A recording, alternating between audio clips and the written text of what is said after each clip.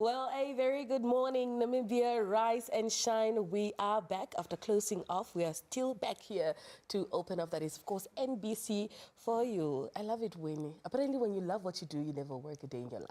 Absolutely. That's what they say. I think the person who said that had a lot of money.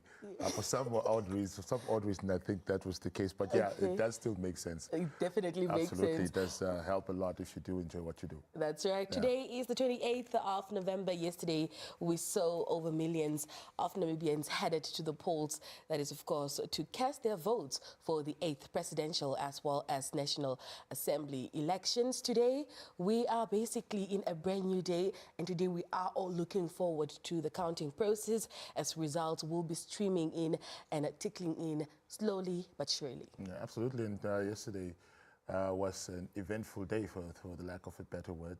We saw some very interesting scenes, especially towards the end of election day. Yeah. Some ruckus breaking out in some polling stations. But all in all, I think the election day, despite pockets of spaces where ballots were not enough. Yes. I hope that will be addressed by the ECN later on during the course of the day. We will perhaps also understand what was the reason for that. But I think people are looking forward to understand as to how the ECN ended up not having enough ballots, so some polling stations running out of ballots. That's right, but we cannot shy away from the fact that everything was running smoothly from the morning polling stations opening at exactly 7 o'clock. Everything was smooth throughout the day. Only in the evening, we can all agree that yesterday was definitely a long day. We hope we will not experience, some of the drama today. But yeah, Jonas? Yeah. Tell us a bit about your experience. I know you touched a bit on it yesterday, but for the ones that didn't catch it, tell us about how it all went. It's a very smooth process, Jonas. I think it took about 5 minutes. It's very quick, very fast. I think all the election officers that were basically helping out with the process are very kind. I was basically smiling and laughing with all of them. And we do appreciate everybody, who basically made us a priority and allowed us, to go ahead and vote, seeing that we basically had to come back and perform our national duties. And yeah, because, some people were there, as early as 2 a.m., 5 a.m. Yeah. We also woke up as early, to come and inform, educate, as well as entertain the Namibian public as to what is happening regarding the 8th presidential as well as National Assembly elections. But we did get priority to basically cast our votes. And yes, I form part of the statistics. Yeah, so you're officially now a third-time voter. No, second-time voter. Second-time voter, yeah. Yes. I keep on forgetting I'm a veteran. And you're a sixth-time voter? No, I'm not that old. Anyways, we'll also be crossing over to ECN, to Elago and Denver, and they'll be taking it from there as well. Speaking to some ECN officials, David Saluka to be particular. He's the spokesperson of the ECN to bring us up to speed. So there are a lot of lingering questions, as I mentioned before, in terms of what transpired yesterday. Yeah. And of course, this day will also, I think, we'll also see a lot of developments. We understand, some political parties are taking legal action, in terms of, the way the elections were run. Some of them are not happy. So we're looking forward to see what those developments will turn out to be. That's right. We also got developments late at night yesterday. Polling stations were to close exactly at 9 o'clock, but a directive was put out. That is, of course, by the Electoral Commission of Namibia, opening the polling stations even after, 9 o'clock was even if it was after 9, the polling stations were meant to be open and also allow the members of the public to cast their votes. Well, it's a jam-packed day, as we will be in your company throughout the day, bringing you an update of what's happening all across the 14 regions of Namibia in terms of elections. Absolutely. We'll be right back with some news.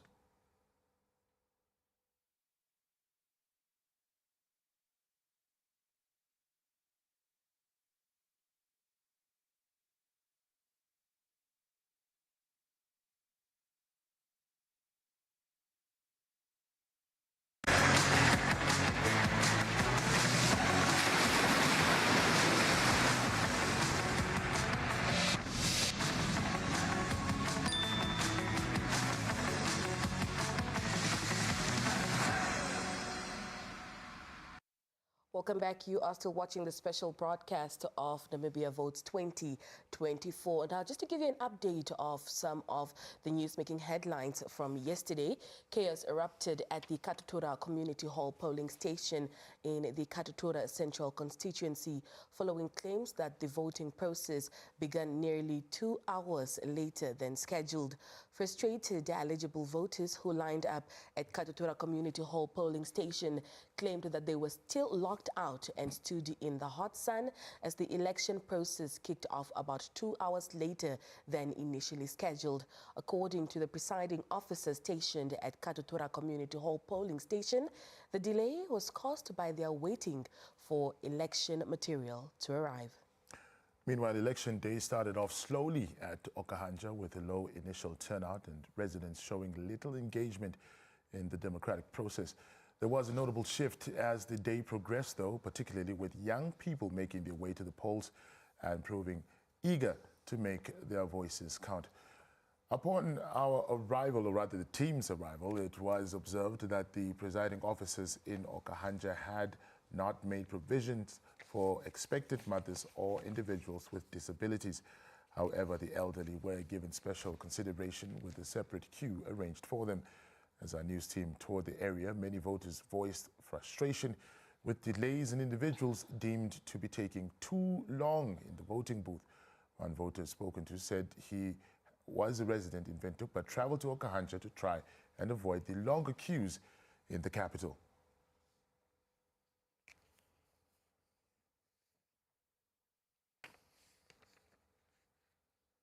Now, on to international news as to what's happening across the borders of Namibia. Torrential rains that began in July have wreaked havoc in northern Cameroon, displacing over 300,000 people and leaving widespread destruction in their wake.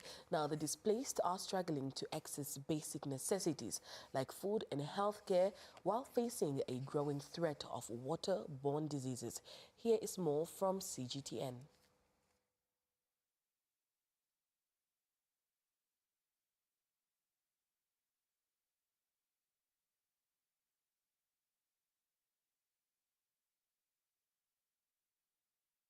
Moving on to sports news now, bowlers from the Namibia Bowling Association are currently competing in the 2024 World Bowls Champion of Champions in Auckland, New Zealand. Namibia is competing with a host of other countries, including South Africa, Malaysia, the United States of America, Turkey, and Sweden, among others.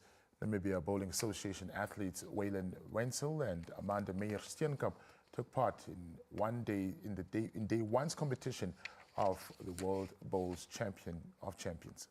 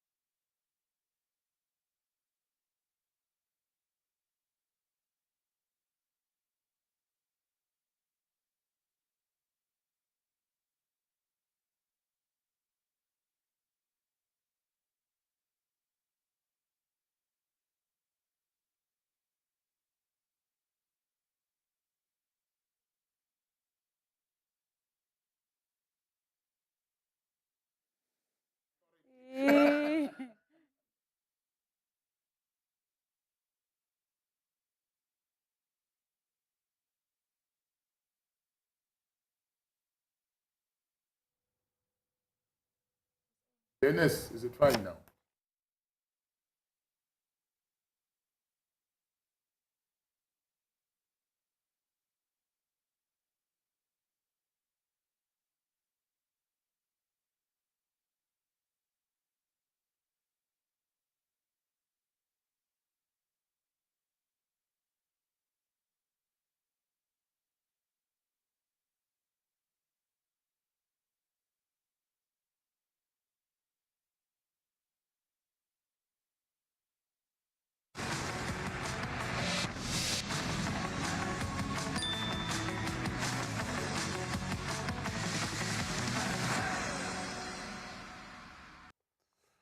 Welcome back. Let's take a look at today's weather conditions. Today's interior temperature will be sunny and warm to hot in the south.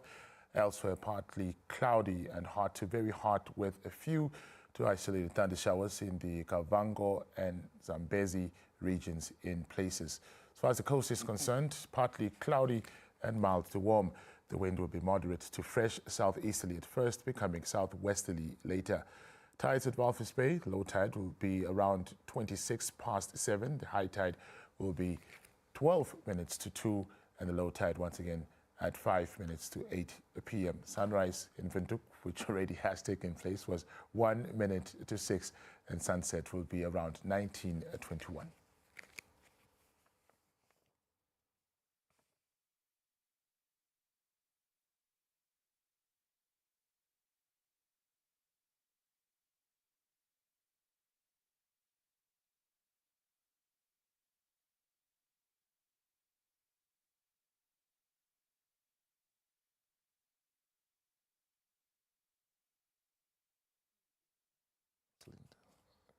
All right. I'll take a look at the traffic conditions, and for that we're joined by Rosalinde, Constable Rosalinde Shkongo. Very good morning to you, Constable, and thank you so much for joining us. Good morning to you too. How is the morning? No, fantastic. We had little sleep, but like they say, job is job. We have to be here. Please do share the details. Up and able. Thank you so much. The traffic update for today, the 28th of November 2024. On the western suburb area, that is the Katutura Komasdal, we have the traffic light of Reverend B.G. Karairwa and Aeneas Peter Nanyamba. They are completely off. It's due to the construction that is going on around that intersection. And the road closure in the western suburb, we have Abra Mashego, the portion between Claudius Kandovadu and Aeneas Peter Nanyamba. That portion of road is closed due to a construction. We also have Winnipeg-Gizela, Madela, and that is the portion between Claudius Kandovadu and Aeneas Peter Nanyamba is also closed due to a construction, as well as Aeneas Peter Nanyamba and Omolunga Street, that is the side of Hakahana Clinic. That portion of the road is also closed due to a construction that is going on around that area. Over to the eastern suburb, there is a CBD City South. We have the traffic light of Ombika and Frankie Frederick. They are completely off. We also have Independence and Hosea Kutako. They are flashing on the red. So we urge our motorists to treat that as a four-way stop.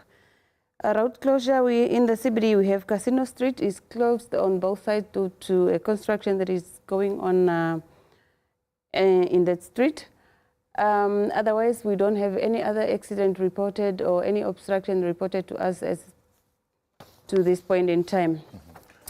Perhaps before we get to that, part, yes. Just to talk to us about yesterday was election day. Yes. Were there any special or any unique circumstances that the situations that you came across yesterday? I know we haven't really encountered much as long as traffic is concerned. It's probably because most of the vehicles were packed at the polling station, stationary. So we're not having. Peaceful. Yeah, it was very peaceful. Okay. Although we have received some few 2 or 3 pedestrian accidents, but with slight injuries. Thank God to that. But absolutely. Yeah, otherwise the traffic flow was very, very, very good yesterday. All right. Yes, coming to the message of the day, as festive season draws near, so we know it's a time filled with joy, it's a time to celebrate. During this excitement, or family gathering, shopping, travel, and people going for vacation, we should just remember that our safety comes first. So I just want to urge the public, especially now that we have a Black Friday sales that are going on, malls can be full to capacity. So we urge our public members to take care of their property, to observe their surroundings, and to avoid any distractions, unnecessary queues or pushing each other in the shops.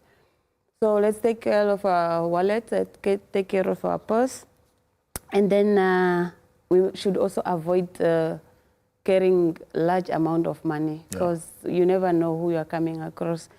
Otherwise, when it comes to theft out of motor vehicle, we urge our public members to please, when you're leaving your vehicle, after you park it, make sure your doors are safely locked.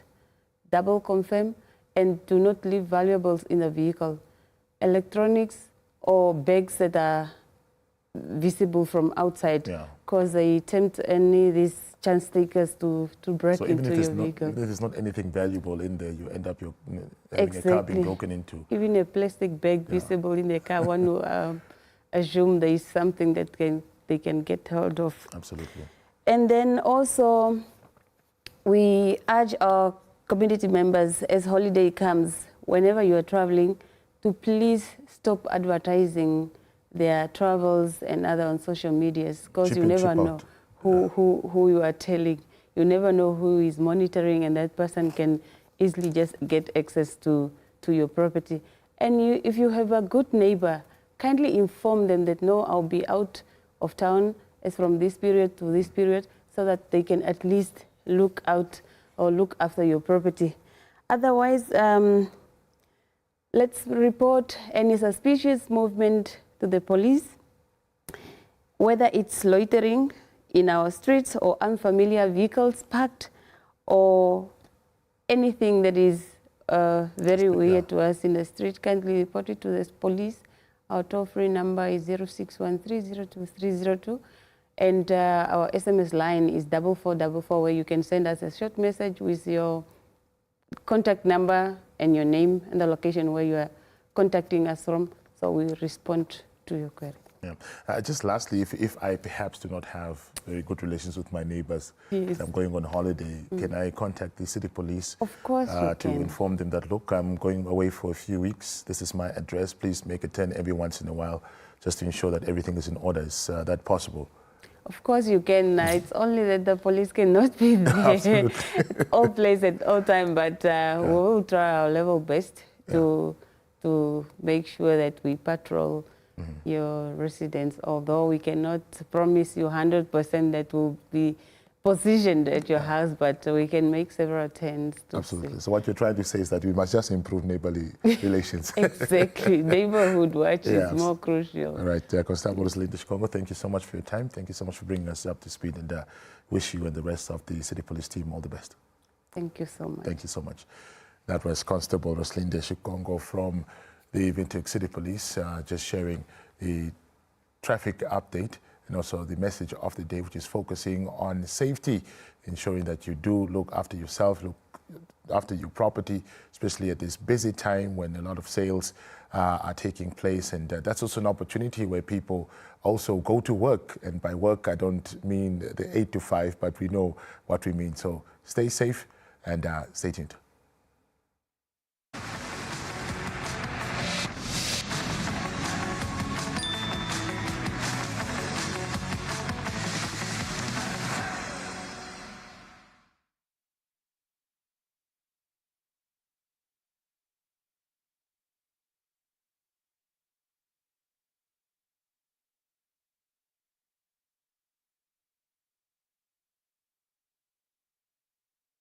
November.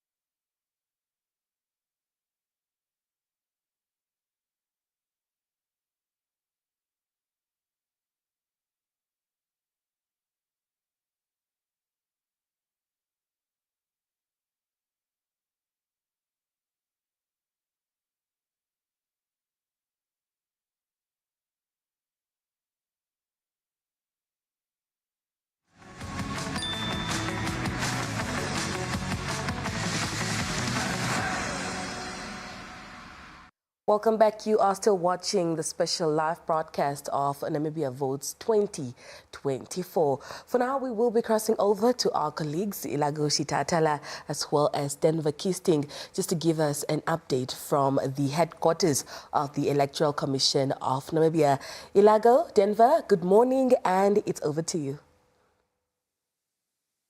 Thank you so much, Jonas. Thank you so much, Ndapewa. Top of the morning to you, Namibia, on this gift of a Thursday, the 28th day of November, 2024. My name is Denver Kisting. It's a pleasure. It's a delight. It's such an immense honor to be in your company. We're coming to you live from the Central Elections Results Center here at the headquarters of the Electoral Commission of Namibia. Namibians took to the polls yesterday, and it is our understanding, although many of those who were eligible to cast their votes yesterday, some may not have been able because of some delays, acknowledged by the Electoral Commission of Namibia late yesterday, and they may still be finding themselves in a queue, hoping to participate in the National Assembly and presidential elections. And of course, I'm not alone here at the ECN. I'm joined by my stunning colleague, Elago Shitatala. Good morning to you, Elago. Good morning. Thank you so much, Denver. Good morning to you. How's the morning going? So far, so good. I love the fact that it's a brand new day. Yes. I love the fact that it's an opportunity for us to revisit those goals, those aspirations, those plans that may not have gone the way that we imagined them to go, and do what we need to do to implement corrective measures, to see to it that we do better as an individual, but also as a collective and as a country. I think yesterday certainly spoke to our endurance, to our resilience, to our commitment to project democracy. We saw, especially on social media, although Namibians were very vocal about their experiences, whatever that experience entailed, that they were in it for the long haul. And to me, it means that we do care about project democracy. We do care about project Namibia. And ultimately, we need to remember what we are cherishing, what we are building is what our children, our grandchildren, and our great-grandchildren will inherit.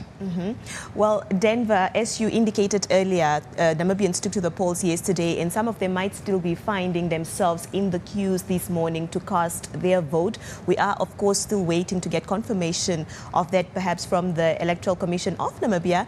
But also, what we are expecting is to start receiving results from polling stations that closed, where everyone that was in the queue had cast their vote and counting had begun. So we're still waiting for those results to start trickling in. What we do know in terms of counting of results is once the counting has taken place at the polling station, the presiding officer at that particular polling station will post the results outside that polling center, which means they are accessible to members of the public who have access to that notice outside that door, Elago. But what will happen is those counted results posted outside the polling station will be sent to the constituency office, because we have 121 constituencies in Namibia, and they are made up of various polling stations. And then all the polling station results are added to each other at the constituency level,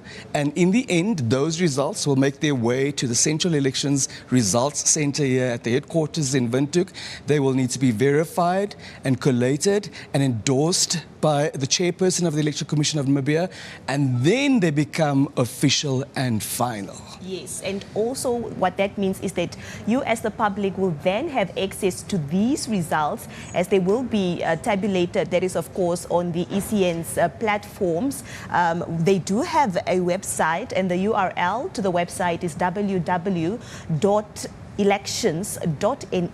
So once the process is complete, as Denver has explained, and once the chairperson has signed off these results, you, the public, will have access to it as it is released. Now, we also do have a mobile application that one can download onto your mobile devices. It doesn't matter whether you are using an Android device or an Apple device. This mobile application can work too. Absolutely, and the pursuit is also to be accommodating in terms of data data usage. We know that times are tough for everybody. It's been a long and intense year. So you have the option whether or not you want to view some graphs, and then the website is a better bet.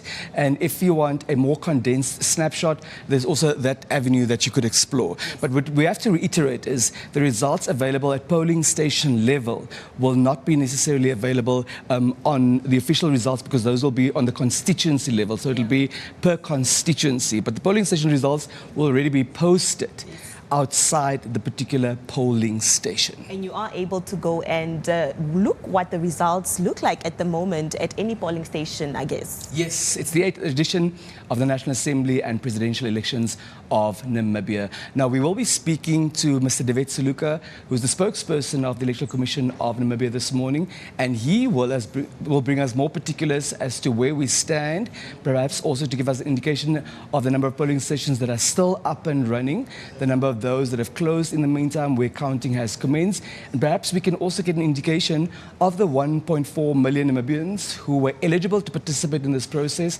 how many have thus far cast their vote, so that we can also gauge what the turnout is and start unpacking and analyzing what may have contributed to the variance. Elago yesterday afternoon explained to us that what we generally know as voter apathy does have multiple components, and we've also learned what those comprise, so we can start looking at those analytics, but we will bring you the particulars as they unfold. In addition to that interview, we will also be engaging a veteran journalist, that is Kaema Tundu.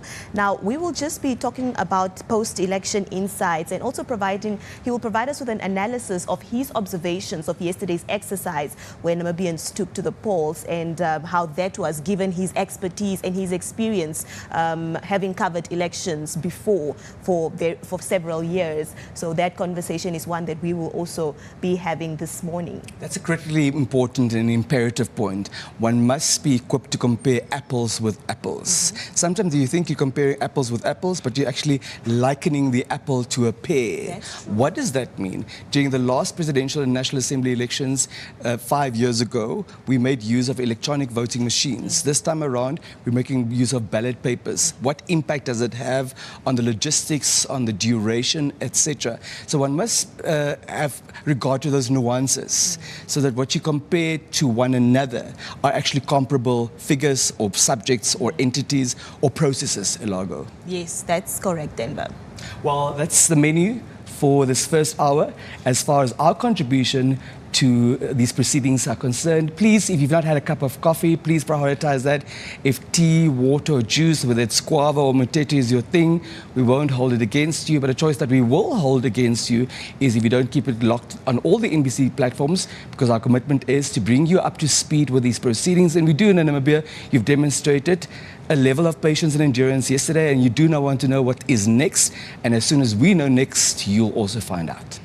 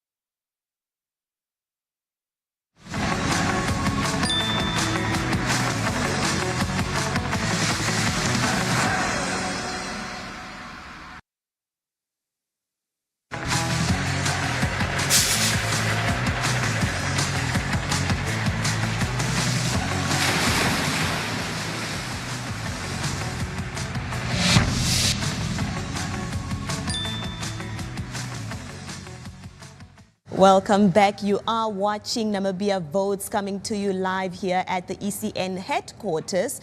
Now, veteran journalist with decades of experience covering elections, that is Kae Matundu Shiparuro, is joining us right now in studio this morning as the nation is reflecting on the pivotal voting day, which was yesterday, the 27th of November 2024. Now, we will be diving into his insight on how the this election compares to that of the past years and what it reveals when it comes to the current political landscape. Good morning, and thank you so much for joining us. Good morning, Namibia. Good morning to you, and it's my pleasure to have you. We are happy that you are joining us this morning. Looking at yesterday's exercise when Namibians took to the polls to elect their leaders that they would like to represent them for the next 5 years, what are your observations as a veteran journalist? My first observation, I've been doing rounds at various polling stations in Windhoek, and what I noticed is that the excitement among the voters to be able to cast their vote, especially these days in Namibia, it's very hot. And can you imagine, people, bracing the scorching sun and the long queues to cast their vote. That explains, the excitement. Yeah. And it is not only a matter of excitement. Behind that excitement, there's expectation because they don't want to cast their vote. And at the end of the day, their vote ends into nothing. They want to see at the end of the day results coming from them casting their votes. Yeah. Yeah. Does this excitement differ perhaps from the elections of 2019? That it does differ? Not really, because in fact it differs, because from the way I'm seeing it now, in terms of the voter turnout to vote, is, as you might remember, the voter turnout in 2019 was drastically reduced from the first, period when the late Hakainde Gobabis came to power. That was 2014. Yeah. So during those elections. Yeah. Okay. Now I can see that during his second time, it was drastically reduced to about 50%. That was about the voter turnout. I can see this year surpassing the 50% up to 60%. If you look at the way people have been turning out at the polling stations. Very well. What would we then attribute to the excitement this time around too, compared to that of 2019? You see, this time around, we have got a substantial number of young people, who have registered, because I'm informed, or I've learned that among the registered voters, you have got about close to 1 million, whereas all the registered voters are 1.4. So that is a substantial number. Perhaps it's that excitement coming, from youthfulness, energy, and what have you. Not only that, looks like we've been having, a lot of, socio-economic, problems in the country. And perhaps, which mostly who have been affected are the young people. Perhaps now they want to put their voice to tell, whoever may come to power, that we are there and we want you to take note of us. And perhaps that is it. They want some changes in their socio-economic conditions, and perhaps that is the main thing, that is driving them to go to the polls. Apart from the electorate, which you have observed to be excited and have come out in great numbers to cast their votes, what about the electoral process itself that was conducted by the Electoral Commission of Namibia? Does this process in itself differ from that of 2019? Of course, we do know that this time around it's manual compared to the electronic system that was used before. But generally, in terms of the speed, the efficiency, what are your observations in that regard? Obviously, there will be a difference because, to start with, the people who are running, the election now in the Electoral Commission of Namibia, most of them are new people. Call the commissioners, call, the chief executive officer, all of them. They basically, new to this process. But as far as I can see, they have been equipping themselves. But still for them, it is still a learning curve.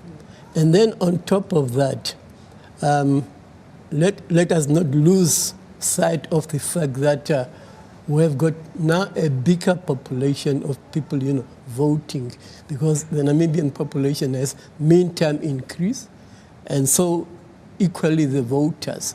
So this is a mammoth task. It cannot be the same because now we have got, the Electoral Commission have got to deal with a bigger number of people, and everything that comes along with it, like the logistics they have got to put in place and so on. So it cannot be the same. Of course, all right. Now, this year, during these elections, there were 15 presidential candidates and 21 political parties contesting.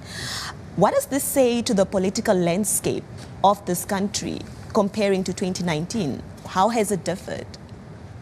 In terms of content, I don't see a lot of difference. Okay. But in terms of numbers, just because we've got now more presidential candidates and equally more parties. But then it comes down to the content of their messages, like even the content of their manifestos.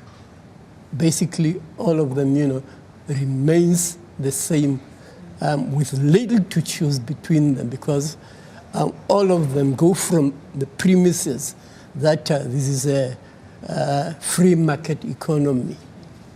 And that is what is reflected in most of those manifestos, which does not give much of a choice to the voters, because you have to choose, basically from the same people, advocating the same thing, which is a free market economy.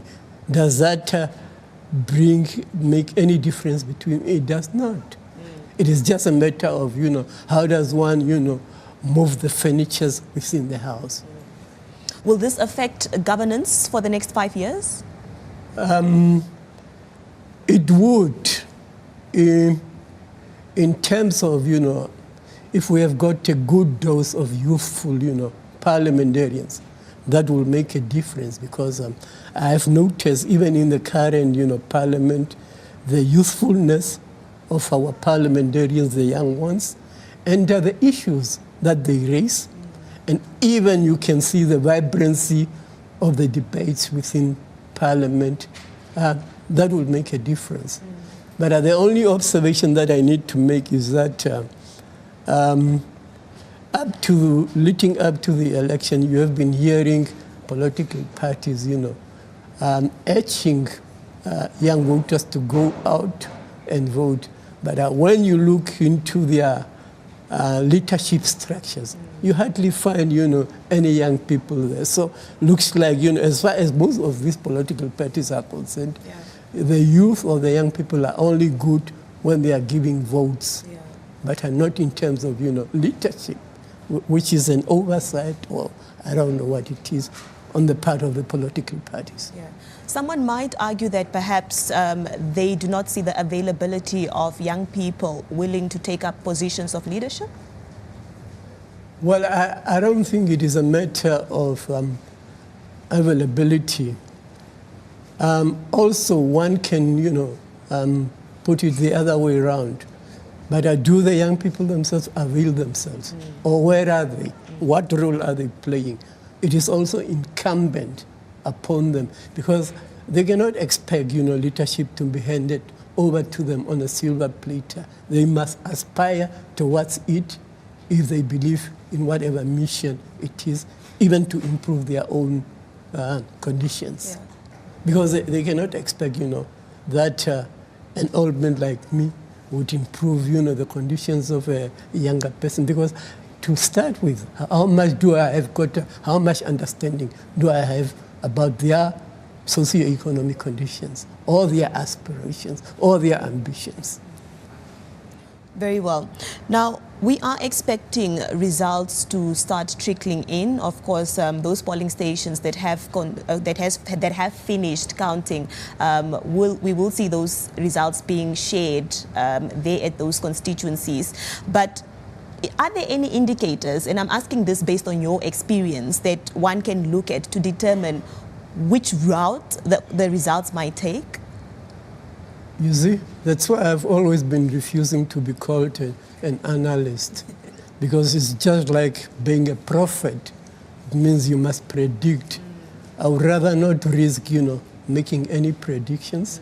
The voter has gone out there, they have cast their vote, they have spoken, and we must just await the results and see how they have waited. That is much better than, sitting here being prophetic as to how the voters might have voted.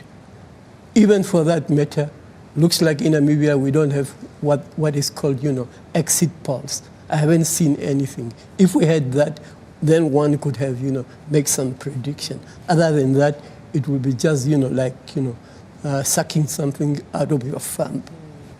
There are no grounds in which you can make your assumptions on. Yes, we totally understand.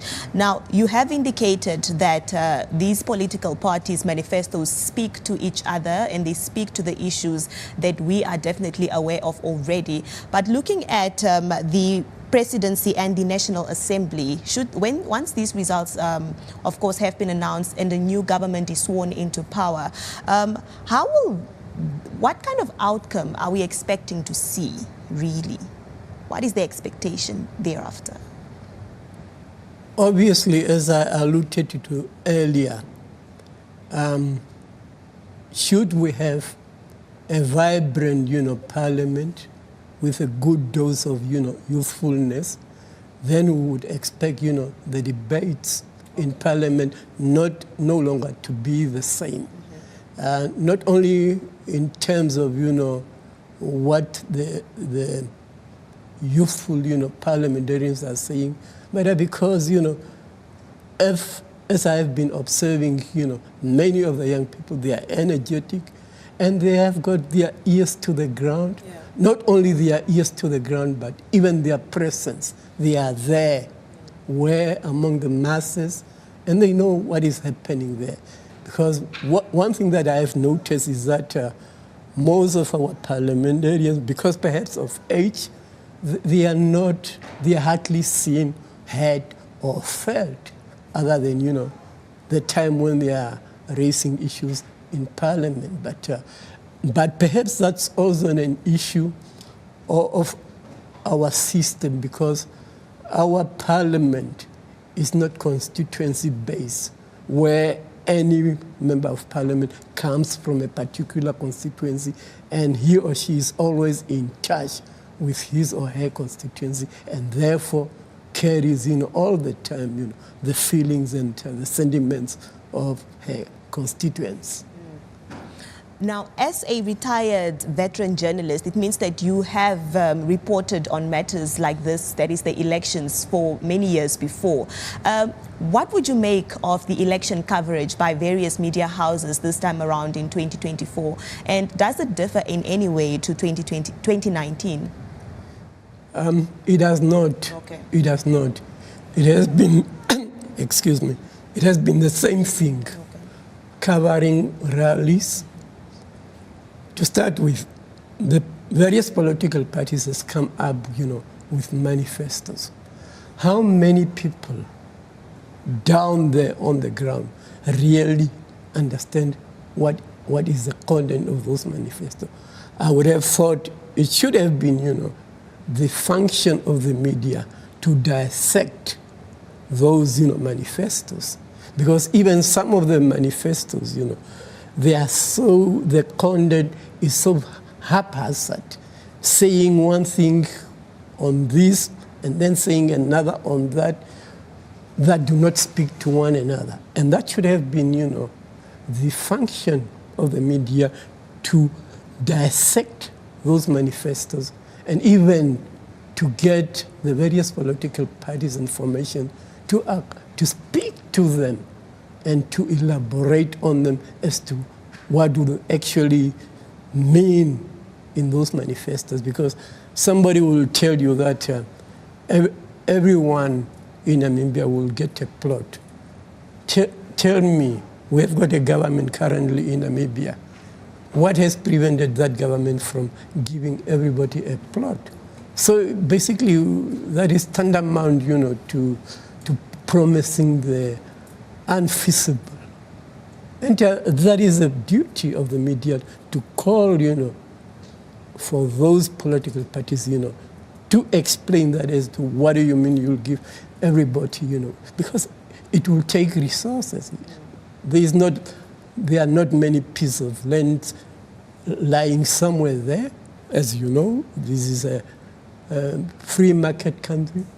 Most of the land belongs to one or the other person, to private people, and how are you going to get hold of those land? So these are the things, that the media should have taken on. Even some of the manifestos are rehashed from previous manifestos. Yes. And that is one thing that the media has not been doing. From the previous manifestos, how has even the ruling party came to power because of its previous manifesto? How has it lived to the promises of that manifesto? These are the things, rather than, concentrating on a new manifesto. Yes, you go very back well. to that. Yeah. That is in regards to the coverage of the campaigns and the manifestos. Yeah. What about the election process itself that took place yesterday? That has been, obviously, I've been watching, the NBC, and I think it has been on the ball. One really cannot, fail it. It has been on the ball in terms of,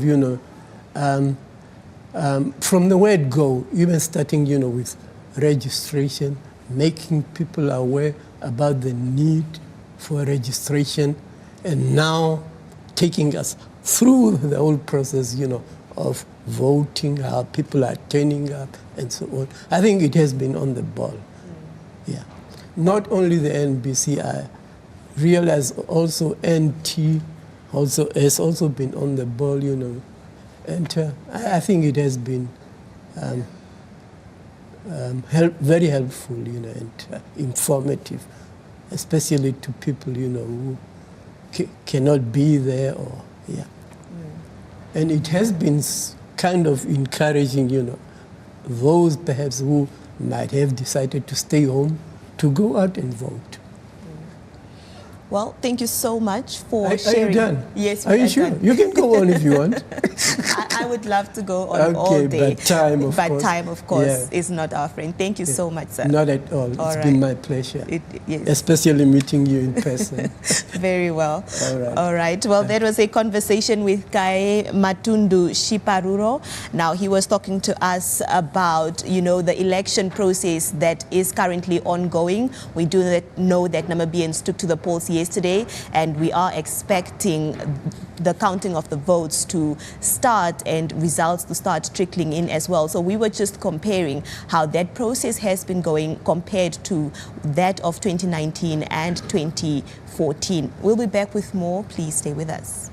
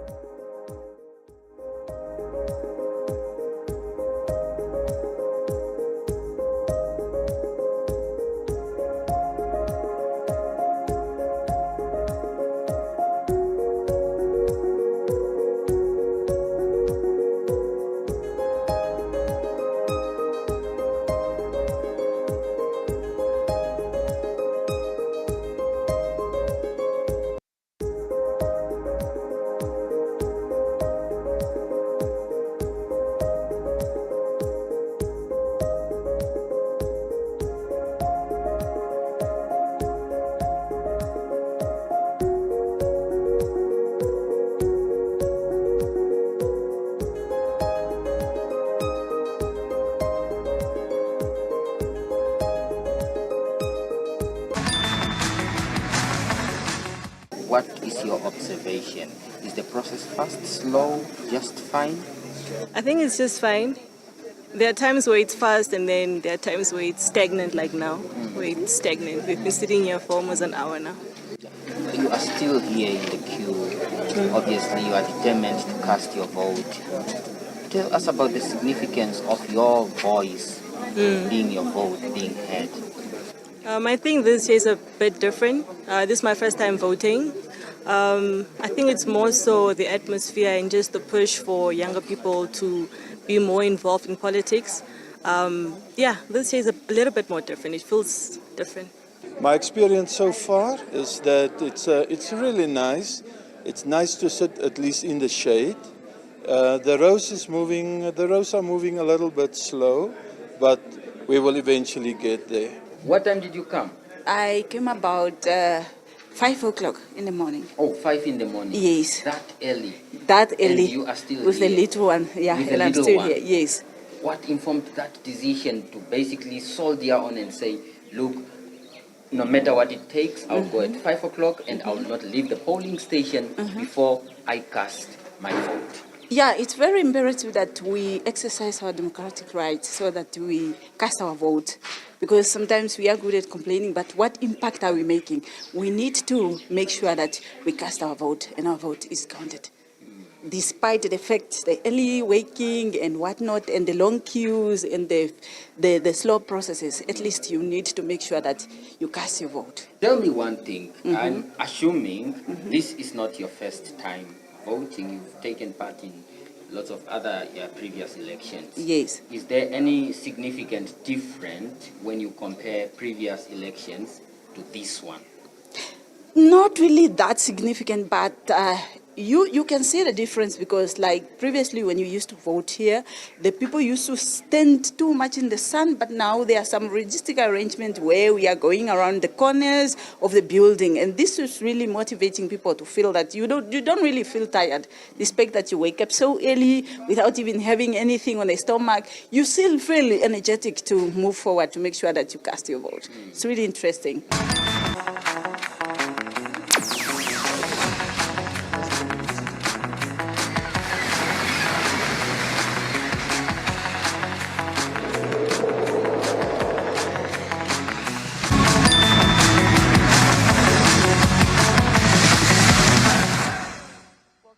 You are still watching the special live broadcast of Namibia Votes 2024. As we saw yesterday, the 27th of November, over 1.4 million Namibians headed to the polls to vote for the Presidential and National Assembly, to cast their votes, for the Presidential and National Assembly elections. Yesterday, we saw so many leaders, so many, heads of the states. Prominent political figures. That's right, casting their vote. We saw the Vice President of the Republic of Namibia, that is Honorable Netumbo Nandi-Ndaitwah, casting her vote alongside her spouse, that is retired General Ndaitwah. We also saw the President of the Republic of Namibia, His Excellency Dr. Nangolo Mbumba, and his spouse too, both casting their vote. We also saw the former President of the Republic of Namibia, that is...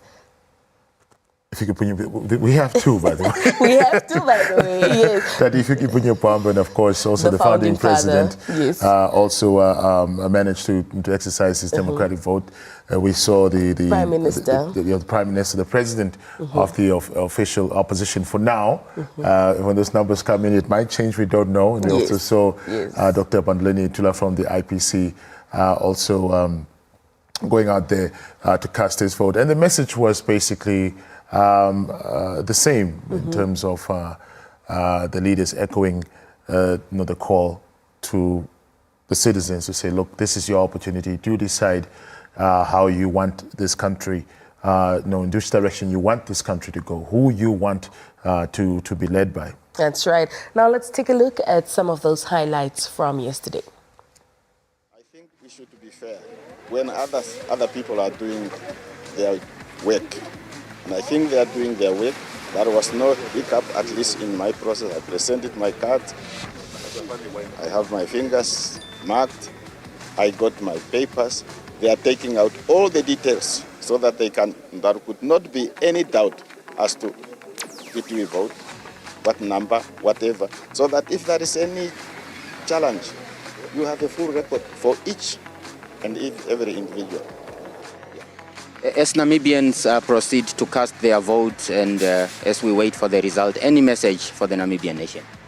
We cannot continue to give the people the message. Let the people decide. Today they decide, and they will tell us how they feel in their hearts, how they feel in their mind, and how they want their future to be. Let us give the Namibian people today. The sovereignty only belongs to the citizens. And they will speak today. Whatever they say tomorrow, then we can comment. Thank you.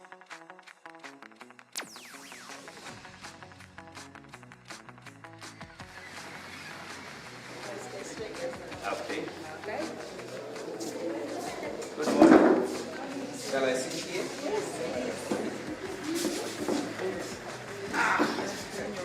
Whew. Okay.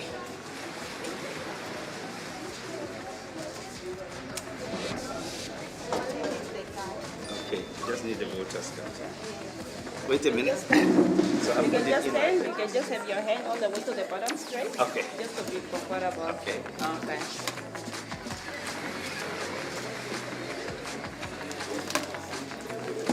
Okay, the other one as well. Yes, the other one. Yes, for verification. Okay. All the voters cards. Right thumb. Where do I put it? Okay, I'm going to press verify and then you give. Now you can. All right. With my card. Okay. Hello there. How are you? What are you doing here? Huh? Yes, okay. You didn't even. Am I up top? Okay. Yeah. Oh dear. Okay. Okay. And we move to the ballot issuers. Okay. Good morning, girls. How are you doing? Okay. Okay, you fold that one longitudinal. Longitudinal? Yeah. I have to make sure the secret mark is showing, sir. Is it? Yes. Okay. Cool. I'm getting a lesson again. I went to school here. So where do I go now? Behind any of these? Yes. Okay. Do I have a pen or I'll find it there? Okay. Yeah.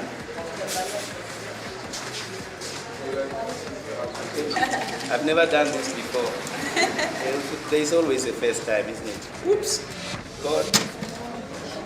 And then this one as well. Yeah? Done? That's it? Yeah? Okay. Everyone happy? Yes. Thank you very much. Oops. This one doesn't want to go in. Okay. There you go. Okay. The process was very smooth and it was very explicit as to what is required of me and what documentations were required. And also the simplicity of where you put your cross, etc. And the color coding of the two ballot papers makes it easier, especially for the elderly, and hopefully also for the visually impaired, because some people cannot distinguish colors, but because they at least have got two colors, they will be able to say one that looks slightly different than the other one. So it's much, much more convenient for the people who are impaired in one or the other to be able to actually have the equal treatment of voting. So we are extremely optimistic, extremely hopeful of the results, and we know that we will emerge victorious. And I would thank in advance all the Namibian people that has taken the responsibility to go and cast their votes, and encourage everybody else, notwithstanding the fact that I'm not campaigning, encourage everybody else to do the same as well. We will have a beautiful Namibia. It's absolutely wonderful. Thank you so much. Thank you. We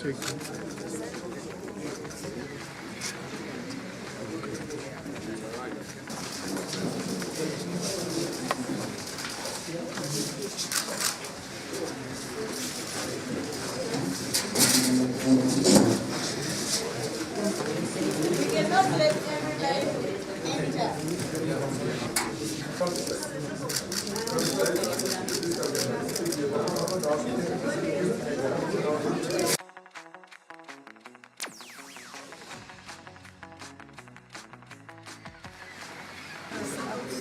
Thank you.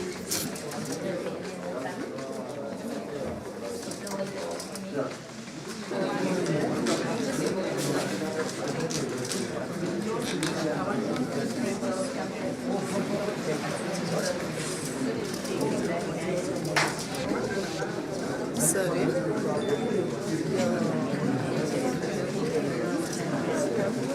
Yeah, don't worry.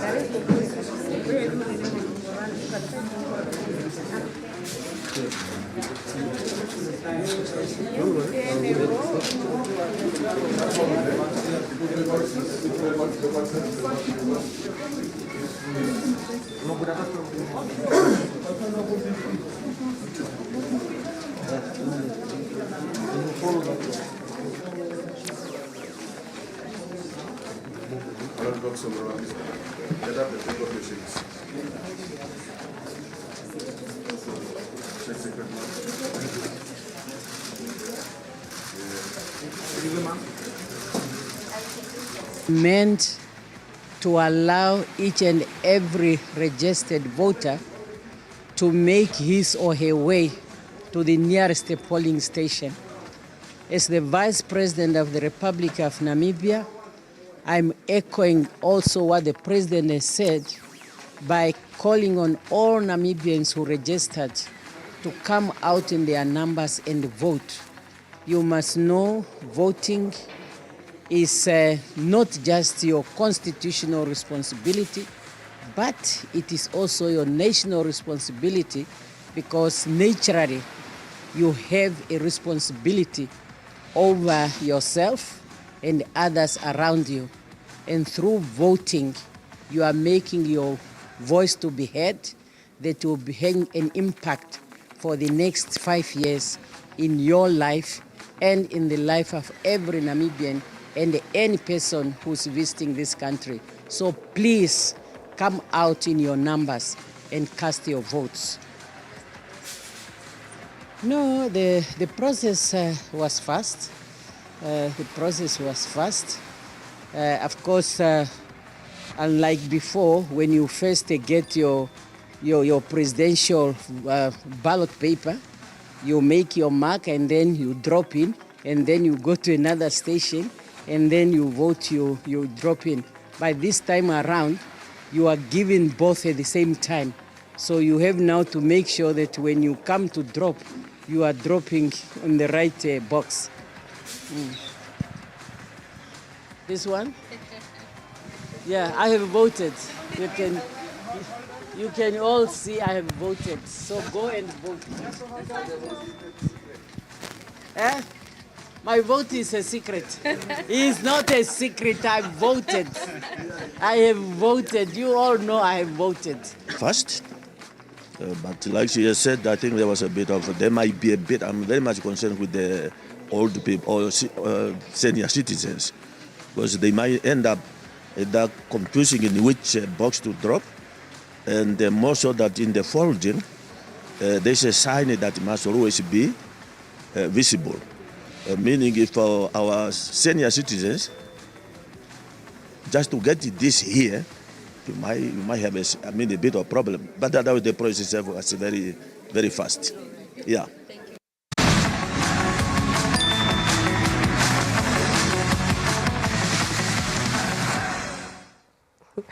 Just a few highlights there as we saw the president of the IPC, Panduleni Itula, casting his vote yesterday, a smooth process, and also just giving out a message to the Namibian youth as well as the entire public as to the importance of, participating and exercising one's democratic right. We also saw the Vice President, Netumbo Nandi-Ndaitwah, as well as her spouse, that is retired General Ndaitwah, also casting their vote, talking about the entire experience experience and also just giving the message to the entire public. Well, now, we are all about entertaining, informing you, as well as educating you on everything that has to do with elections. Team Katima is on standby, and that is Ndishishi Hamufungu. Ndishishi, good morning, and it's over to you.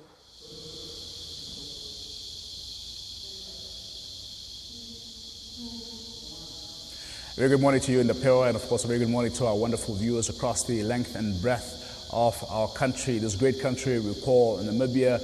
We're still here in Katima Mulilo, we're still here in the Zambezi region, where we of course bring you coverage of the election as it unfolds.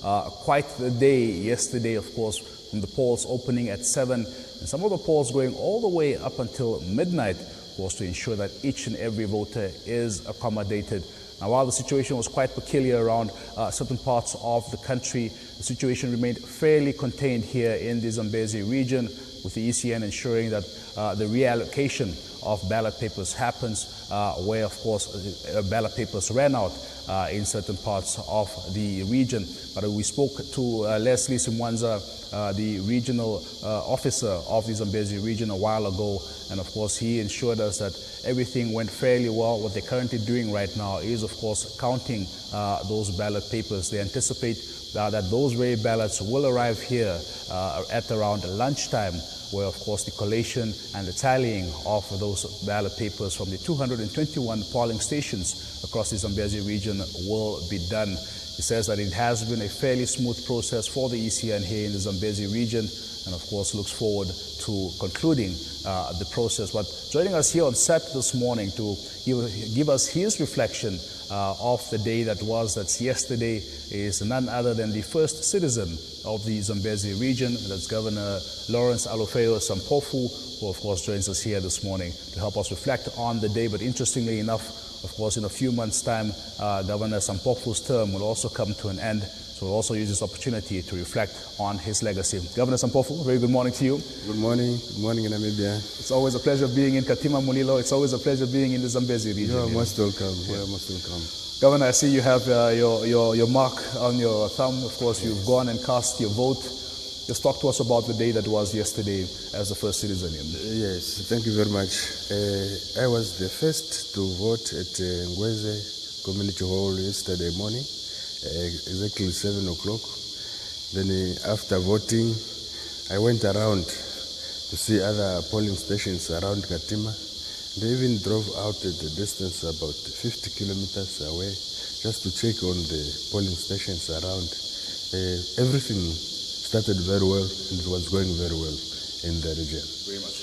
Of course, we know that there were a couple of issues surrounding sufficient ballot papers. Talk to us about what your thoughts are on that, but also the reaction from the ECN in ensuring that the reallocation of these ballot papers happens in a smooth and efficient manner. Yes, at around 5 o'clock yesterday, we received some reports that at Liselo, Chefuzwe and Mafuta, there were no enough ballot papers.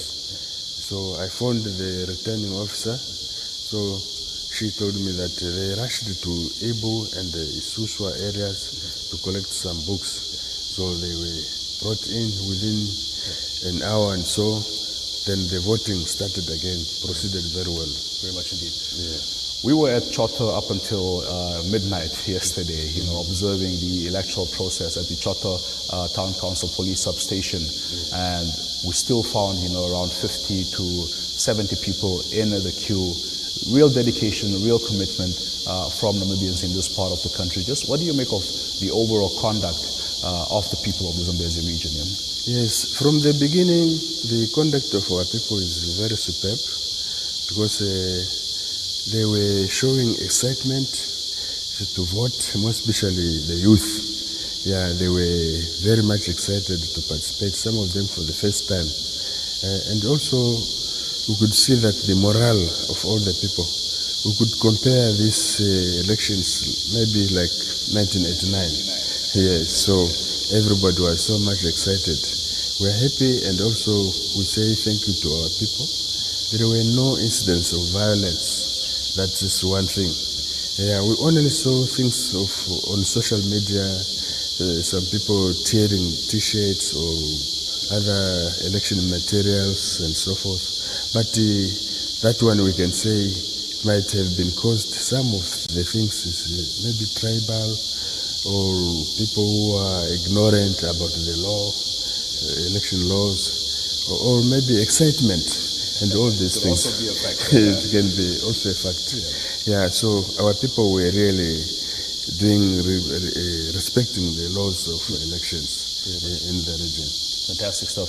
Governor, of course, you rightfully mentioned the huge turnout of voters, particularly young voters. I think, there's an appetite, there's certainly an understanding now from young people's perspective as far as, the importance of voting and the importance of participating in this democratic exercise. When we reflect on the civic education processes, your office was involved as well, of course, helping coordinate, assisting the ECN, etc.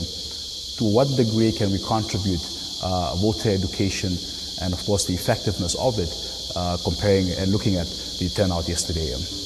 Yes, voter education is very important. When we have to come, whether it's a small group or it's a bigger group, we have to inform them how they are going to vote and all these things. And then the most important thing is to tell the people to accept the results. That's very important, so that we don't fight, we don't kill each other and all this. The only fight is only through the pen and the paper and ballot.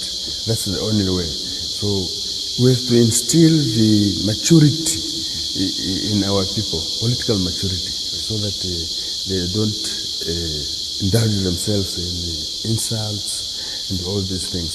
So it's better that we become politically matured to accept each other as the Namibians. Absolutely. Yeah.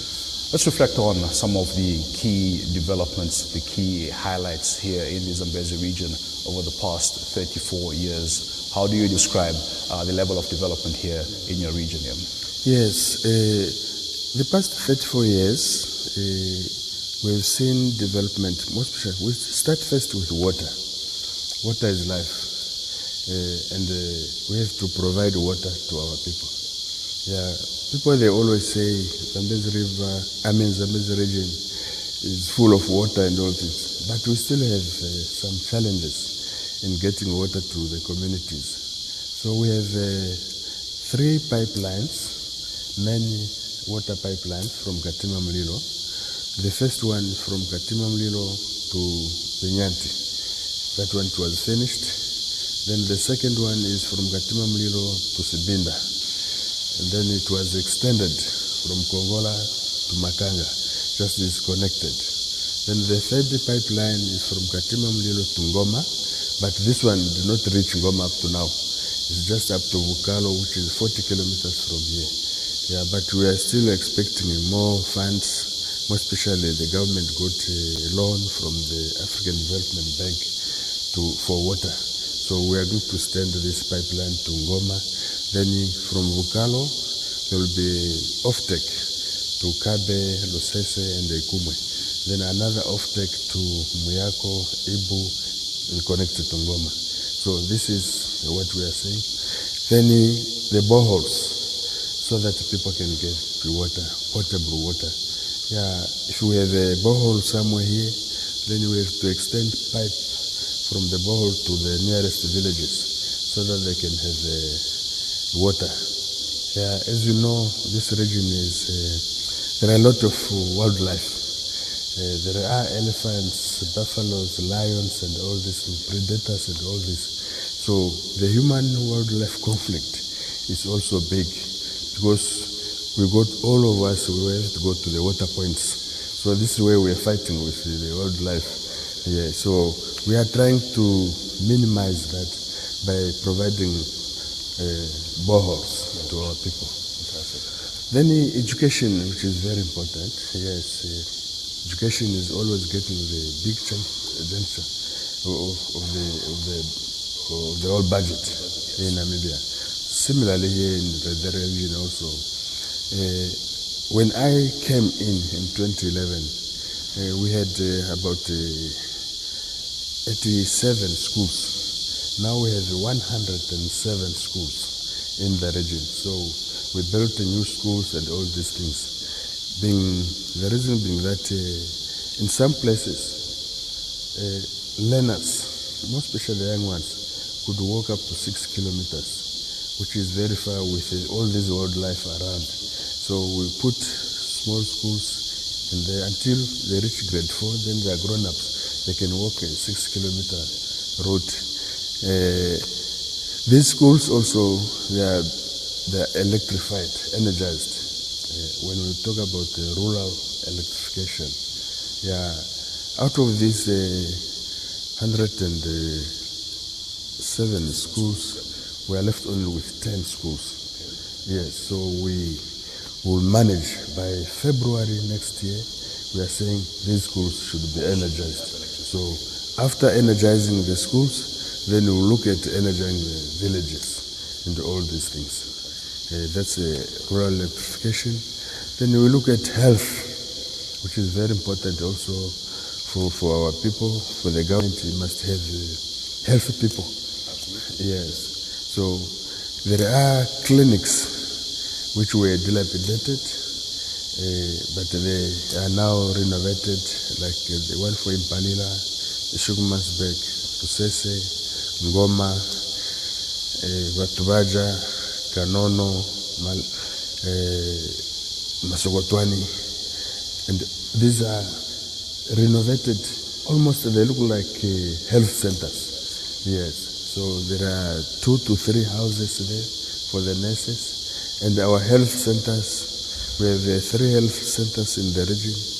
All have 4 houses for 3 registered nurses and another nurse, then plus a doctor.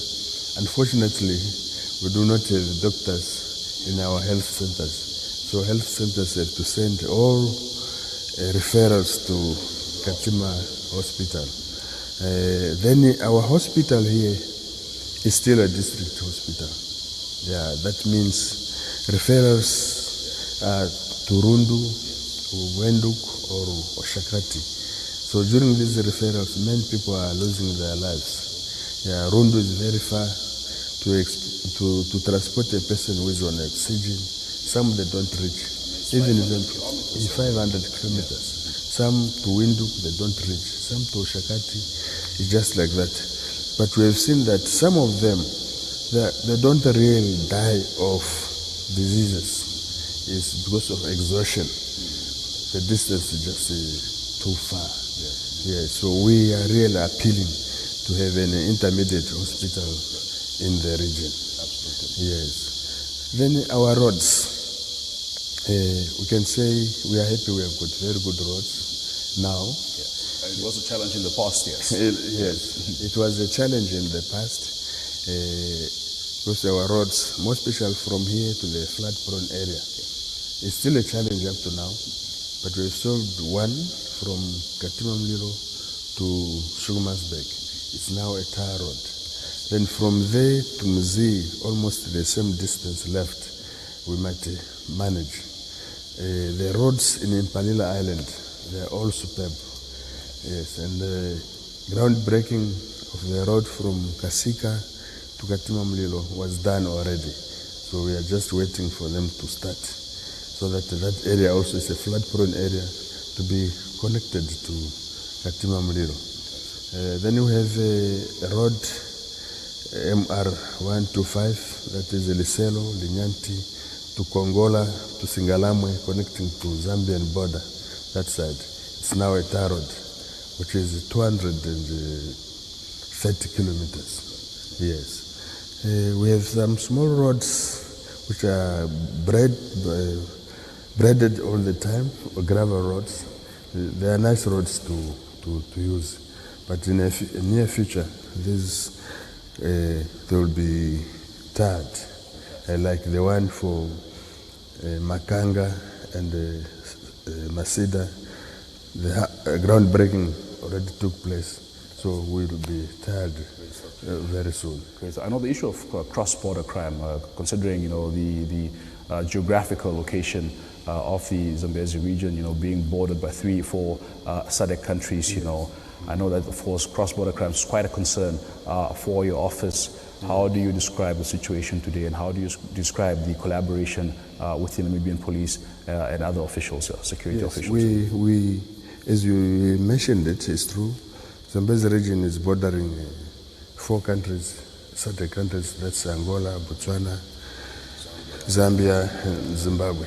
So the movement here is just too much. We have the Walvis Bay, Lubumbashi corridor group, and they are using this road. Our road is very busy from DRC, Zambia to Walvis Bay.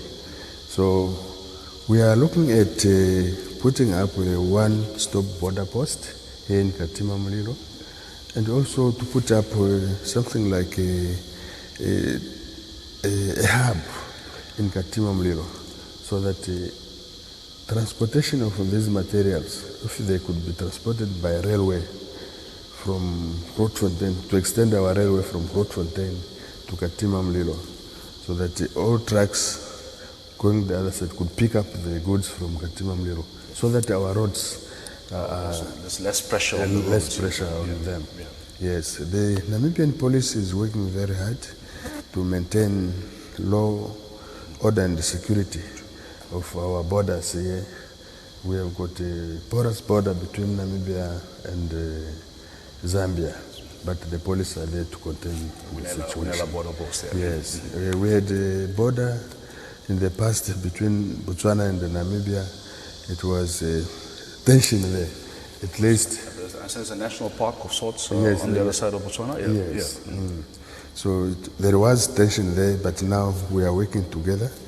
The military, they have come together, the Namibian Defense Force and also Botswana Defense Force. They are now patrolling together our borders. They put up plans of the civic military cooperation. So they are talking to our people living along the borders how to live with military, how to report early instances and all these things. At least people are now at ease. They can approach the river without fear. Yeah. Yes, so we are looking at a very peaceful situation between Namibia and Botswana. Fantastic. Yes. Quite a number of inroads. Governor, your term as governor of the Zambezi region ends in a few months, 3-4 months, if I'm not mistaken, around the 20th of March. Your current contract, at least. Yeah. Just talk to us about how you reflect on your legacy as Alufeo Lawrence Sampofu, governor of the Zambezi region. Yeah. Yes. You know, when I was appointed as governor by His Excellency Dr. Hifikepunye Pohamba, he told me that the region was giving problems because of tribalism, fighting each other and all these things. So when I came in, the first thing I did is to visit all the traditional authorities, talk to them so that we should work together. Then they also talk to their subjects about unity. Unity is very important because where there is dispute, where there is war, there will be no development. And that's a fact. Yeah, so this is where I started talking to the people and also on radio, talking about this unity and all the importance of unity and all these things. You know, peace is very, very fragile. If you break it, it's just like a glass. You will never pick up those pieces and put them together as they were before. Exactly. So that's how peace is. So we tried by all means, the support from the councillors, from the traditional authorities. At least there is peace now in the region. That's what I wanted. Yeah, and then we have tried all these developments, as I said, I mentioned earlier, talking to ministers, the private sector also coming, like roads authority and all these things, so that we put up better roads, better schools and all these things. It's very important. So I'm sure that some people, when I will leave, they will say, yes, there was a man here. Yes. Do you have any regrets in your time in office, perhaps things that you wanted to accomplish that you didn't get to accomplish? Yes. Yeah. You know, this region, everybody coming to Zambezi region, they always say, no, Zambezi region is the bread basket of Namibia. But where is that breadbasket? We have got the traditional authorities availed more land to government. But we have got only one green scheme here, that is Kalimbeza Rice Project. But we still have a lot of land in different localities where we could put up green schemes so that we create jobs, do all this for our people. But hope the next government will come and take it up. Very much. Yes. Talking about Kalimbeza, please correct me if I'm wrong. I think not too long ago, a few weeks ago, you of course accompanied President Angola Mbumba to the rice project. What is the status of the project today? Kalimbeza Rice Project. Yes. The Kalimbeza Rice Project is a very nice project if it is well funded. Yeah, let's say from the beginning, UNAM was involved. As we know, the previous professor from Zambia, they brought up this Kalimbeza Rice project. It was booming. Then later on, UNAM was informed to pull out. Since UNAM left, things are upside down. Yeah, so we have now, from last year, His Excellency the President, now he was still the Vice President, as a Chancellor for UNAM, when he came to visit last year, we approached him and deliberated on Kalimbeza that at least let's bring UNAM back to Kalimbeza so that it can start producing as it was. Yes, and it was agreed. Even our Vice President today, she was here on the 22nd of March, immediately after independence. She visited the place. So there is an interest that we should push that Kalimbeza Rice project to start producing rice for the nation. Yes. Governor, as we conclude our conversation this morning, we know that, of course, the election process continues. A lot of counting will be happening across the country today, here in your region as well. Just coming back to your point of unity, what is your message to the people of the Zambezi region? What is your message to the people of Namibia as we, of course, continue to count these votes and also, of course, conclude the electoral process? I know there's a lot happening across the country, a lot of disgruntled voters perhaps, but just what is your message in maintaining unity as a country? Thank you very much. What I can say now is that people are busy counting. As Namibians, let's wait patiently until all results are out. Let's not try to dictate no results. Let's be patient until they are out. And when the results are out, let's accept those results. It's very important to respect the will of those people who voted. Yeah, everybody was voting, saying, I'm putting in my voice, so let's respect those voices of our people. Then if there are any other things that might happen, let's look at them. There might be three things. There might be on tribal lines, there might be excitement, but if it's excitement, what type of excitement it is? Yeah, then if it's ignorance, then we should address also. These three things might happen. So we are really appealing to our people to be patient and the whole nation to be patient so that we receive our results and celebrate later. Absolutely. Yes. Governor Zampofu, it's been a real pleasure, a real honor. It's always a pleasure being in your region. Thank you for being with us this morning. All the best to you for the future. Thank you very much. Yeah. Yes. There you have it. The governor of the Zambezi region, Alufeo Lawrence Zampofu, talking to us this morning, just giving us an overview of his observance as far as the election process is concerned here in the Zambezi region. Also underscoring some of the key developments under his term. Of course, he has been governor of the Zambezi region since 2011. And with 3-4 months left, of course, he says he has no regrets. He describes his time in office as fairly successful, having brought major development to the Zambezi region. The key developments here in the Zambezi region as far as infrastructure is concerned, as far as education is concerned, health provision is concerned, and of course he hopes that his legacy will of course course, continue after the 20th of March 2025 when his term comes to an end. We'll continue to bring you updates from the Zambezi region as it unfolds. Of course, the voting process is underway at many of the polling stations as we speak right now. And where we are here is, of course, the collation center. This is where everything will be tallied before being handed over to, that is, the Windhoek, where the ECN's central center is located. We'll, of course, bring you those updates as they unravel. Thank you so much for being with us, and we'll see you later. Thank you so much, Ndishishi. We'll definitely keep an eye out there, from the news coming from Katima. Well, Jonas, you heard it right there from the governor of the Zambezi region, Lawrence Mpofu, just highlighting, some of the changes over the past 5 years. Absolutely, quite an insightful conversation that they had there, covering a wide range of issues, including obviously starting off with the elections from yesterday. And just also the general developmental agenda of the Zambezi region. As we know,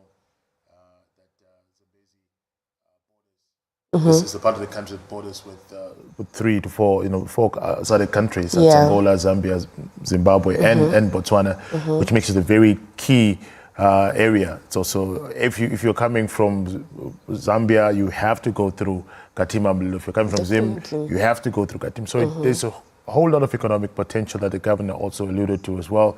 Also spoke about his dreams and aspirations for the region, which is also an agricultural hub. With the right investment in that region, he believes that the Zambezi region has the potential to become the breadbasket of Namibia. Exactly. And with that said, it takes just one vote to bring about those changes. Absolutely. I definitely believe so. Well, I believe our colleagues in Luderitz are also on standby to talk to us and just fill us in as to the elections, as to what has been happening in the Xaras region. All right, let's cross over to Luderitz. Lukman Klute. Good morning, Lukman.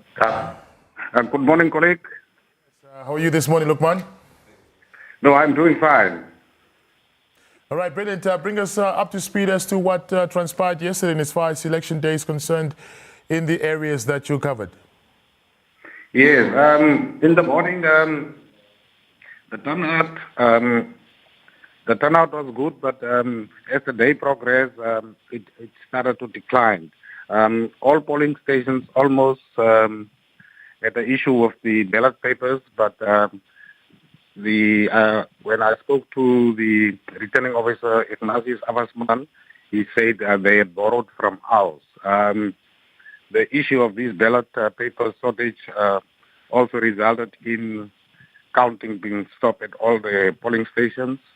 This morning, we woke up again early and visited all polling stations, and they are busy counting. Currently, I am here at the collation center where the results will be trickling in. When I asked for 2 hours before the closure of the polling stations last night, according to the figures I got, it was almost around 7,000 eligible registered voters who casted their votes out of the 9,910 who have registered. Lukman, would you say that each and every person that had the opportunity to go out and vote did manage to get to cast their votes? Yes. When they perhaps the one station had enough ballots. So when a person had turned up at the polling station where the ballot papers had turned out, they were referred to another one. So we could not find people standing there and say, no, we could not vote because there were no ballot papers. So I believe, it appears they have managed to go circumvent that ballot paper shortage by borrowing it from ours where the turnout was a bit not so good. Yeah. Did we manage to find out the reason behind the shortage of ballot papers at polling stations? Simply the reason is, according to what we have picked up, is 7 books apparently were issued to each of the polling stations. That's now the bigger stations here in Luderitz. So I don't know what mathematics or whether they have issued these books on the previous statistics of, or on the statistics of people registered, but it's what we are told. All right, just to recap again, the counting, has it started? Please talk to us about that. Yes, as I've rightly said in the beginning, counting has started. Last night they were stopped to count, others have started, and we are just waiting for the results to come out. In Luderitz, it's 11 polling stations, and as I said, the figures show that around 700 to 800 people voted per station. The biggest station was the Benguela Community Hall, where there were 2 polling stations. So there we can expect around 1,500 votes from that station. Lukman, if I heard you correctly, you said some polling stations started counting and they stopped. Did I hear you correctly? Yes. What's the reason behind that? That is the directive from ECN because of this ballot paper shortages. They apparently said no, don't count. Just stop and stay at the polling stations. So they also do overnight last night at the polling stations as they did the previous night before the voting started. All right. Lukman, thank you so much for that update. We will be speaking to you during the course of the day as the developments unfold. Thank you so much. Pleasure.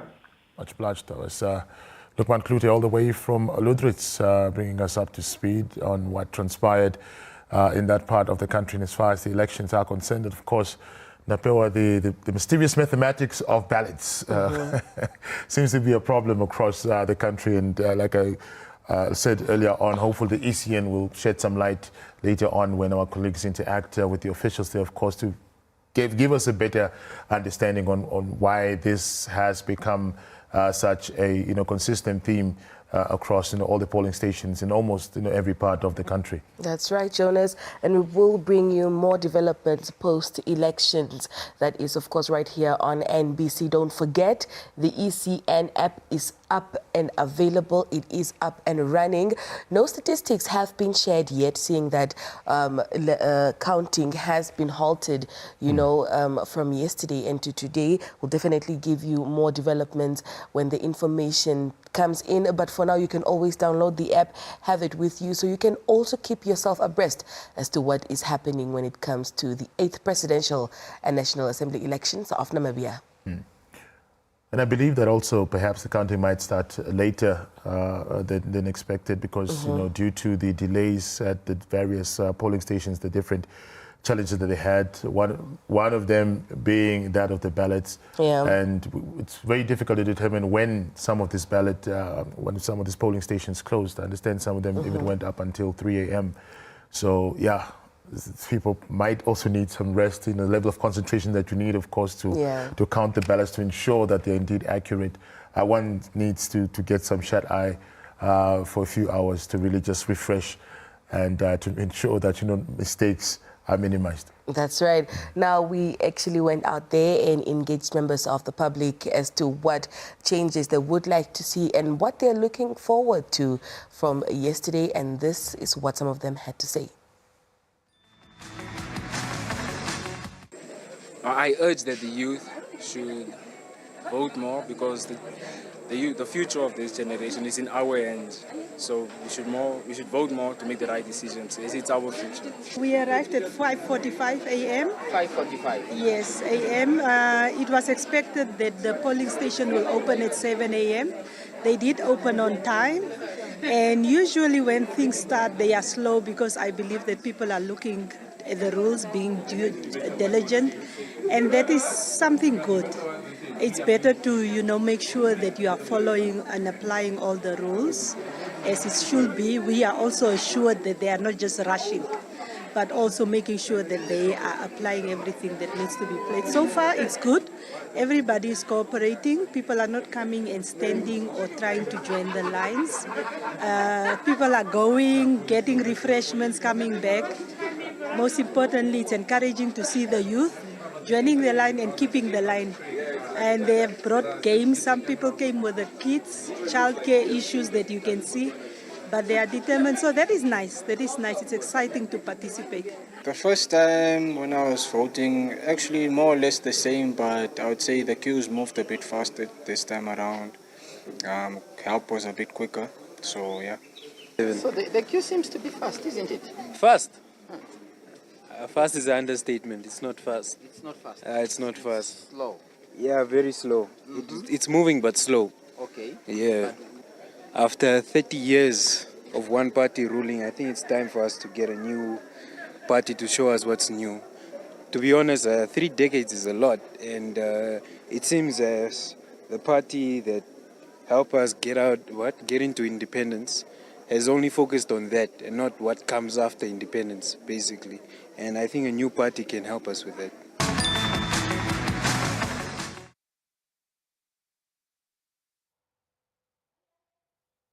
Welcome back. As we continue off the conversations, we now engage NBC reporter Selima Henok, who is finding herself in Korihas, just to give us an update. Selima, good morning. Good morning, Dapewa. Thank you so much for making time to talk to us. How is the atmosphere in Korihas? Well, last night we had to go to bed in the wee hours because of the ballot papers that ran out at various polling stations around Korihas, or the constituency itself.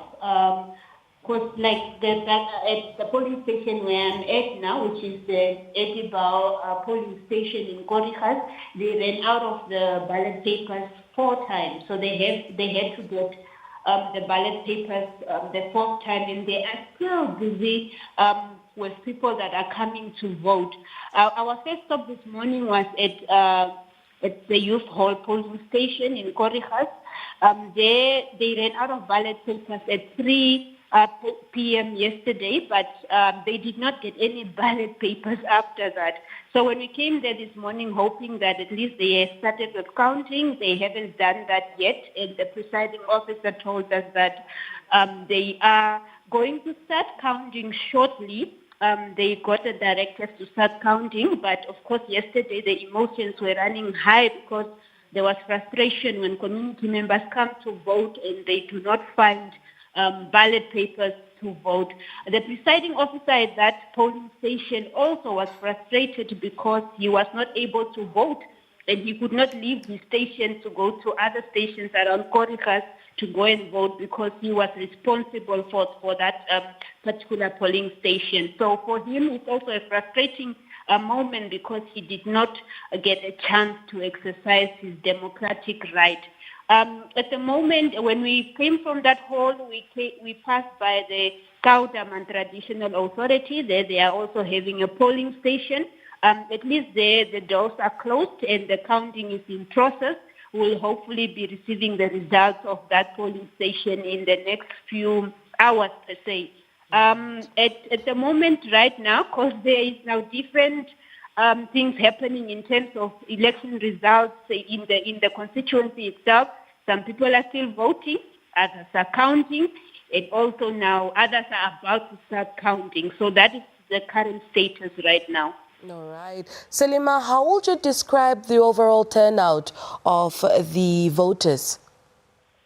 The turnout was actually beyond expectation because people came out to vote. Another concerning factor was that knowing that Korihas registered about more than 8,000 voters, but the ballot papers that were allocated to polling stations were way less than what was, the voters that registered to vote in the constituency.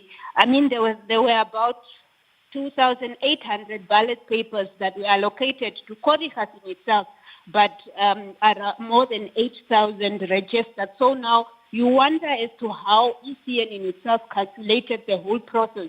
of just allocating these ballot papers. So it's a concern in the whole constituency itself, but those that voted are quite excited that they got a chance to exercise their democratic right. All right. So Salima, voting is still taking place in Korigas as we speak? The station where I'm at now, that is Edible polling station, there are people coming to vote. It's quite strange. There are still people coming to vote, yeah. All right. Well, Salima, any other updates you have for us before we let you go? No, for now, we just will be moving around the area of Korigas and just observing what is happening and updating the nation at the same time. All right. Well, Salima, thank you so much for talking to us. We'll definitely engage you throughout the day. Thank you, Dapewa. All right.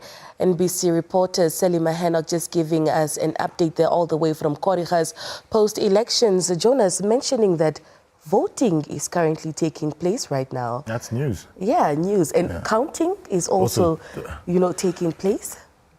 So much is happening. The ECN has a lot of explaining to do, and as far as this latest developments are concerned, because there was a directive given yesterday that despite the fact that at come 9 o'clock all polling stations are to close, it was now extended. Now, how far it was extended, we do not know. Does that now cover also today? Does it mean that we are going into a second day of voting? Yeah. What does it mean? And once again, the ECN will be the only qualified body to help us understand what exactly is going on. That's right. Now, as the day goes further, we will definitely be bringing you more updates post-elections as to what is happening in the different regions in Namibia. For now, let's take a look at this coming insert and we'll be right back. For now, let's take a look at this coming insert. Pencils. Some members are actually worried about these procedures. Now here with me, I'm standing with one of the citizens who actually casted their vote, but are actually worried about these procedures of ballot papers being marked with pencil. But although we've heard that there will be strict measures actually, which will be applied when these ballot papers will be counted. So, sir, would you please tell us what is actually worrying you that these ballot papers are being marked with pencils? Because I asked them, can I not mark it with my 2 pens because I was having pens, and they just told me that no, just only with the pen, with a pencil. And I asked them, why is it only with the pen? I don't understand it, because corruption is always everywhere, because I know it about it. They can go and erase it, or I don't know what will happen next one year from there. But really, I'm not sure about it. But the only complaint that I have, how can they mark with a pencil, is my complaint that I have. Because today in the morning I go and vote, and I voted, but we'll see which party will win. But the complaint that I have is just because how can I mark with a pencil while I have my own 2 pens? I even asked them, they are telling me that only with the pencil, then my things will be counted. So I'm just scared of that. Then from there, I just think that maybe corruption is beginning from there, or I don't know. Also, you think that it will be erased when you mark with a pencil? It's what I think. It's what I'm thinking. So I don't know from there, but with a pencil, I cannot understand it. We'll see about what will happen the next. Okay. Yes. Thank you It's so only much. the complaint that I was having with it. Okay. Okay. Thank you. All right. I'm Mr. Daku. I'm the presiding officer for Sona Village Polling Station number C, the Eagle Academy School. The reason why we use pencils instead of pens is because pens tend to smudge. Sometimes the ink of the ball runs out, and it can also run over the line, which can easily spoil the ballot. And some people say no, but pencils are not good because people can erase pencils. But I say no, there's no way that you can erase pencil marks, because they are political party agents from different political parties. Us polling officials are there, they are observers watching, so nobody can open a sealed ballot box without somebody seeing him. Breaking seals breaking 3-4 different seals just to get to that paper to erase a pencil mark into to change that vote. So that's why I think they decided or they started using pencils instead of pens. We continue to engage our reporters from the regions. We now cross over to the Uranga region in the coastal town of Swakopmund, where Stefan Kwirab is on standby to talk to us. Stefan, good morning. Good morning. How are you? I'm doing good. How are you? Thank you so much for talking to us. Yes, thank you for having me. All right. Post-elections, Stefan, kindly just give us an update just give us an overview of what transpired yesterday.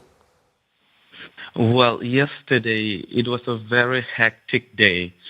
We were running around like headless chickens from polling station to another polling station, just observing and reporting back to the headquarters and updating the online page. Well, as I can begin with Swakopmund, there was a large number of people, especially the young people that were standing, queuing up, eagerly waiting for the gates to be open so that they can be able to cast their vote. And there were some delays at certain polling stations because the ballot papers were not there and they were waiting for the presiding officers to give them directives of what will happen next. The machinery that they are using, especially those ones that are being used to test their fingerprints, were malfunctioning at most of the polling stations.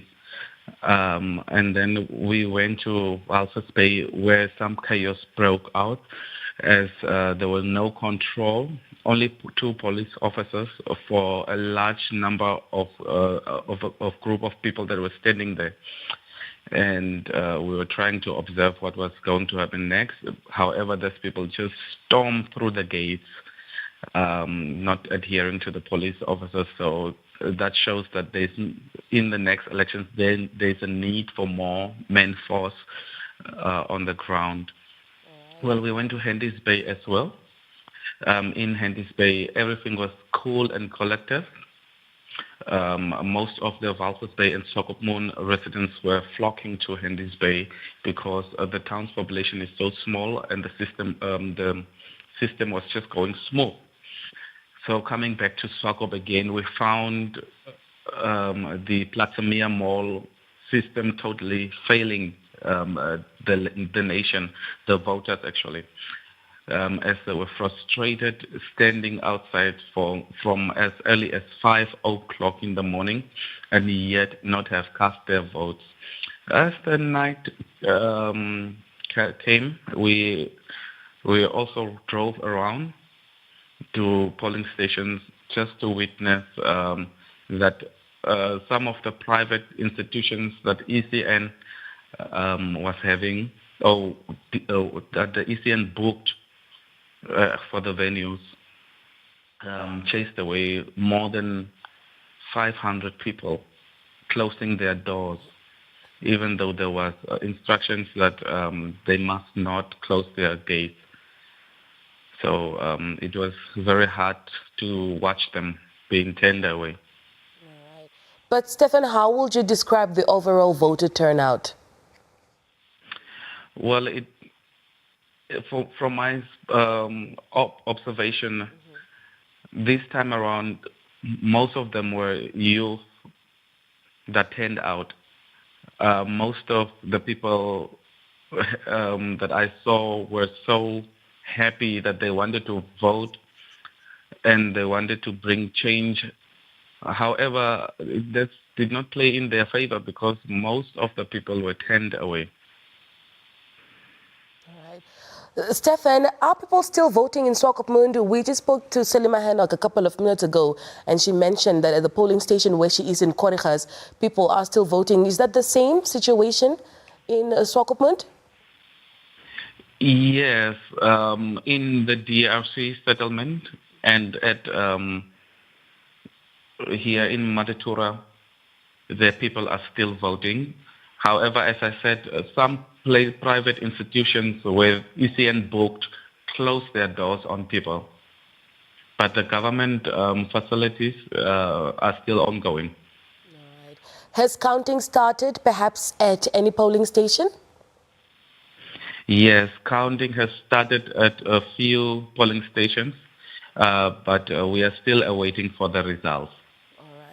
Stefan, pre-elections, before the day before elections, we saw so many people at Meduleto Community Hall booking their spots the day before, elections, just to basically booking them with, chairs and stones and that. How did that go? Was there any, chaos that erupted from that, seeing that people reserved their own places for the next day?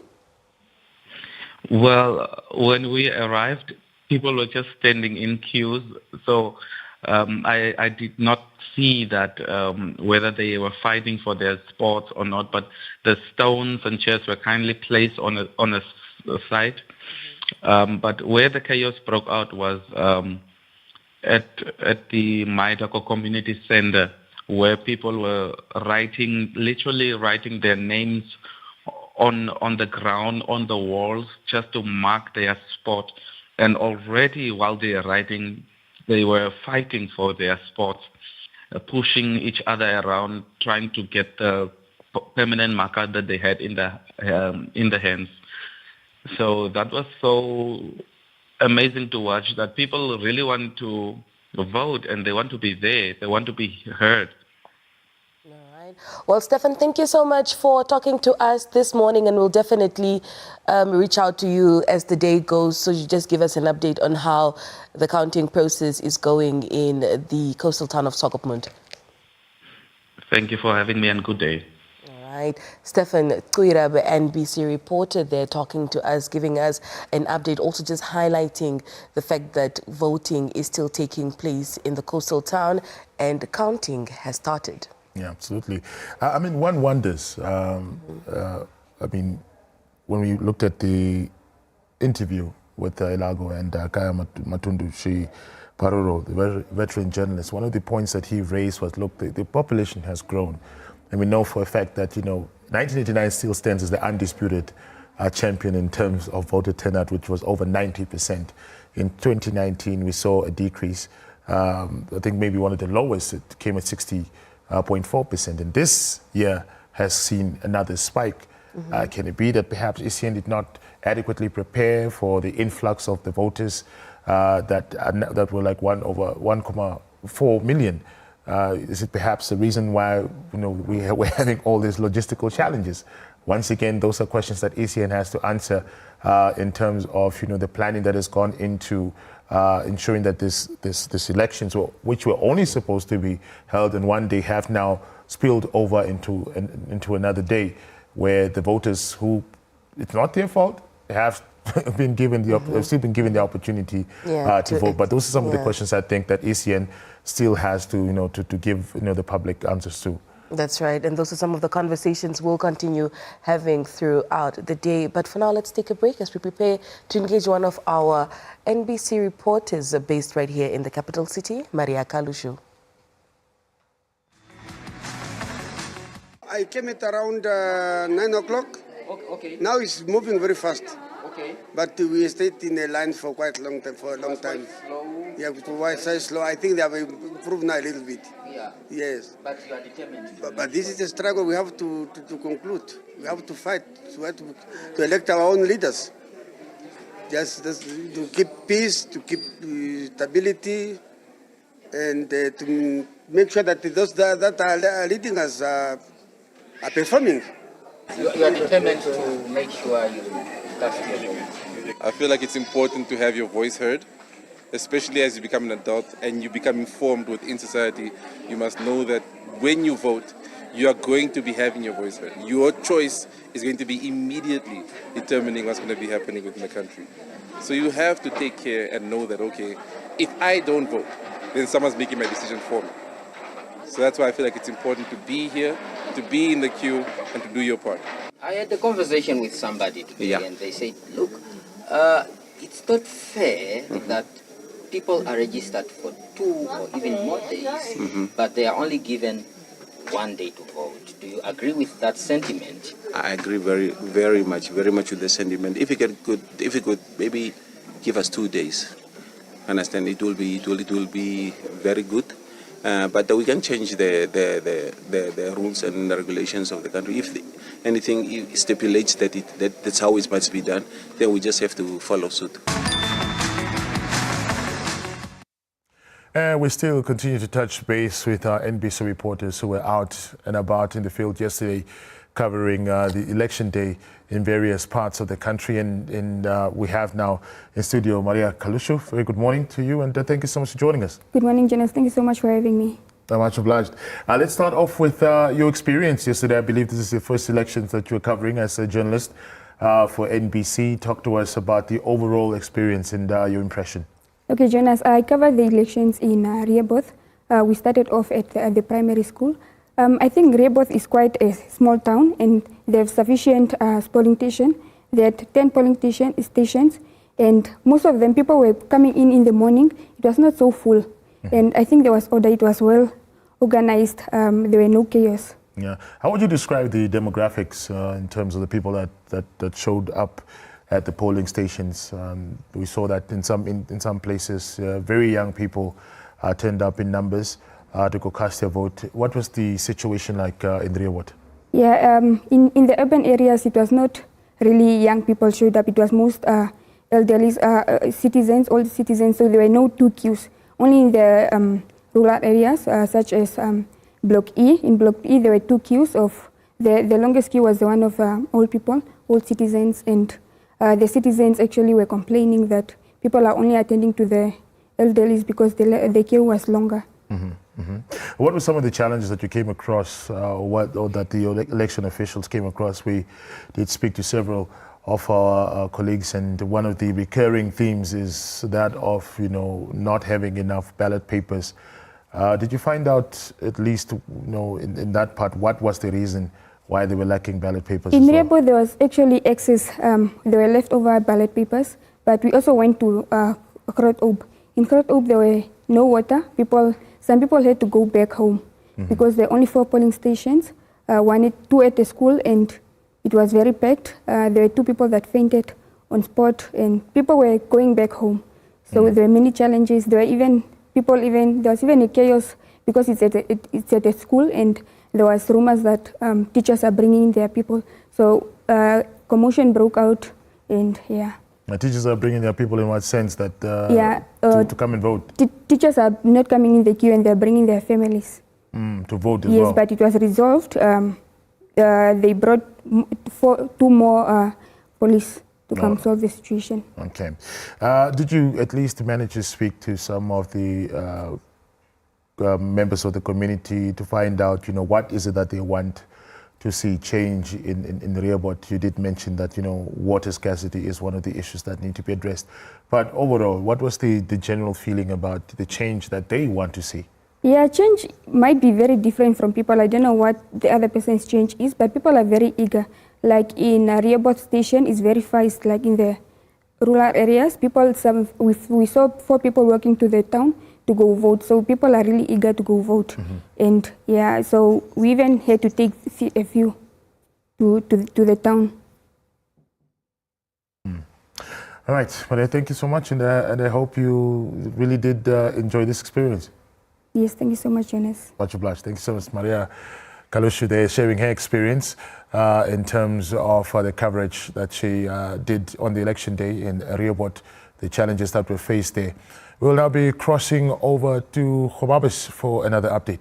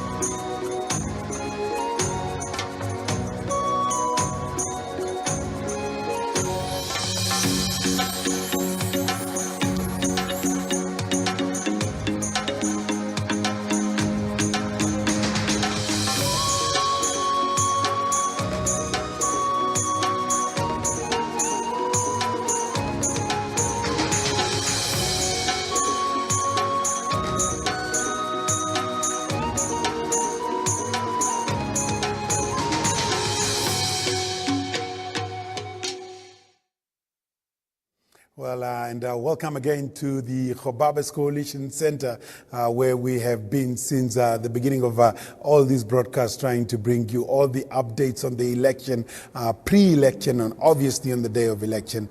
The turnout was amazing. I am Leslie Shiwetha here as we are putting a magnifying glass on Omaheke region, and specifically in Gobabis constituency where we are. I'm not alone this morning. I am joined on my immediate left. Let's start with the returning officer for the Gobabis constituency, Hedwig Wanevi. Good morning. Good morning, sir. And next to Hedwig, we've got our Omaheke reporter, Mr. Ngariye Kavari. Good morning. Good morning, Leslie, and our viewers outside there.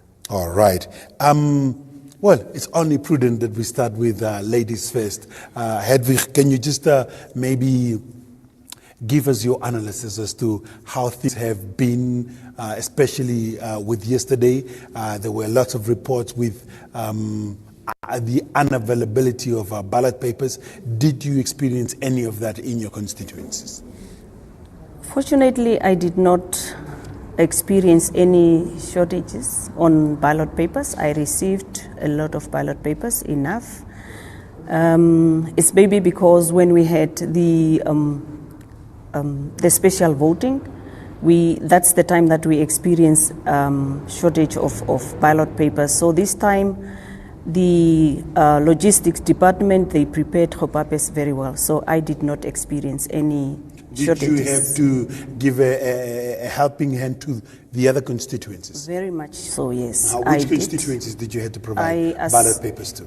I assisted Kalahari constituency and Okorukambe constituency. Okay, so yes. Those are the constituencies that yes. you've...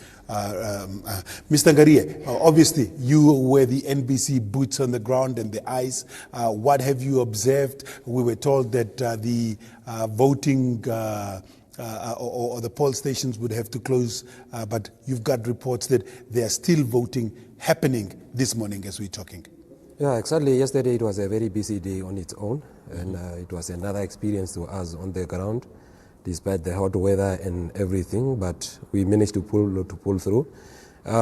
This morning we have received information regarding the polling station, which is in the Kalahari constituency at Joseph Kaundo police station, that they were still busy with the voting process, and that is a result of what you have mentioned of ballot papers that were finished, and she have given a helping hand to the Kalahari constituency. But the general queues were a lot, especially in the Gobabis constituency itself, and as we know, that's the constituency that is getting much population in the Omaheke region on its own. And maybe just to reflect on Aminus and other area that we visited, those that are more rural-based areas, you could have seen that more people turn up very early in the day. So when it comes to the afternoon, most of the voters, they were done with the process, which was a very good thing. But overall, it was a very long and exciting day, but we managed to sit here today with you. We've managed to get there. Yeah. But also bear in mind that Omaheke region is one of the regions with the fewest voters that have registered, 48,240. So I'm sure that the other regions are even going through a lot. But Ms. Wanevi, let's get to the results so that they can start to trickle in. That has not happened yet as far as the coalition center where we are here. Why is that? Yes, that is correct. We have not received the results from the polling stations. All the polling stations has not communicated the results yet because of a problem that we are facing with the system. So we cannot, the two people can log on, but the verifier cannot log on. So this is now the reason why we have not announced result yet. So as I am sitting here, I have no idea as to the results in my constituency, in our constituency, which is Gobabis constituency. Can you please enlighten the viewer? What does it mean? So from the coalition center, you as the returning officer, you cannot log in. What are the processes that are in place for the polling station to be able to put on their preliminary results? The system is there. It can allow the presiding officers to upload and then submit to the collation center. So where we have to see their results and verify before they paste it. So up to now, because the system cannot let us log on, so they are done. They have counted. They have submitted their results, but us at the collation center, we cannot access. We cannot access their. At what stage is the communication with head office to be able to remedy this situation? The communication is there. We have communicated with the regional IT representative, who is communicating with Windhoek. So the communication is there, and we are still waiting for Windhoek to give us a go-ahead or to remedy the situation that we are faced with. Mm-hmm. Yeah. Ngarie, obviously this is a very disturbing news that right now technologies have hit a roadblock for us. So because like she's saying, Gobabis constituency, all the polling station, they are done with their counting, but they have to do the verification process, and that would sort of like hinder it. How do you find that? Yeah, I think it's the process that is at hand now. We cannot run away from that, although we will sit with anticipation from the general public, and they are expecting results. They are expecting anything, and you could have sense from yesterday, especially in the areas where ballot papers were finished, the understanding of the community and how the ECN is handling the process. Those are the issues that we will be sitting with now, provided that we are still having the system that is failing us. So we'll wait and hear, but the final set is that we should get the results. Yep. We should get the results because the general public, they have done their level best. Excuse me. They have done their level best, so it's just to wait the result and see the way forward. Yeah, well, we have to wait and see what the way forward is. Also, within the Omaheke region itself in the ocean, being the constituency, for example, in Talisman, yesterday from 1 o'clock, reports that we received from there is that the ballot papers were finished. Also, if you stretch over to some areas of the Oceaniana constituency, it was still the same thing. So those ballot papers were a problem. But Ngarie, again, back to you. What were some of the stories, the voter stories that you picked up on your journey through the Onderombapa and the Aminis constituency? What were the challenges and the highlights? I think the area where we picked up some few challenges, it was at the border post. And you know the movement of the people there. As we know, the border post is operating 24 hours. And the only team that was there, it was a mobile team. Mm-hmm. And given the time frame that they should be staying at the polling station and the number of people that were there, because there were a group of people that were moved away from the line because of the time, and then they were told to move to another area, but luckily it was within the vicinity of the border post, because they were at the old service station, and then they moved to the police station, and then they moved to the clinic. So that was within the boundary of the border post. But that was a challenge because most of them that were there, they are working as officials at the border post, and they are working shift. And they were very thinking that if they did not vote now and the 9 o'clock of the closing time, it could affect them, since they will be still also at their duty station. So that was one of the things. And to Aminus itself, it was it went smooth. It went smooth. Yeah. Ms. Wanivi, as we're coming towards the end of our interview, final remarks. How long do you think that this is going to take place? And as soon as it's done, how quick a process is it to verify the polls and then eventually start getting the results? I hope it's not going to take long, based on the system. But for us to verify, it's not going to take long because it's not a lot that needs to be done for one to verify the results. So I believe as soon as we get the system up and running, then the public or the entire Gobabis constituency community and the entire Namibian people will be able to know what happened or who has won the election in our constituency. In this constituency. Yes. Well, those are the views of Hedwig Wanivi, the returning officer here in Gobabis. But what I can tell you, Namibia, for certainty is that in the Maheke region, as of 8 o'clock this morning, as we were live on air, a polling station in the Homewood area in the Maheke region was still busy voting. And the result of that is because the ballot papers were finished. As to what the ramifications of that are, we'll have to wait and hear from the experts, the legal experts, and we'll have to wait and hear what the political parties will have to say. But other than that, the turnout of voters in the Omaheke region from the different polling stations, Oshinene, Epukiro, Okorukambe, Kalahari, Gobabis itself, and even Aminu's constituency was really commendable. And one would like to think that really a lot of people voted so that we can hit those numbers within the 90% or so. And from here, we're not actually going to cross over to Windhoek. We'll be crossing over to Johnny Concha, who's on standby in the Oshana region. John, how are things happening there?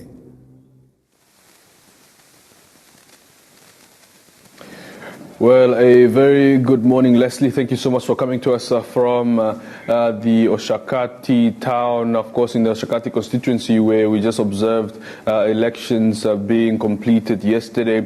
It was a very smooth process so far, according to our observance yesterday, since the polling station opened in the morning until it closed. So just a reflection or perhaps some highlights of what happened yesterday. We observed quite a smooth process when, of course, spoke to the presiding officer who is stationed at the Ipumbu Senior Secondary School's polling station, who actually, gave us some insight as to what has been happening during the course of the election process during the day yesterday until past 9 o'clock, when they closed the gate of the schoolyard, just not to allow any more individuals to actually come and vote. But there were still about a couple of 200 people that were still in the queue, but they got their chance to, cast their ballot. That was, and then perhaps going until past 12 o'clock. That's when we saw, this polling station to be exact, closing up. But we actually, had some voices during the time when we were still, engaging those who were still voting at the last minute before the polling stations finished. So let's take a look at, rather listen to some of the voices of those that were still casting their vote last night.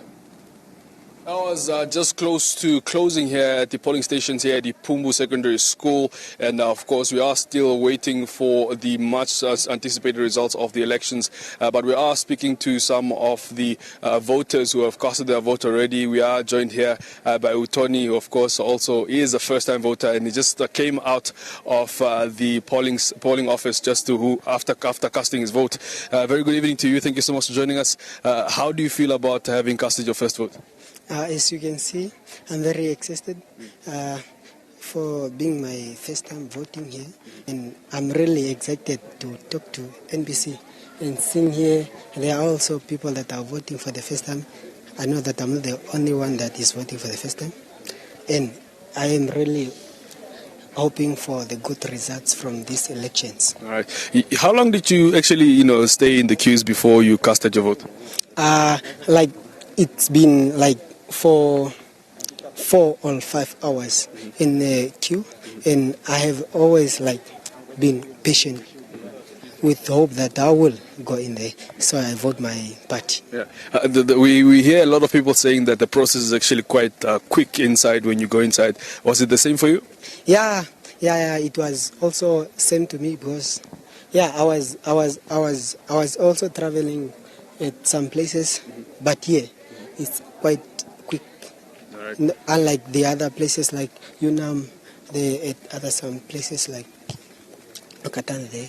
Here, I like it here. Yeah. What is your message to your fellow people who have also, are also in the queue, or those who actually didn't make it to come into today? Like for those that are in a queue, I'm just saying that patience is a cure. And those that didn't vote, there's also next time. Those that didn't make it to come in, so they vote actually because of time.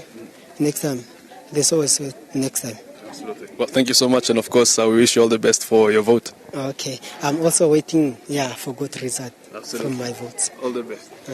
Well, that's the sentiments of one of the first-time voters who just, very excited after having, just spent quite little time in the queues, like he said, and also the fast process of him casting his vote. So we're also still going to be waiting to hear more from those that are still in the queue. The clock is almost actually, ending here at the Pumbu Secondary School. The gates have been closed. We are still having a couple of people still in the queue, so we are hoping to engage the ECN later on just to get more updates on what's happening. Still coming to you from Oshakati West constituency, and I've just cut through the queue here just to get the experiences of those that are still going to be casting their vote. We are just having a couple of people at the edge of this queue, and I have John and Lamek here just to share their experiences of what actually is going on here at the Ipumbu Senior Secondary School's polling station. Let's start with you, John. Good evening. Thank you so much for joining us. What has been your experience so far at the polling station? Good evening, John. The experience was a bit calm because the queue is moving a bit faster. Yeah. We're not experiencing so much difficulties because I think we're at the right track. Yeah. Yes. Lamek, is it safe to say we are the last-minute voters? Because, of course, we do know that the polling stations opened at 7 o'clock, and it's just about the edge of the closing time now. How do you feel about still having the chance to vote? No, I feel very good because now this line or the queue that we came here at Oshakati Secondary School is going very fast. Yeah. But at other polling stations, the problem is only this, that the ballots are not enough, and then they have to stop the queue, and then the time is also going, whereby you have a limited time that is closing at 9. Yeah. That's what they said. Yeah, so here at this center, we are really proud of it because they are moving very fast. Very well. Yes. John, talk to us about why you actually came out to come and vote. It's a very important thing to do. We hear a lot being said about that, but what did you specifically turn out to make time to be here to vote? In simple terms or simplicity, voting is change. And I believe we are a democratic country.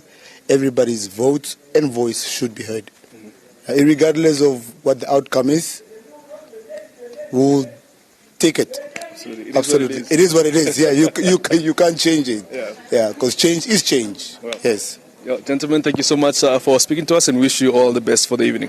Thank you very much. Thank you, Mr. John. Absolutely. Well, that's the sentiments of some of the voters that are still, of course, heading into the polling stations to cast their vote. A very important choice, according to John, who just spoke to us earlier. So for now, we are still going to be catching up with more of the individuals. So we are going to be back to you in studio for now.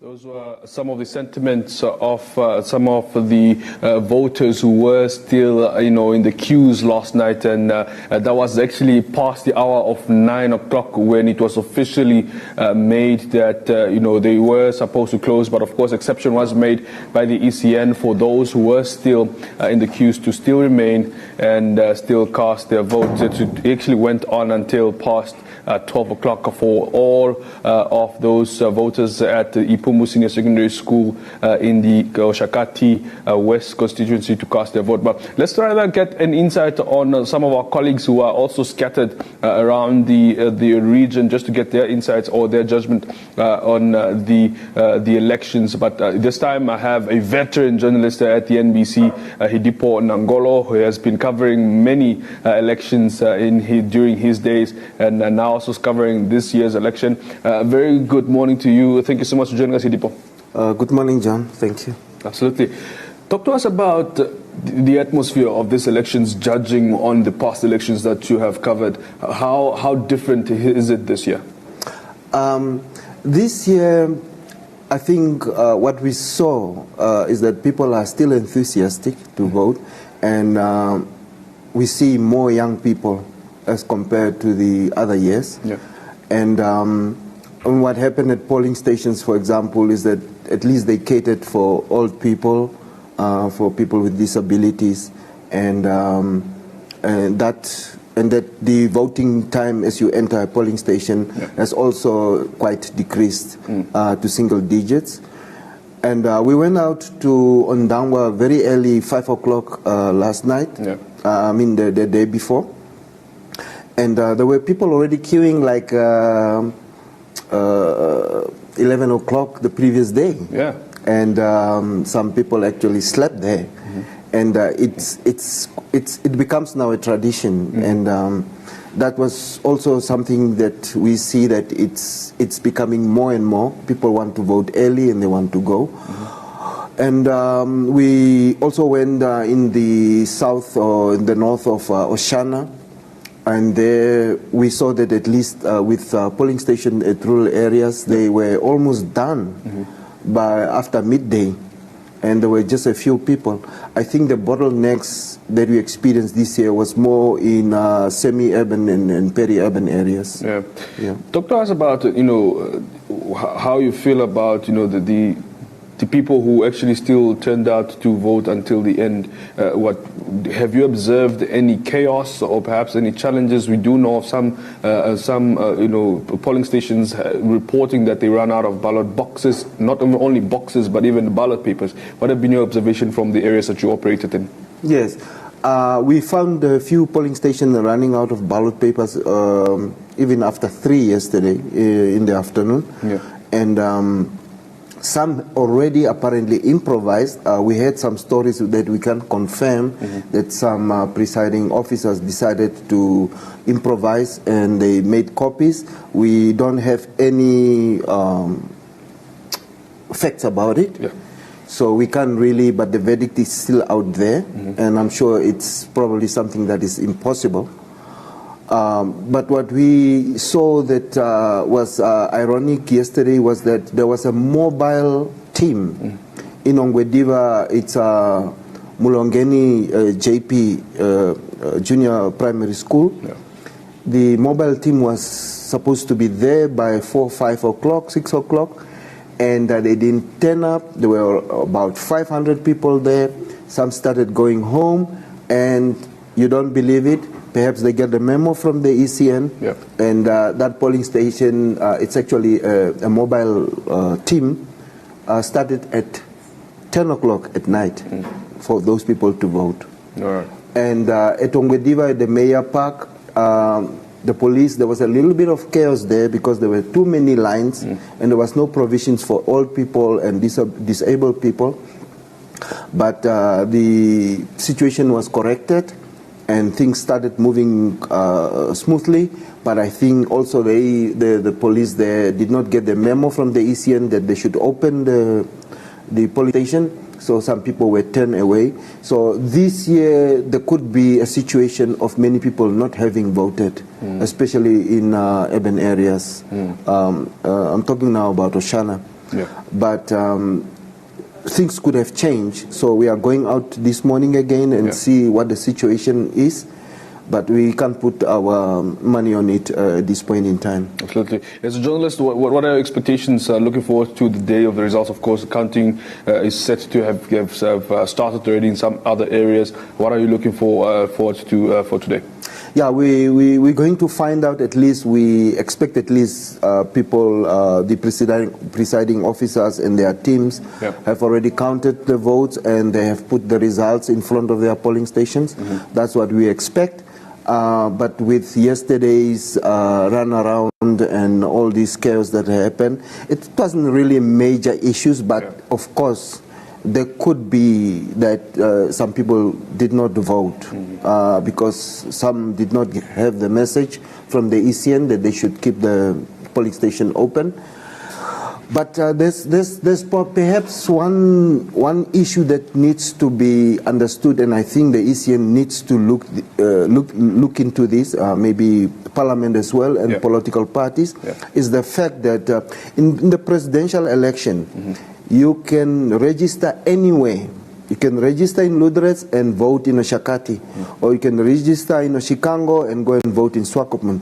What the problem with that is that you will not know where most of the people are.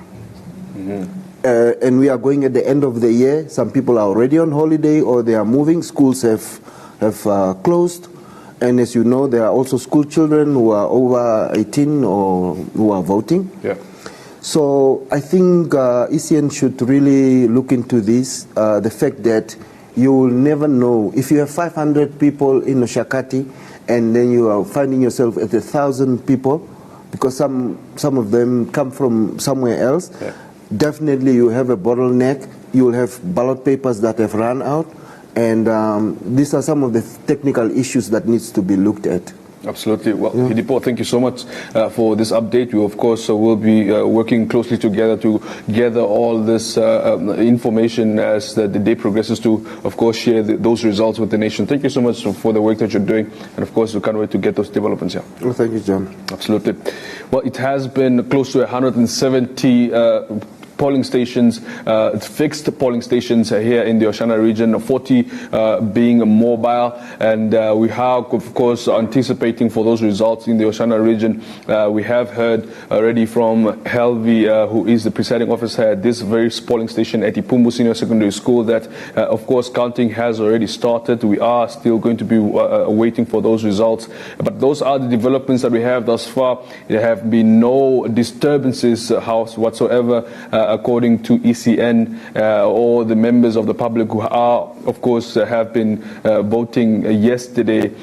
So we are going to be bringing those developments as the day progresses. But for now, let's head over to the election, the ECN, where Denver and Elago is stationed to give us updates of what's happening from the main center. It's over to you, Denver and Elago. Team Oshakati, thank you so much, colleagues across the length and breadth of this republic, bringing us up to speed on what is transpiring on this 28th day of November 2024.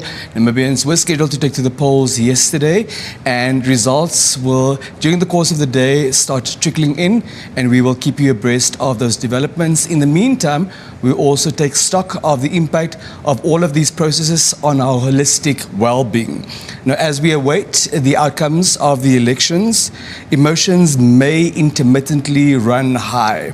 Elections are a pivotal time for any nation, and the ongoing elections have brought with them a mixture of emotions, anticipation, as well as other feelings. Here to help us navigate these feelings, to help us understand what exactly is going on and how to process those feelings, clinical psychologist, Madam Eunice Gonzo. Good morning, ma'am, and welcome to this special elections broadcast. Good morning, Denver.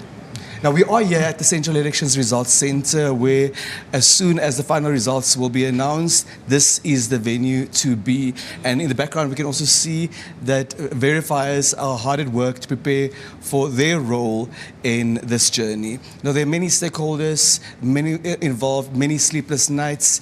What is the collective impact, ma'am, of all of this on our holistic well-being? You see, elections are extremely important, and especially if you look at elections from 4 years ago. And it's also because a lot of things happened during these 4 years.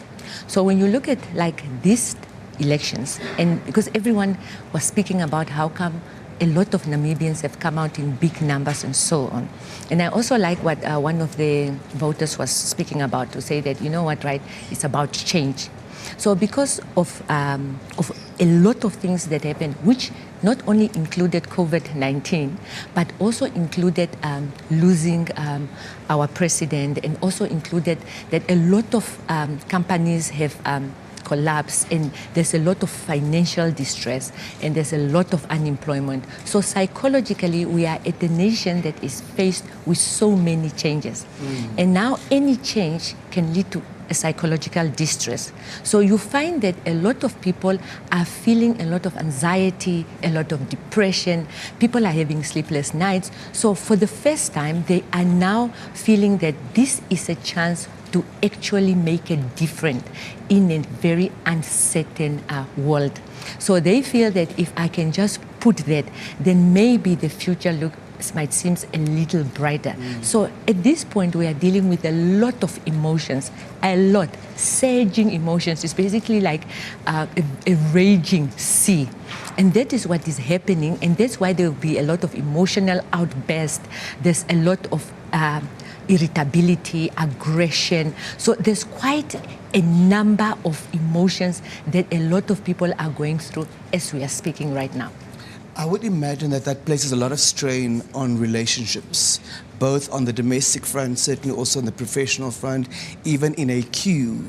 How does that play out in those circumstances? So, and I think that what I've noticed is that it's playing itself a lot out, especially on the social media platforms.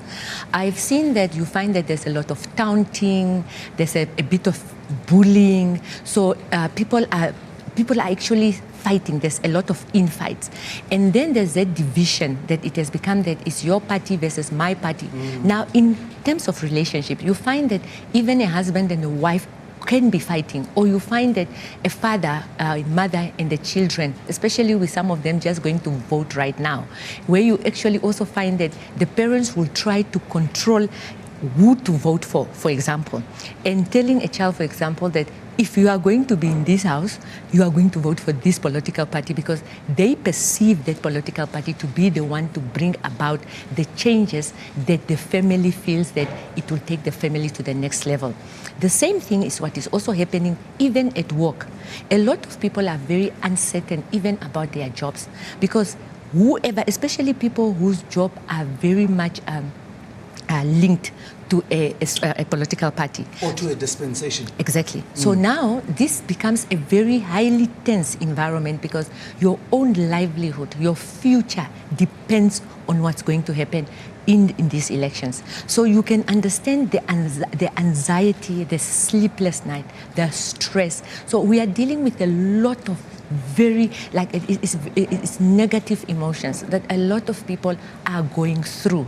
So everyone is very tense to find out what will be the results be, because they are linking the results to how would my future be from here going forward. I think you're addressing the heart of the matter, but also having heard you say that there was a build-up over 4 years. It wasn't something that emanated from yesterday. So irrespective of what the results will be, that does not mean that the depression or the anxiety is dealt with.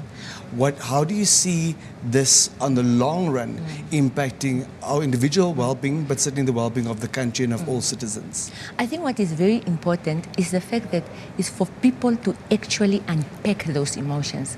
What we tend to do with negative emotions is that we tend to suppress them. Now you find, I always look at mental issues or mental well-being as a pregnancy. It does not go backward, it only goes forward.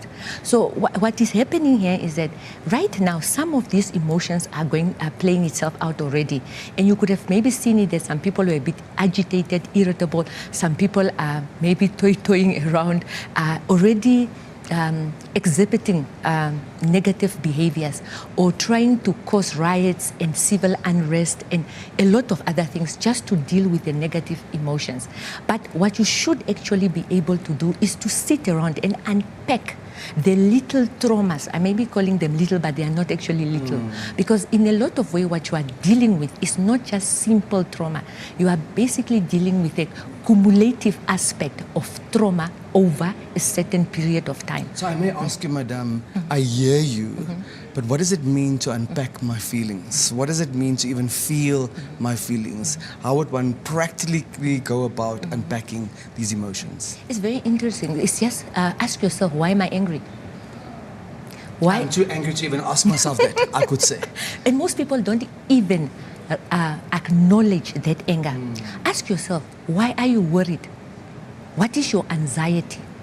What is your fear? Because it's in asking yourself those questions that you start unpacking the real reason and the root of your fear and anger. It's because some people will say that it's about a political party. But it can also be that you find that maybe my business is failing, or I've not been able to recover ever since COVID. Financially, I'm not doing well. I have my lost responsibilities remain intact. Yes. My commitments and my bills remain intact. Yes. And the prices are going up. Am I blaming the government for it? Or is it a world event?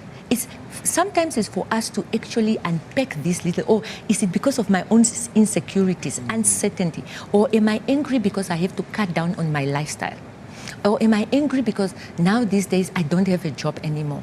And so we need to unpack feelings in order to attribute it to the right source. And or is it because I have lost loved ones over the years? So unpack it. Am I going through a divorce? You understand what I'm trying to say? And then maybe I'm very stressed about this. But what we sometimes do is that we suppress, and then it spirals out of control. And then what we does that look. spiraling out of control picture look like ordinarily? I would imagine it's not a pretty picture. No, it's definitely not. Because you must understand negative emotions. They have a very debilitating effect on the whole psyche. It's a very dark place when people are going through these emotions. Just one moment, ma'am. Am I inferring correctly that on account of what I'm going through financially, spiritually, romantically, my behavior during these elections could have their roots in these other factors, yet they play out and they manifest in the queue during the elections, on social media when conversations around politics happen? Yes, because and this is the bigger picture that most people are not seeing. What people are seeing is just the picture of is this political party. When it's about, when it comes to voting, is what is the representation of voting? Like the other gentleman said, the voter, he said, it's change. You understand? It's a voice. I have a voice into my life. Is it responsible as an individual to make someone else responsible or accountable for my psychological safety? No, you don't. Am I not blame shifting? That is exactly that's what we do. We do a lot of blame shifting. Now I'm saying that, right? Don't make someone responsible for this behavior. What you should do is take count of what is happening and then still exercise your right. Because where your right ends, someone else's right begins. So it means that, right, you must be able to have an open view about this. And being able to vote give you a sense of control over your life. So it's basically almost like we call it a locus of control. But it means that, right, this is not the first time Namibia is voting. It means that, right, it's the 8th time. Yes. Vote, but there's still, you get a period still, and then because a lot of people, there's a sense of hopelessness and despair that comes from especially people who wanted to vote and end up not voting. As far as the locus of control is concerned, if I decide to participate in the process and I cast my vote in accordance with my choice and my preferred candidate or my preferred political party doesn't do as well as I thought, what responsibility do I have to divorce the outcome from my happiness nonetheless? That's exactly what I'm saying, that first of all, you need to assess what is this all about? Am I taking it totally out of control? What is within my control? Exactly. You have cast your vote. You have still made your voice being heard. The outcome of it is no longer in your control. You know, it kind of sometimes reminds me of the serenity prayer. Give me the peace and understanding to know what is in my control and what is not in my control. The power of discernment. Exactly. So we allow the process to go. The outcome is a matter of we go through it. They must always give yourself that hope that give it a try. You never know. You're using an interesting phrase about us allowing the process to go. Yes. We often hear that we need to trust the process. Yes. What does that actually even mean? It means that, right, just trust that, right, the ball has started rolling. There's a point, your control was in casting your vote. From there that's the on, grand total of it. That's it. The fact that you have done it, you have done very well. The outcome of it does not take away the fact that you have participated in that. Life has never been certain. Life is actually just uncertainty. What we should allow is the fact that I have the ability and the psychological way that I'm able to deal with an outcome. This is why, you know, when it comes to sportsmanship, that's why they say that be a good loser. Which means that, right, it is a race. But what you should understand is that all of us are actually ensuring we all want the best outcome for the country. You're making an unsettling statement that life was never uncertain. The uncertainty that life was never certain. Yes. The uncertainty that we're experiencing at the moment is not novel, is not new. There's nothing breaking news about it. No, nothing. Any final thoughts this morning before we get to process what you've shared with us this morning? My final thoughts is just that, right, you have cast your vote. If you have not cast your vote, it's also okay. You understand? A process is about to start. And then just go and analyze what you are going through, what is happening, and trust this process. Everything will come out okay. If you are going through really bad emotional feeling, please seek for help. Don't invoke anger. Don't invoke unrest. Just deal with the emotions as they come. And I feel that, right, at the end of the day, the best party will win. Thank you so much for your time. Thank you for sharing your expertise so generously and altruistically. Thank you for holding space for us. Thank you.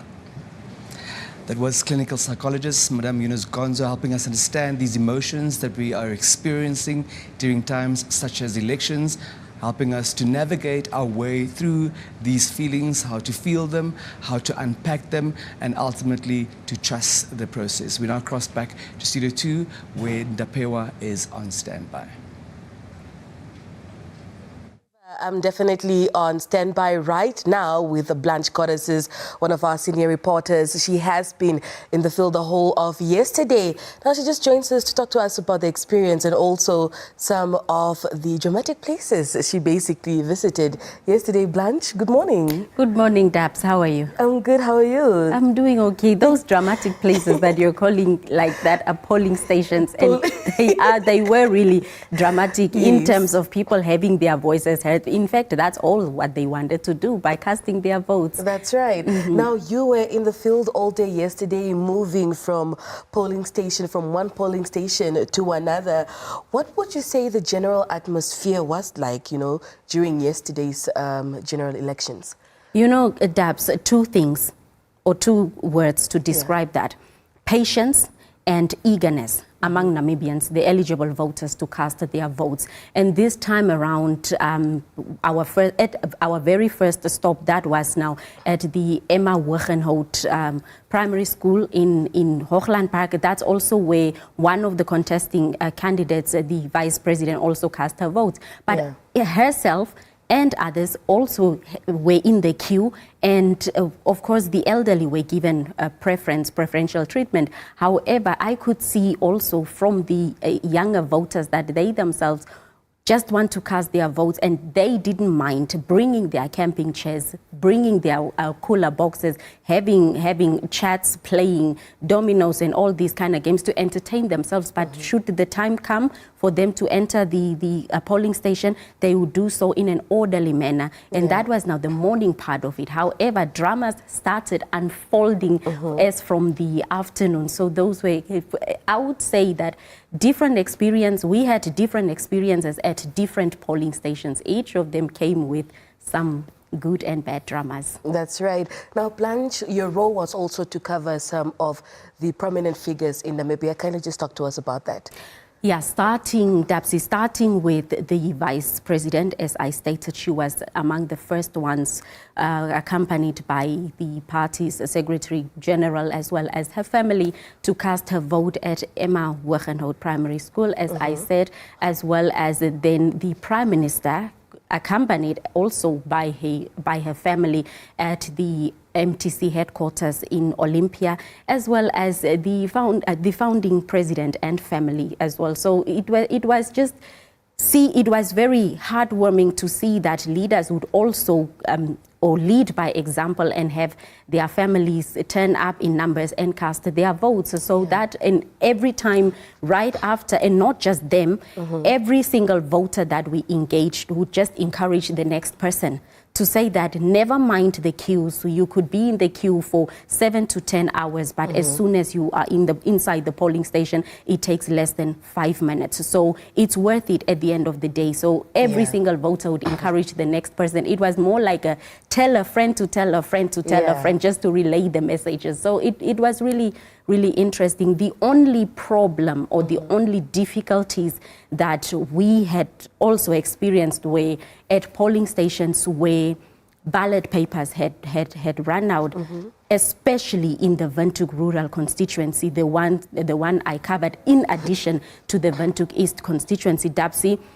For example, at Rehoboth Primary School, where it was supplemented by two mobile polling stations at the settlement. However, all three of them ran out of the ballot papers. That's by the time we arrived. We arrived at Rehoboth around 6:30 to prepare for the last hours. So that is what happened, and it didn't sit well with the community members who did not understand what was going on. They felt that the presiding officers at all three polling stations were not being honest with them, honest in the sense that by just coming out to communicate with them, it had to take the media as well as the police to calm the community, try and calm the community members down, for them to understand what was actually happening. But the presiding officers did at that time come out and try to explain to them, to say that they were waiting for, or the polling stations were also waiting for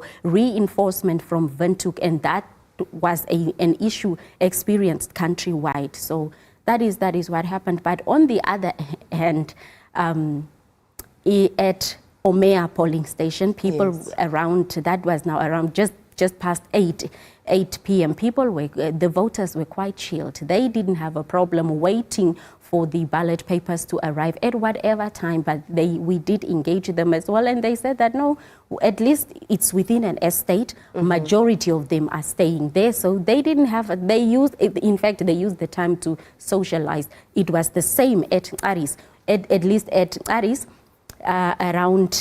around just past 9, after the closing of the polling stations, the queue was still long. However, the ECN officials on site, as well as the police, did assure the community and those who traveled from other places within the constituency to go and vote in those remote areas. They assured them that nobody would be turned away, and the ballot papers were there at the Aris polling station, and people managed to vote.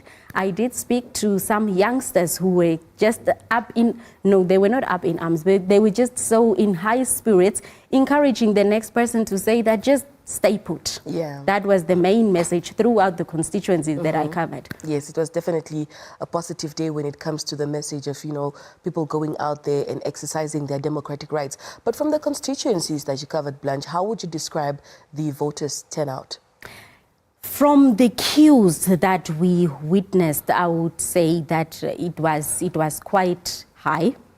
That's if everyone had managed to cast their votes even after the closing time of the polling stations. So there was eagerness. People were willing to wait, Dapsi. The only problem or the challenge that they relate to us is that because the elderly were given a preferential treatment, some of them would also arrive around midday, around late afternoon. So obviously, if Granny Blanche is to come there at around 4:30 with her grandchildren who are also eligible voters, unfortunately they will have to give way to Granny Blanche. And those were the challenges that the other voters would just mumble about. But at the end of the day, it was done in respect, and it was done with respect, it was done with patience. And Namibia, one thing about Namibians generally is that they are patient people. They are really patient. And I think majority of them used this opportunity,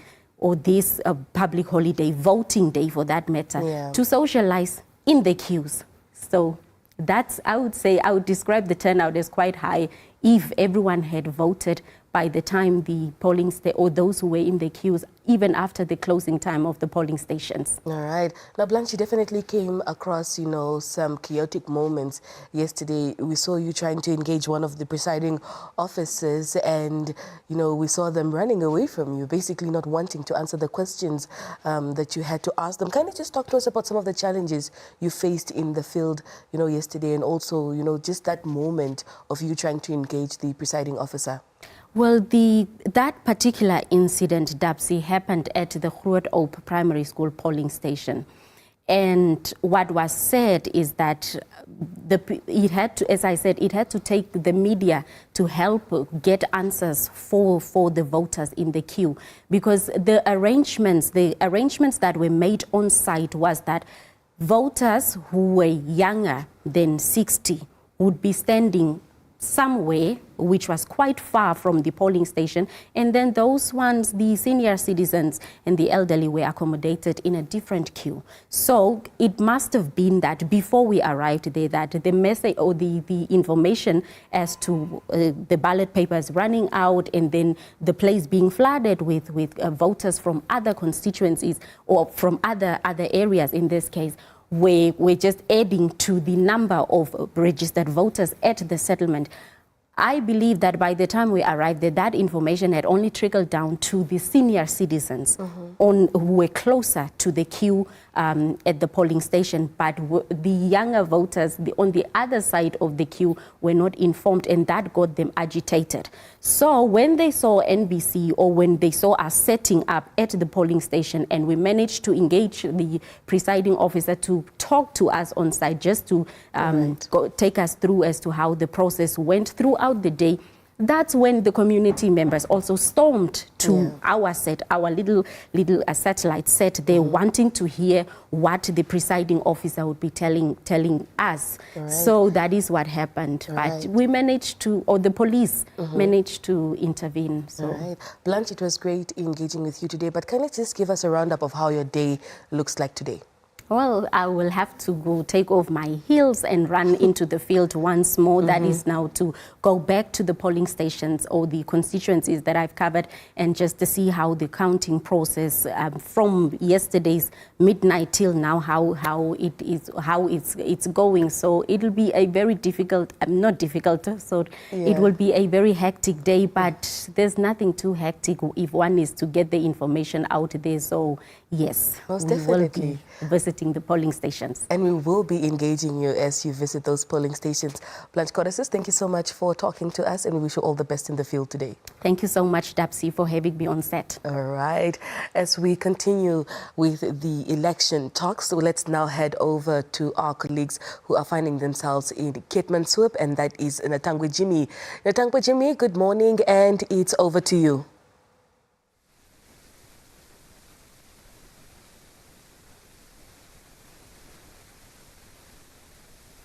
Thank you so much, Ndapewa. As you rightfully said, of course, we are broadcasting here live from the Keetmanshoop Coalition Center, where the elections materials are being brought slowly from all the constituencies here in the Karas region. You would also know that, elections took place yesterday, which was the 27th of November, where voters throughout the Karas region participated in the presidential and National Assembly elections. Now, also, we had the opportunity yesterday to speak to few people here at various polling stations. So let's just take some of the sights and sounds of what happened and transpired yesterday.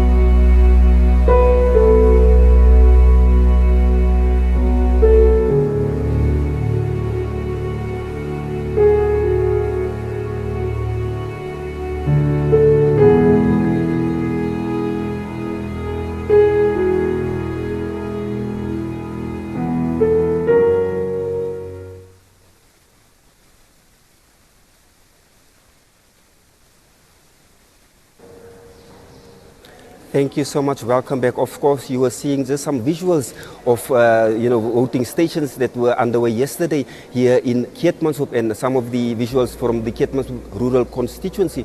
As you know, the National Assembly and presidential elections took place yesterday on the 27th of November, and various journalists and reporters were sent out through the Karas region just to observe and to report back to the various newspapers, television stations and radio stations just about their observations as to what transpired during this particular elections. Well, just to give me more insight, I'm joined by two reporters from the Namibian Broadcasting Corporation and also from the Namibian Press Agency.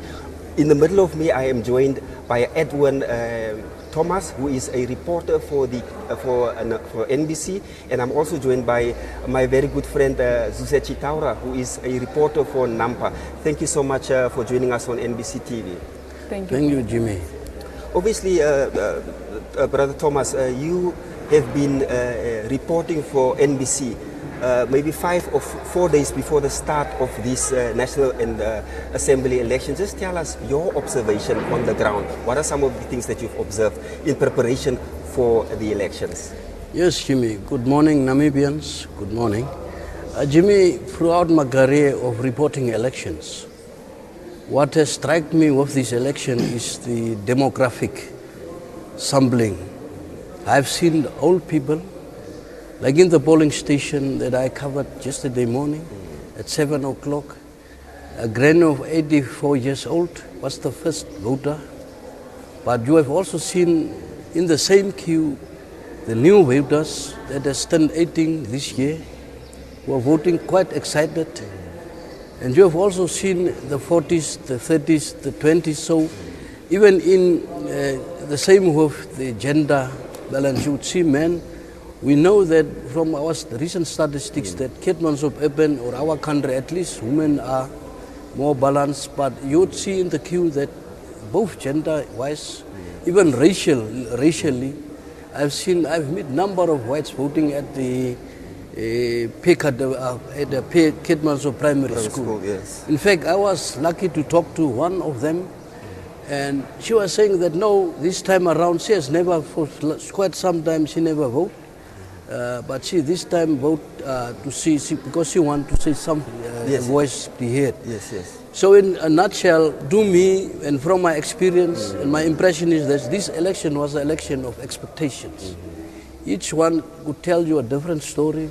Someone changed in terms of government, some want government to do more things, some are happy with how the government is doing things, but some need improvement. So all in all, you would also see at the queues from the 7 o'clock up to the close of the polling stations, the queues were long. I think the ECN people were under pressure. But one good thing is that once person is entering the polling station, it was quick. Okay. Less than 2 minutes, less than 3 minutes, and you are done. So that's definitely we are coming of age in terms of how we are running our elections. Also, people were very peaceful. People were making jokes in the queues, and also generally I see it was very peaceful. Except tempers were flying at some polling stations because people tried to jump queues. Yes. But one would assume because of the heat, people got short-tempered. So one would expect, when there is a concentration of people, one would expect those are things that normal, but nothing to write about home. Yes, great. Obviously, Suzette, you've been in the Karas region for a number of years under the banner of the Namibia Press Agency. This is obviously not your first elections that you are covering. Just share with us some of your observations and what are some of the sentiments that some of the voters were speaking to you particularly about. Thank you very much, Mr. Jimmy. Yes, as you have said, it's not my first time to cover election, and I think this time around there was excitement. People were really excited to vote. People were really wanted to cast their votes. And in the past, we have seen that young people stay away from election. This year, we have really seen young people come out first timers, wherever I go, I went to Beersheba yesterday, and even chairs, and I spoke to young people that say, I want my voice to be heard. And most of the young people, what they want is just jobs, job opportunities and training centers, because they say, we don't just want any type of jobs. We want quality jobs, but how will we get the quality jobs? Only when we are trained. So we want also training center in our own setups, in our rural communities.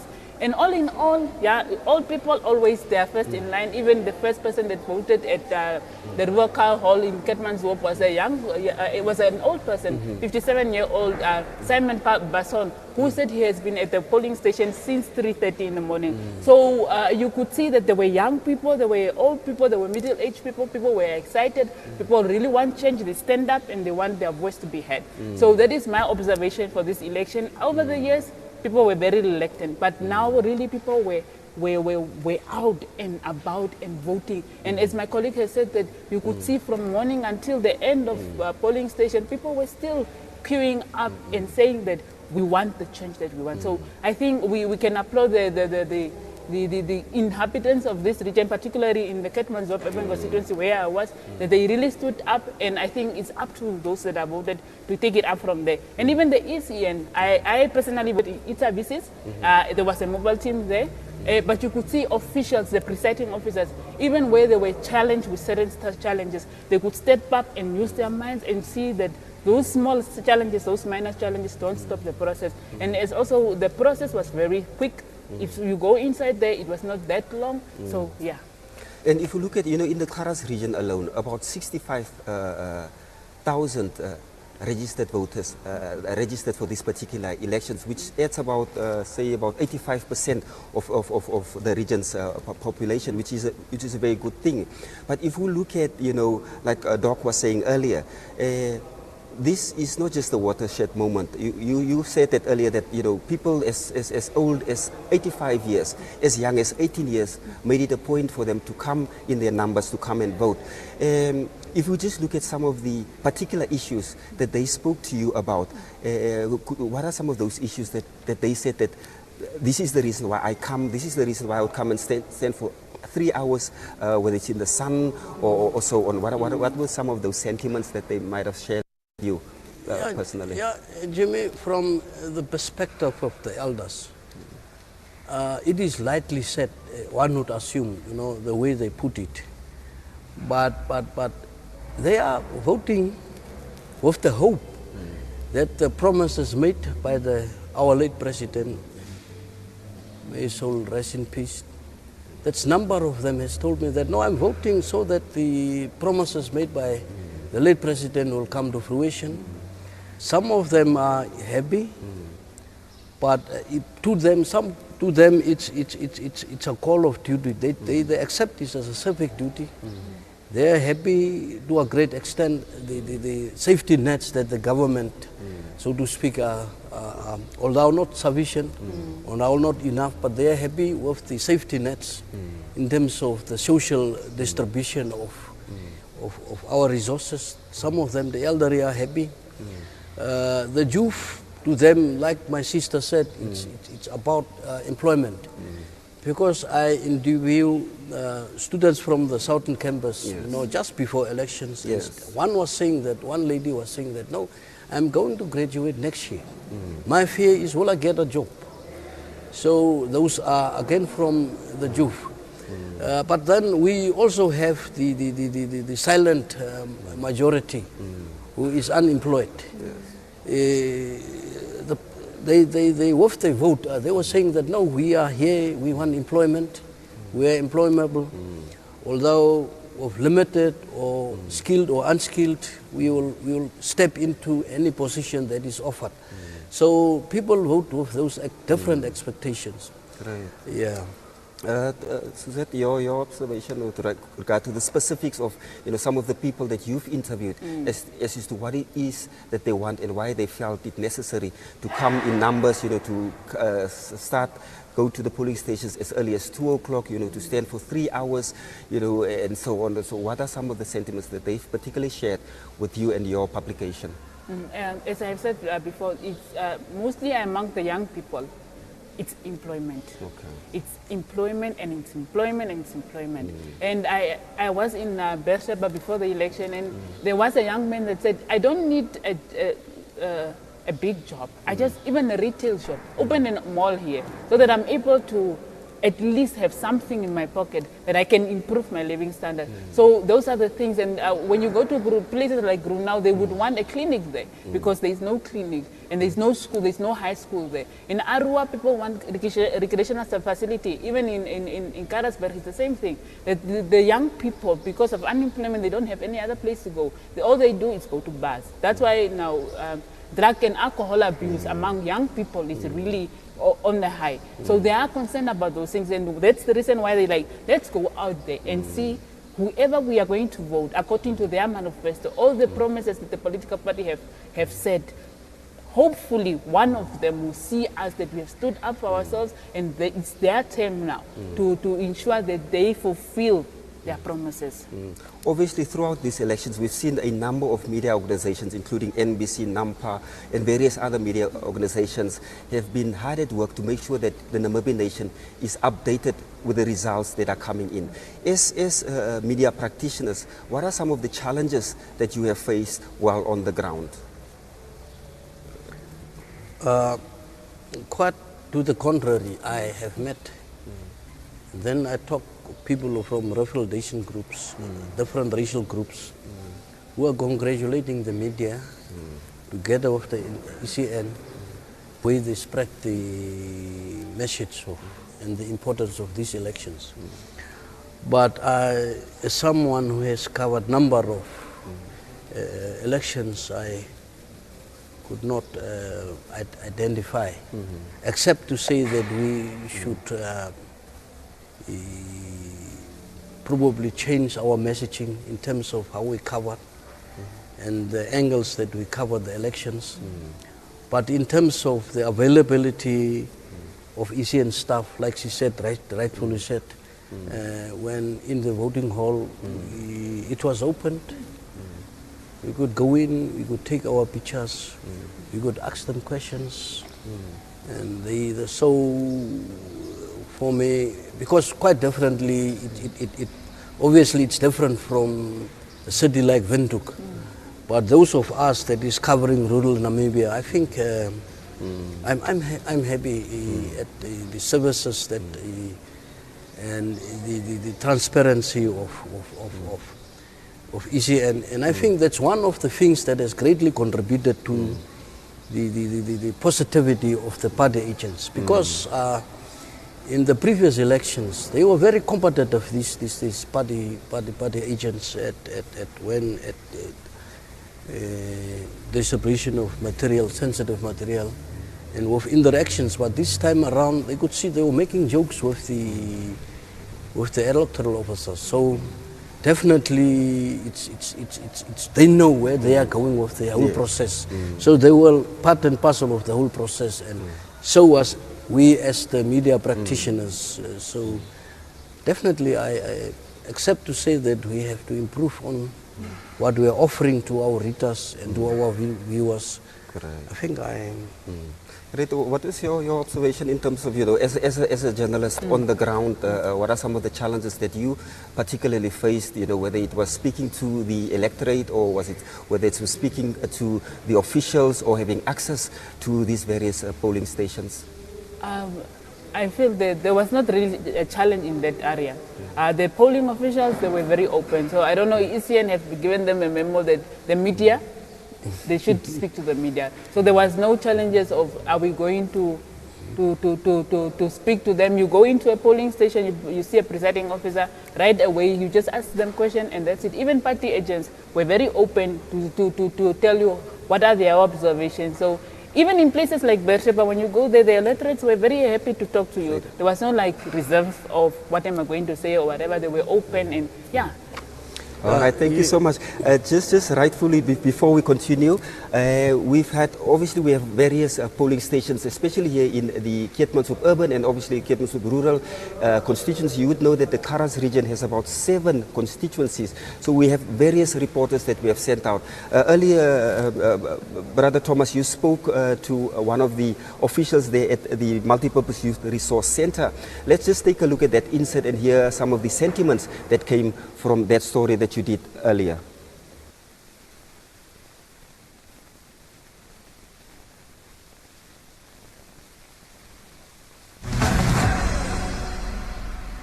I'm Marianne Fikepo, a presiding officer at Multipurpose Youth Center in Keetmanshoop. The election was well. Everything was well. The voters, they behaved well, and everything was just proper. And one thing what I want to congratulate is my team members, the party agents, police officers on duty, they cooperate and everything went smooth. That's why we are 100% sure that everything is cool.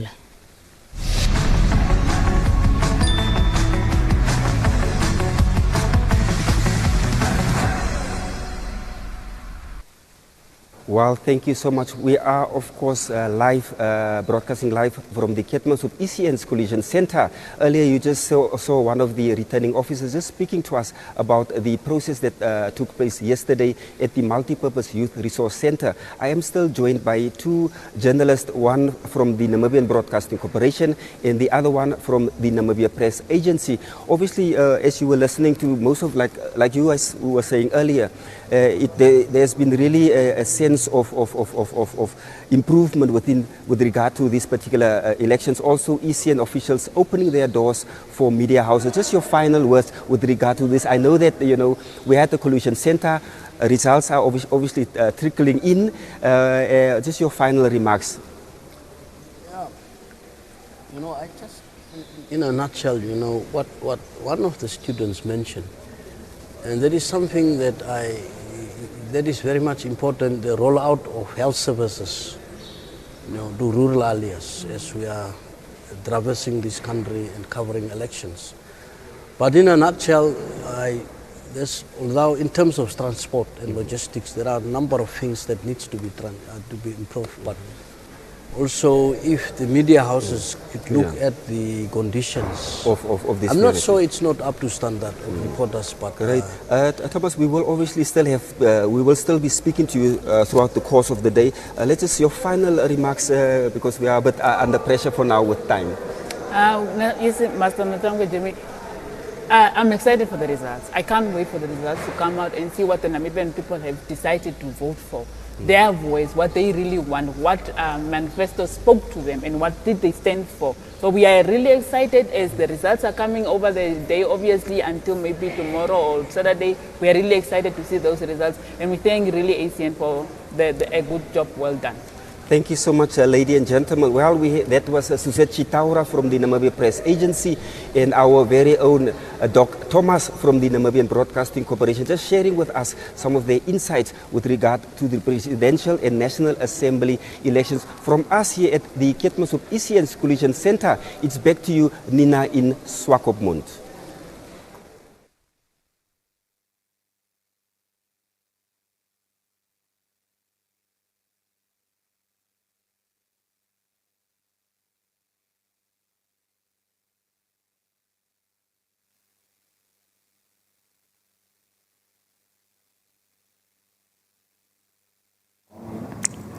Well, thank you so much, Natangwe. Good morning and welcome. I'm Nina Katangana, coming to you from the Irongo region, specifically Swakopmund, at the Multipurpose Center in Mondesa. The excitement surrounding the elections was palpable as Namibians headed to the polls, but many faced significant challenges, including long queues and equipment failure. Reports indicate that our teams remained in the field well past 9 p.m. closing time. That's NBC reporters documenting various situations unraveling on the ground. Now, the Electoral Commission of Namibia issued a directive late last night for polling stations to remain open beyond 9 p.m. due to ballot shortages and voters still in line. And that's not only within the Irongo region, but across the country. Aune Ndakeva, the regional electoral officer for Irongo, confirmed this morning when I spoke to her on the phone that some stations in Walvis Bay and Swakopmund indeed operate.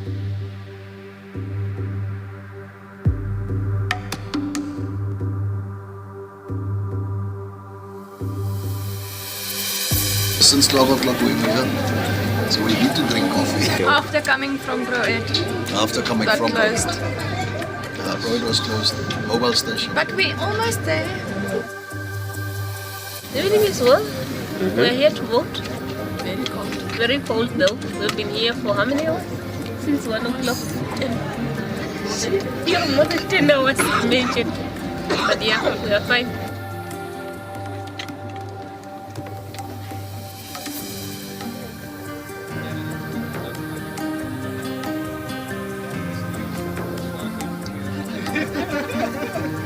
Extremely slow and frustrating. Came here this morning about 9 o'clock, I think. Oh, you're still in the queue? Yeah, still in the queue. But not giving up. We are suffering now in the line now. This long waiting story, I know. Yeah. It's not nice like that. I understand. It's no preparation that one. Have to go and vote.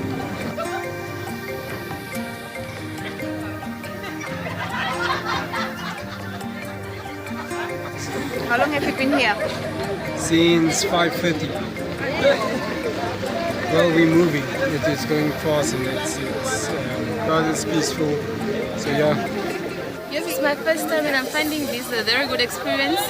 I came here around 5 and the line is moving very well. I feel very pressured right now. Yeah, the pressure is a lot because it's my first time. Yeah.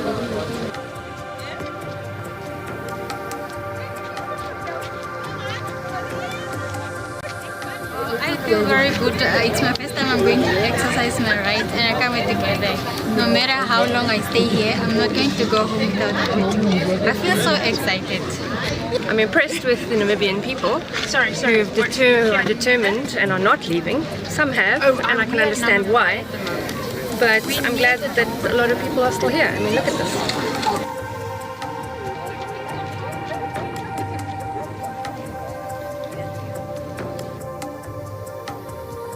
It's a wonderful opportunity to vote, but it could have been organized better. It's a long wait. We've all been waiting all day mostly. So yeah, we'll see. Let's hope for the best. Yes, I determined. Yes. I had to do that because I want our country to be as a peaceful country. Well, it's taking a bit long, but I'm proud to be here. Why do you think it's important to cast your vote? Because we're a democratic country and that's how it should be. It's your right and honestly it's your responsibility to come out here and vote.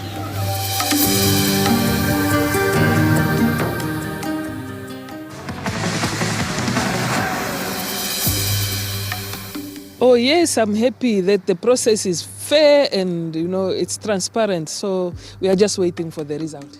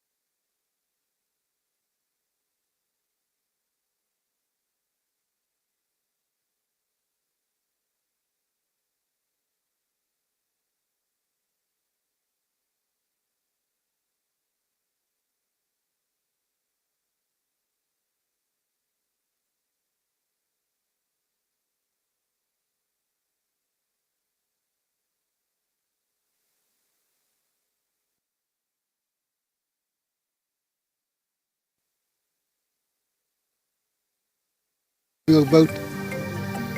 Yeah, Namibia, let's vote. Let's vote? The problem is we don't have enough polling station in Erongo region. So I think ECN must improve on that.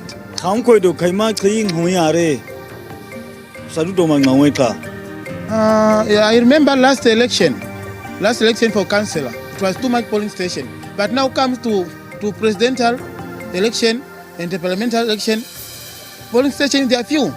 In DRC there's only 3 polling stations. They were waiting for those retirement village to finish, then they go there and help them. But now, how now we can vote? Eh?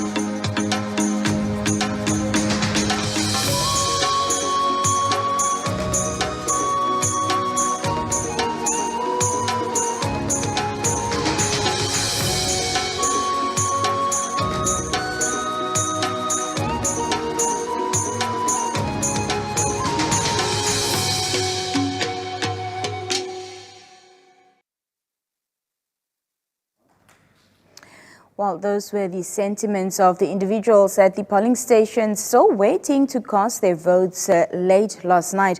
What was equally important to do, of course, was to speak to the presiding officers who are in charge of the polling stations. We managed to speak to 2 of them, and this is what they had to say. My name is Ungiviva Kaireho, and I'm the presiding officer at Namib High School. And we opened on time, so it was 7 o'clock sharp. The first voter casted their vote, and so far we have, I think, 1,080 that have voted so far, and I still have a queue of about 230 people outside.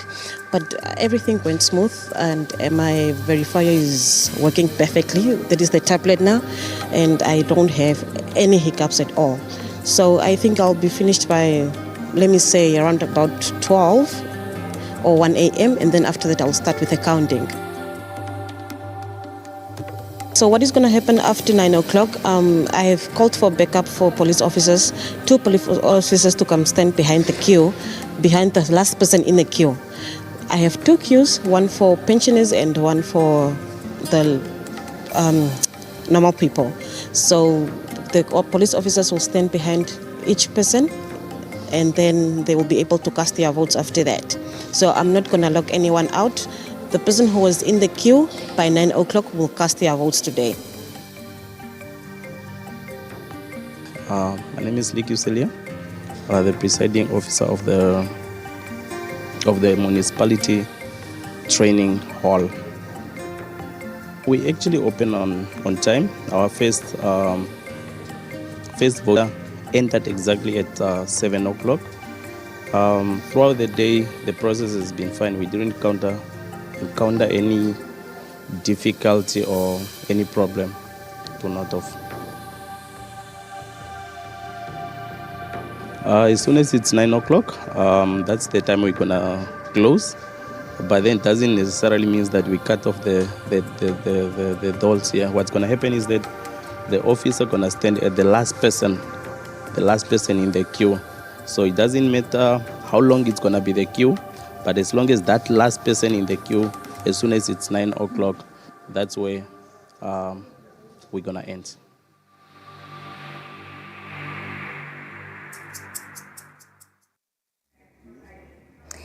NBC reporter Renata Ringura also spoke to some community members within the Ochimbingwe area. Let's take a look.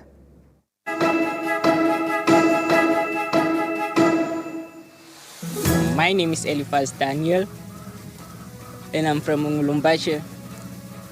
I want the politicians to give us water, electricity, and roads in our location. It's so difficult. Imagine I have to walk 1 kilometer to go fetch water. So sometimes I even go to school late because I have to go fetch water first. My surname is Margaret Abasas. We are stressing. There is no jobs. We are having kids that we have to take care of. Family, grandfamily, yeah. At least they have to bring like a fabric, fish fabric, or yeah. Life has to go on because young people just bias in the morning. There is no schedules. Yeah. If we come for the vote, we're voting for a person which I know this person is going to do the change, but nothing changed in our town. This is a farm now. It's not anymore Usakos. Like me, I was born 1984, the second month on the first day, but I didn't get job in Usakos. I'm just surviving Zula, carrying those bottles and empty cans to feed me, myself and my son was 10 years old. It's the life that you want.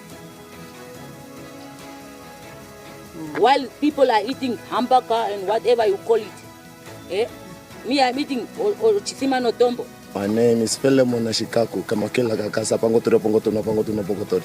Like me, I'm a small miner. In the accounting of my small mining, we need also help out of us because we do much. We get the stones, it's much $1 million what we do, but there's not important times for the people's board and not be having even a place so that we can sail, even have a building who's having our stones to be sold even out of the country like that. Understand? And most of people, they don't work. Understand? So we need the nice changes. My name is Fred. My surname is Miahere, a resident of Ochimbingwe, staying at the village of Kobakweyuga. But if the government come and drill for us a borehole in Ochimbingwe and provide enough water for the community, then the community will enhance them into the project and start doing their own project or get up their own project for their own business or entrepreneurial businesses. It's the issue that we had in Ochimbingwe for many years ago. We don't want the resident of Ochimbingwe to go somewhere and look for employment. We wanted to develop Ochimbingwe so that each and every citizen to get employment here in Ochimbingwe. Everybody must have his own project in his hand to do his own business for his own pocket of money. The message that I send to the political party, I will ask all the political parties to have a party joint ventures to work together to bring more input in our community, like development that enhance all the residents of Ochimbingwe to have employment.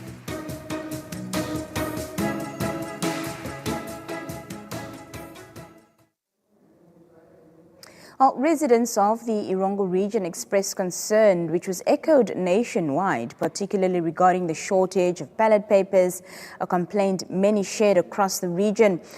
We will now engage and connect with our reporter who was on the ground yesterday, Stefan Werab, to give us more insight on what transpired and, of course, what we didn't get to see. Stefan, good morning and welcome. Good morning. Thank you for having me on the show. Thank you for being here so early this morning. I know that you must be tired like the rest of us and probably didn't get too much sleep.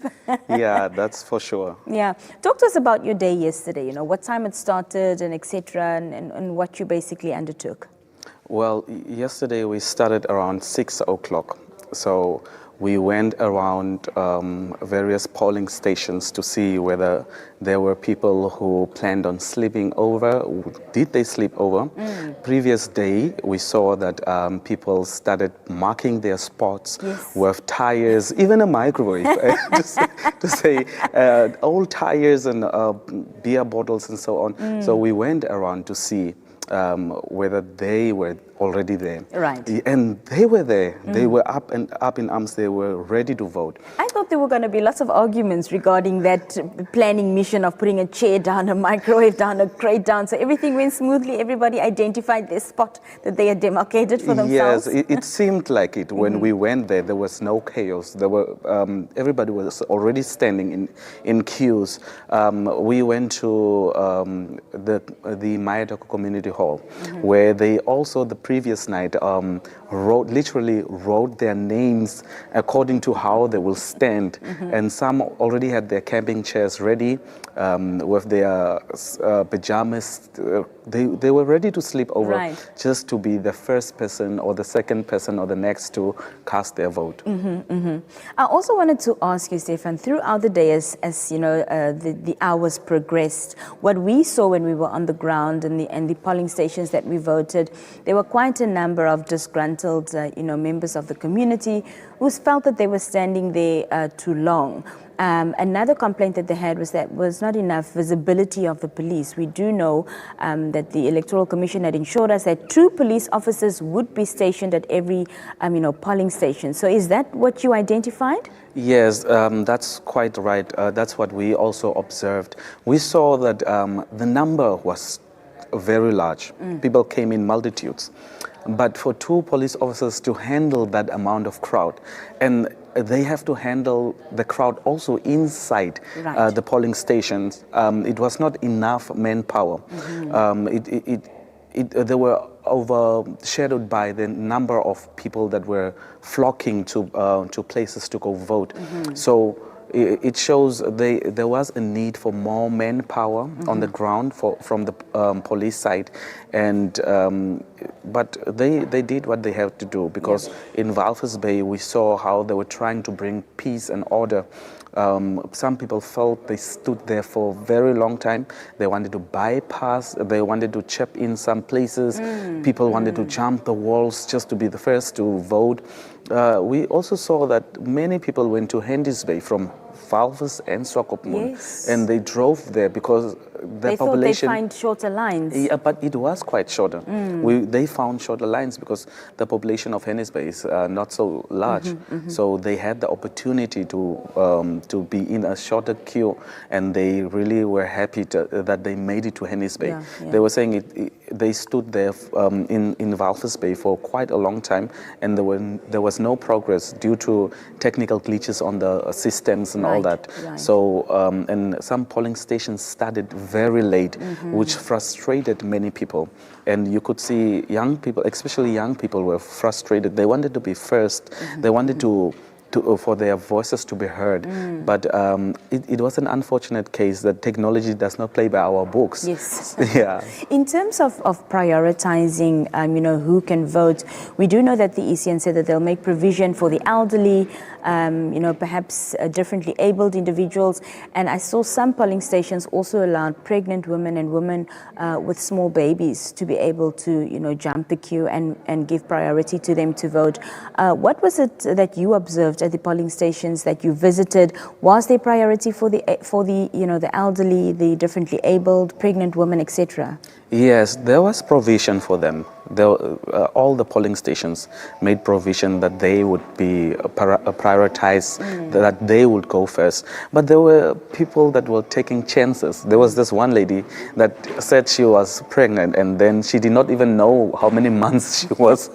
So that was the highlight of the day. She's telling the police officer, maybe it's 2 months. No, I think it's 4 months. Then it did not make sense. Yeah. She was sent back to go stand in the queue. That was the highlight for the night. That was last night now, because she could not, she was impatient.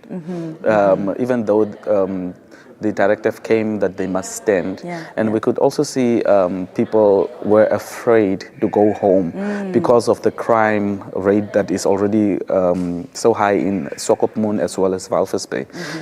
People were afraid to go home from the polling stations waiting for the daybreak. The big bone of contention, I think, with yesterday's elections was the shortage of ballot papers, at the polling stations. I've seen, of course, reports of that happening across the country, different parts of the country in different regions. Where did you observe this take place here in the Irongo region, or where did you hear of it take place here in the Irongo region? Well, for the towns that I was assigned to, such as Arandis, Henderson Bay, Swakopmund, as well as Nonitas and Walvis Bay, all polling stations had enough ballot paper. So here in Irongo, there were no complaints of we don't have enough ballot paper. The only problem was the machines. They were, maybe because of the heat, they were malfunctioning, and it a little bit delayed the process. So with the ballot papers, ECN had Irongo's back, fully covered. All right. Well, we also know, as I mentioned earlier in the program, that the ECN did realize that there was this shortage, and of course, individuals were unable to vote due to this miscalculation. What then happened is they extended the operating hours. We know that polling stations were meant to close at 9 p.m. sharp yesterday, but due to this, the ECN had extended the opening hours for the different polling stations to accommodate the bulk of people that hadn't been able to vote. You were out until very late last night as well, making your rounds at polling stations. What was the estimated time around, that the polling stations in the region or within the Swakopmund Walvis Bay area managed to close their doors? Some closed their doors 9 o'clock sharp. That was now before the press briefing that was given out. So I was fortunate to be locked inside a building where... Fortunate, you say? Fortunate, yeah, because the chaos that was outside. So many people came late before the directive was given out, and they were standing there, and they were pleading with the officers and the presiding officer to have their way in so that they can cast their vote. They were telling them, no, it's my democratic right. But the question was, why are you late? Where were you the whole day? Now that we allowed people to come in, then after 9 you are here. So I believe most of the people went home even right after the directive was given and never returned or never had the chance to vote, which is an unfortunate case. I believe that ECN would have given that following the social media platforms, see that that the population is the number of people are really standing outside. The masses were standing outside. They would have given the direct at least at 8 o'clock, seeing the lines, the updates that the social medias are giving out. 9 o'clock, most of the people gave up already. They went home. They had not voted. And again, after 9, around 10, 11, 12, there we had complaints that certain private institutions that were booked to accommodate these people to vote there closed their doors because of the misunderstanding in the arrangement with ECN. Right. So a lot of people also went home. Half of the crowd went home without voting, and that was very late. And unfortunate. And there were already complaints of safety and security. The town, as I said before, is known for its high crime rate. And most of the people that were voting late were people that were coming from the mines and some factories, and so it was very tough to see people's voices not being heard. And Namibians woke up so excited yesterday morning, ready to go and cast their vote. It's really unfortunate that they were met with these situations and had to turn away at the end. Of all these, sort of challenges that you mentioned, did you, manage to get a response officially from the Irongo ECN officers concerning this? Have you gotten a response, an official response at this point? I've been trying to get hold of her, due to her busy schedule, she might not have time to pick up her phone. So we are still waiting for her to respond to the text messages that I've been sending since yesterday. So we are waiting on her response. But I could say that the process was smooth inside the polling stations.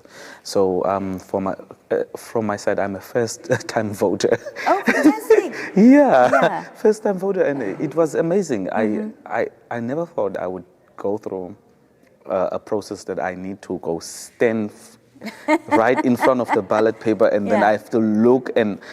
Well, I'll assure you, you're not the first and only first-time voter amongst the Irongo team here. There's a couple of others, and they were quite excited to go and cast their vote as well yesterday. Yes. Yeah. Well, there was an issue with allowing the journalists to go first, and I told myself I will down tools and I will not update any social media. If you don't get to vote. If I don't get to vote, I wrote text messages to the people that I responsible for my reporting and so on. And they were like, oh, it's your democratic right and all of that. I thought they would respond differently. Well, we're happy you got to do it. Let's see that ink mark. Well done. Right here. Well done. Just lastly, Stefan, before I let you go, do you know perhaps of any counting that has started within the region at any of the polling stations yet? Yes, it has been confirmed that most of the polling stations closed around 4 o'clock. So this morning, early this morning hours, and the counting already has started, but we're still waiting for the results. Results, right. Yes. Well, Stefan, thank you so much for joining us this morning. We look forward to having you back later. There's lots going to be transpiring today as well. So keep your energy up. We'll chat to you later. Thank you very much. On that note, that's all from us here in Swakopmund in Mondesa at the Multi-Purpose Center. Zambezi colleagues in the Katima area, it's over to you.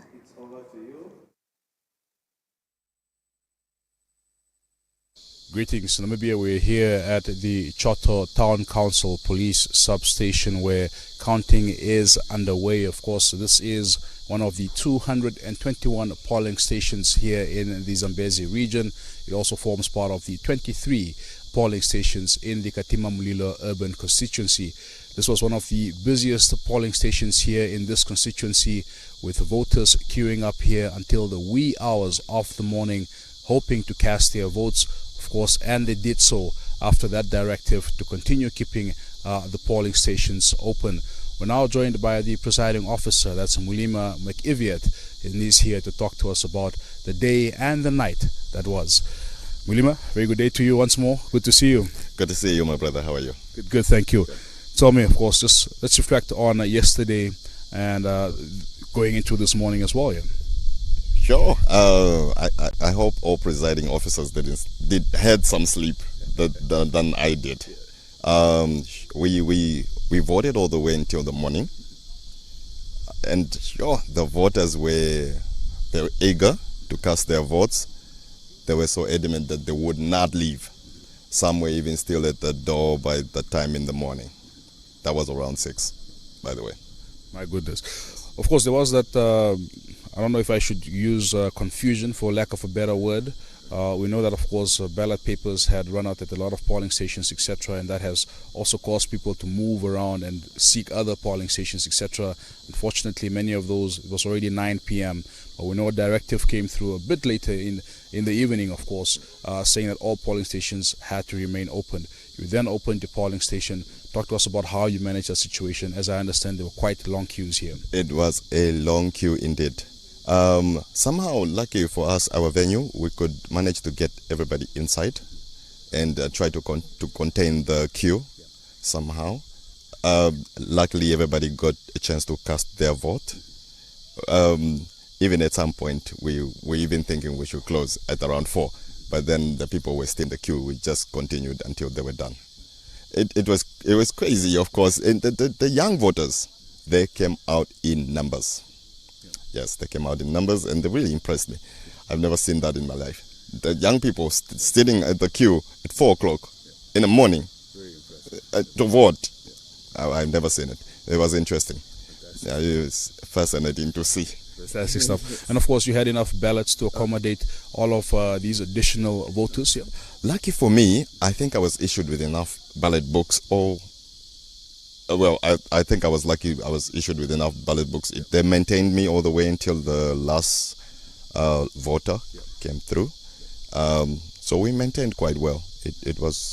We didn't have a problem with ballot books so far on this polling station, and yeah. Fantastic. How many votes do you anticipate you've collected here at this polling station? Yeah?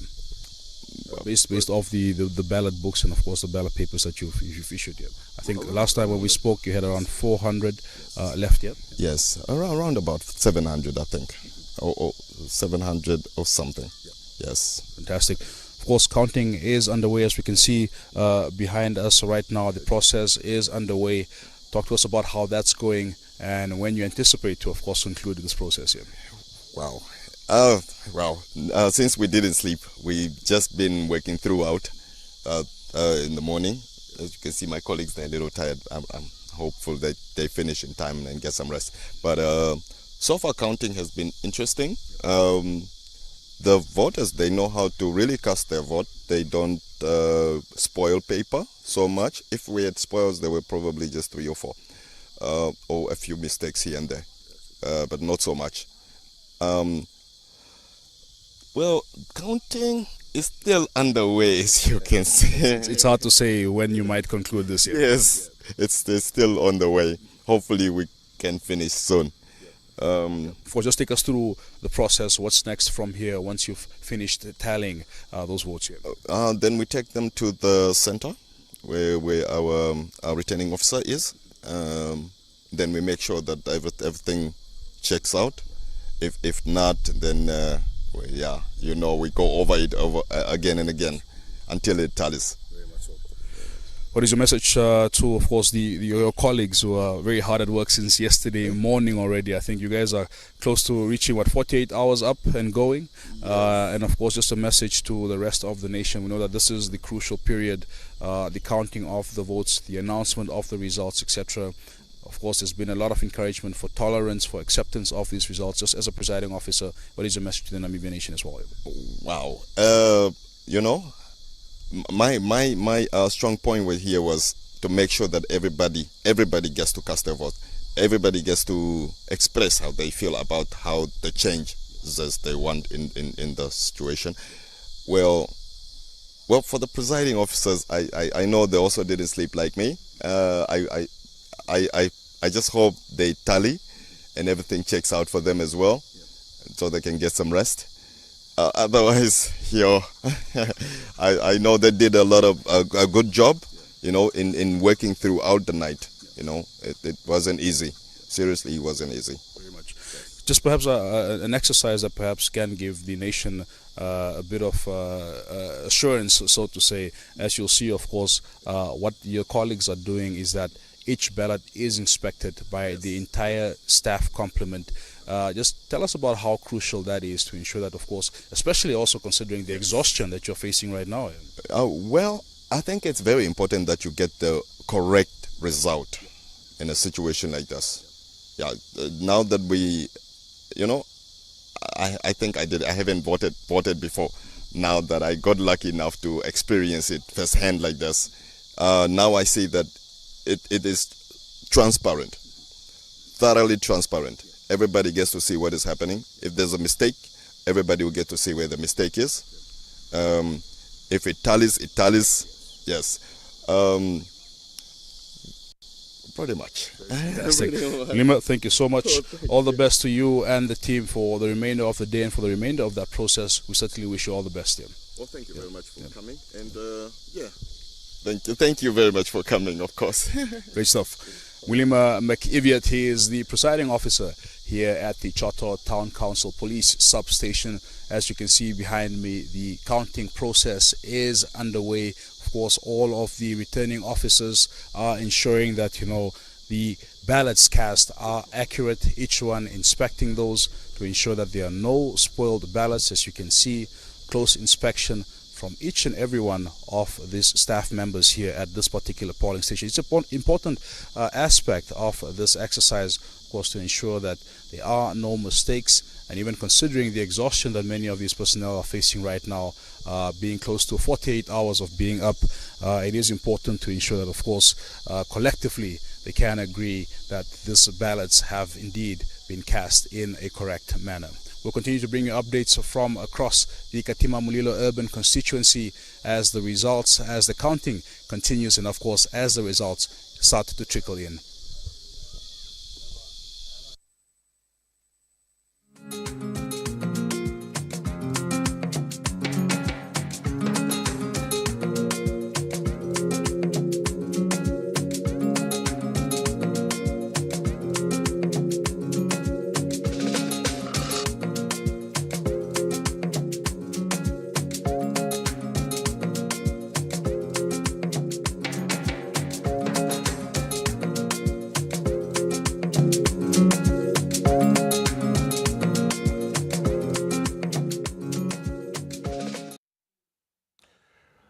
Welcome back. That was Ndishijia Mufungo finding himself in Keetmanshoop, giving us the update of what is happening that side, mentioning that voting has basically commenced and we are waiting for the results. But Jonas, as we are speaking about waiting for the results, results are streaming in. Yeah, preliminary results are coming through, and they're looking quite interesting. There's certain parts that were historically held by certain parties where we're seeing some new players coming into into the fray. That's right.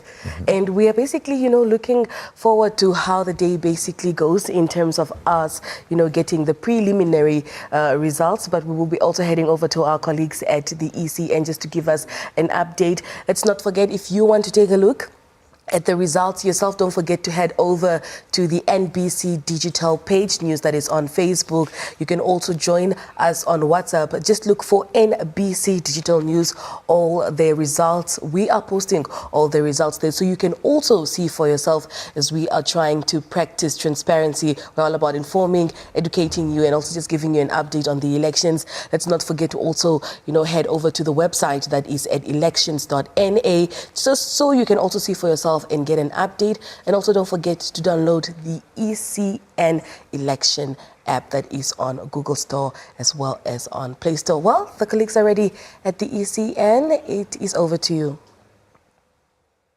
Well, it looks like they are not ready. We do apologize for that mishap. Let's take a look at this insert and we'll be right back.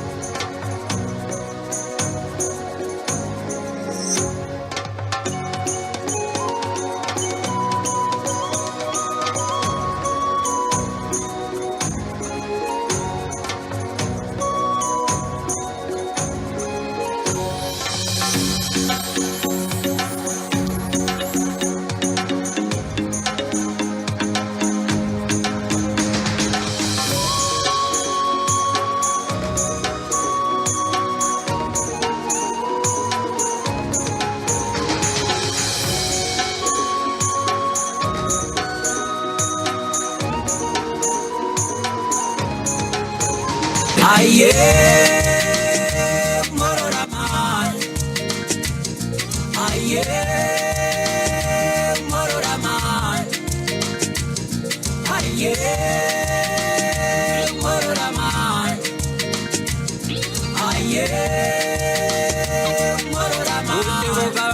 singa joko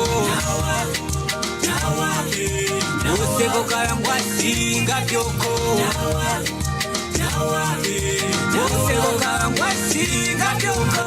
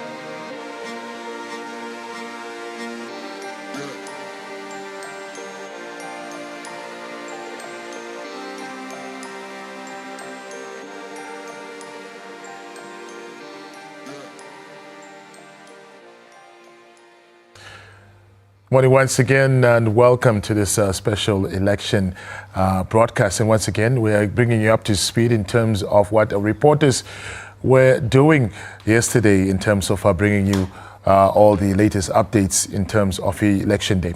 And now I'm joined by NH Naubeb. Very good morning to you. Good morning to you, Thank you so much for joining us. I'm fine, Jonas. Thank you very much for having me.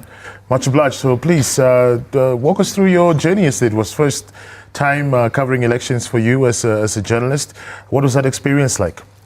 It was a very exciting experience. I really enjoyed it. I was very impressed with how many people actually showed up at the polls.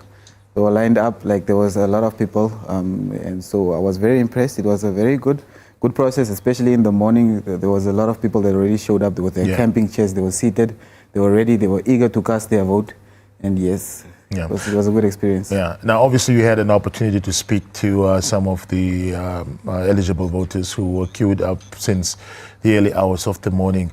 What was the common thing that they had in terms of the challenges that they want to see addressed as they go and cast their votes?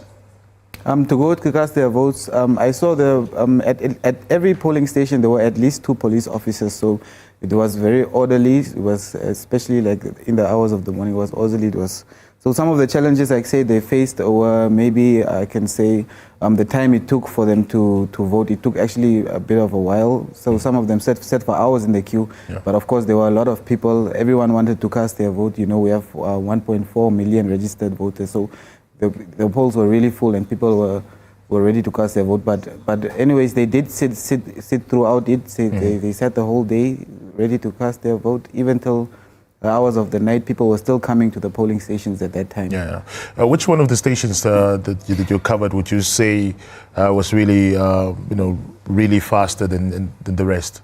The fastest one, I would say, for me, the ones that I covered was earlier in the day. They did have a bit of an issue, and then people, the devices, the verification devices, maybe had a little bit of it kept rebooting, but later I decided to at night I decided to come there again, just make a turn, just see what's going on, and I was very impressed with how fast the queue was actually moving. They were actually moving very fast. I'm glad that the presiding officer also, he addressed the issue very quickly. Like he got extra balloting booths in the where they were, so at night it turned out quite actually well. When I came there, they were moving very well, as well as at Mandume School as well. They were moving very fast. Mandume School majority of the people were the middle-aged and the younger people. They told me when I got there it was only 15, not more than 15 elder people that were there. I don't know why, but maybe they preferred to go to other stations. Okay. Ballots, or the lack thereof, has been the bone of contention for many of many of the polling stations.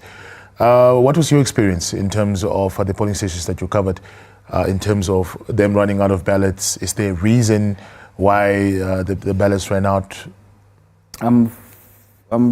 For me, I haven't encountered that issue at the polling stations which I was, but I had heard from people that had came back to Windhoek from places like Gobabis, ran out of ballot papers. I think 4 o'clock they ran out of ballot papers. People were seated there waiting for hours and decided to come back. I think they resolved the issue, but they resolved it at 8 o'clock at night, and some people had already left that polling station. Others went home. Others, so it was quite a bit of an issue. The ballot papers was a bit of an issue, yes. Yeah, you did briefly speak about the demographics. You said there were quite some a significant number of young people. Was it across all the stations that you covered? And did you manage to speak to some of the young people just to gauge their views as to why they were taking that bold step to say, look, I really wanted to be part of this democratic process? Yes, young people really did queue up. A lot of them, a lot more than I expected to see. There were a lot of young people, a lot of very young Namibians that were ready to cast their vote. And I think, especially when I spoke to them, they would say that they want change, just the things that they expect from the winning the winning candidate or national or the party. Yeah. They just said they want change. We have a lot of issues in the country. Especially youth unemployment is a really big issue. Like I think up to 50% of people young people being unemployed is a really big issue. So they spoke about that. They say they want change. They want to move. They want development in the country. They want youth empowerment to be addressed in this country. All right. Yes. Dinesh, thank you so much for your time, and thank you so much for that very humorous moment that you provided. I think it has gone viral now on social media platforms where you say, we're live. Yeah, that happened. Thank you so much for that light-hearted moment. Thank you also for your time. It's I really appreciate it. All right, thank you so much. Much obliged. And that's our NBC reporter, NH Naubert, sharing his experience from covering yesterday's election day as well. We'll cross over to ECN now, where Lago Shitatala is on standby. Yesterday's election day as well. We'll cross over to ECN.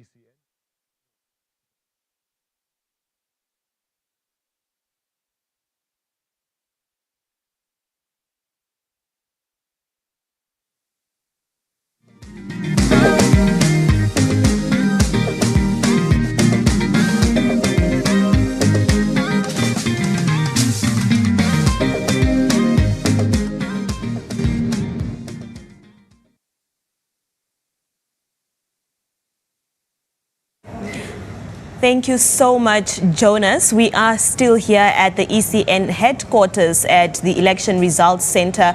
And of course, we are waiting for those results to start trickling in so that they can be tabulated on the platform, such as the website and the apps that are available. However, viewers, some of the results at the polling stations have been posted already at polling stations that are done counting. So those results are being shared already on our social media platforms. So that is NBC Digital News on all social media platforms. So please have a look on our platforms to see how the results that are being shared look like. Right now, we are going to be speaking to Jackie Kauseb. Now, as we continue our special coverage of the 2024 Namibia presidential and National Assembly elections, we now turn to a perspective from the grassroots where the voice of the people is heard loud and clear. Joining us in studio, as I indicated earlier, is Jackie Kauseb, a journalist from Kaisames FM, an indigenous radio station that has been at the heart of the election coverage across Namibia. Now, this election is not just a story, it is an opportunity to share the experiences, challenges and triumphs of voters from every corner of the nation. They have been on the ground speaking to voters, observing polling stations and capturing moments that matter most to the people. Jackie, good morning. Thank you so much for being here. Thank you, Elako. Good morning to you, and thank you so much for having me this morning. I hope you are not too tired. I know that media personnel during this period are really one of the busiest people. Indeed. The tiredness is there, but we'll have to be productive at all times, because the viewers and the listeners out there, they are waiting upon us. They are looking forward to hear the message, to get the information. So for that reason, there is no way that we could show off our tiredness instead of bringing the latest news to our viewers. You have to deliver to the nation as per the mandate, right? Of course. Yes. Jackie, we want to understand the role that you have been playing in this election process. Please speak to us about it. In terms of the role that I have been playing during this election, let's first start with the planning. Okay. You are planning, you are doing the research, because everyone is so excited. And if it's the election time after 5 years, you want to bring in some of the changes. You don't want to cover the election as you did previously. Okay. And the technology is evolving. You understand? And so it has been a hectic past 3 to 4 months. It has been, because we want to bring out the best. We don't want to show the same format that we did. But this year's election, it's totally different compared to the other ones, because the setup at the ECN, it looks wow. It's great. Everything from the setup to the technology that we are using, even the NBC, the sound, the picture quality, we are on top of it.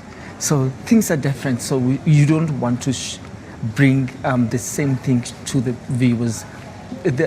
When I was talking about the technology, there is social media, there is radio, but the radio, talking about the radio, it's the must form of the communication, informing the people, because it reaches almost 98-95% of the country, even in the remote areas. That's the power of the radio, and we have been playing that fundamental, important role in terms of providing the information to our listeners, especially those that are in remote areas. And when ECN started with its activations, its voters' education, radio was there. Radio was there to inform, and we were there to keep our voters up to date. So that's how the results entered yesterday. Yes. All right. Jackie, if I understand you correctly, your role in these elections is that you were a media planner. So your job was to put together or draft a plan that should be executed on air. Is that correct? Correct, yes. All right. Was your plan adhered to, and how did it fall through? Yes, it was. Although there was some of the challenges. Okay. But it went out.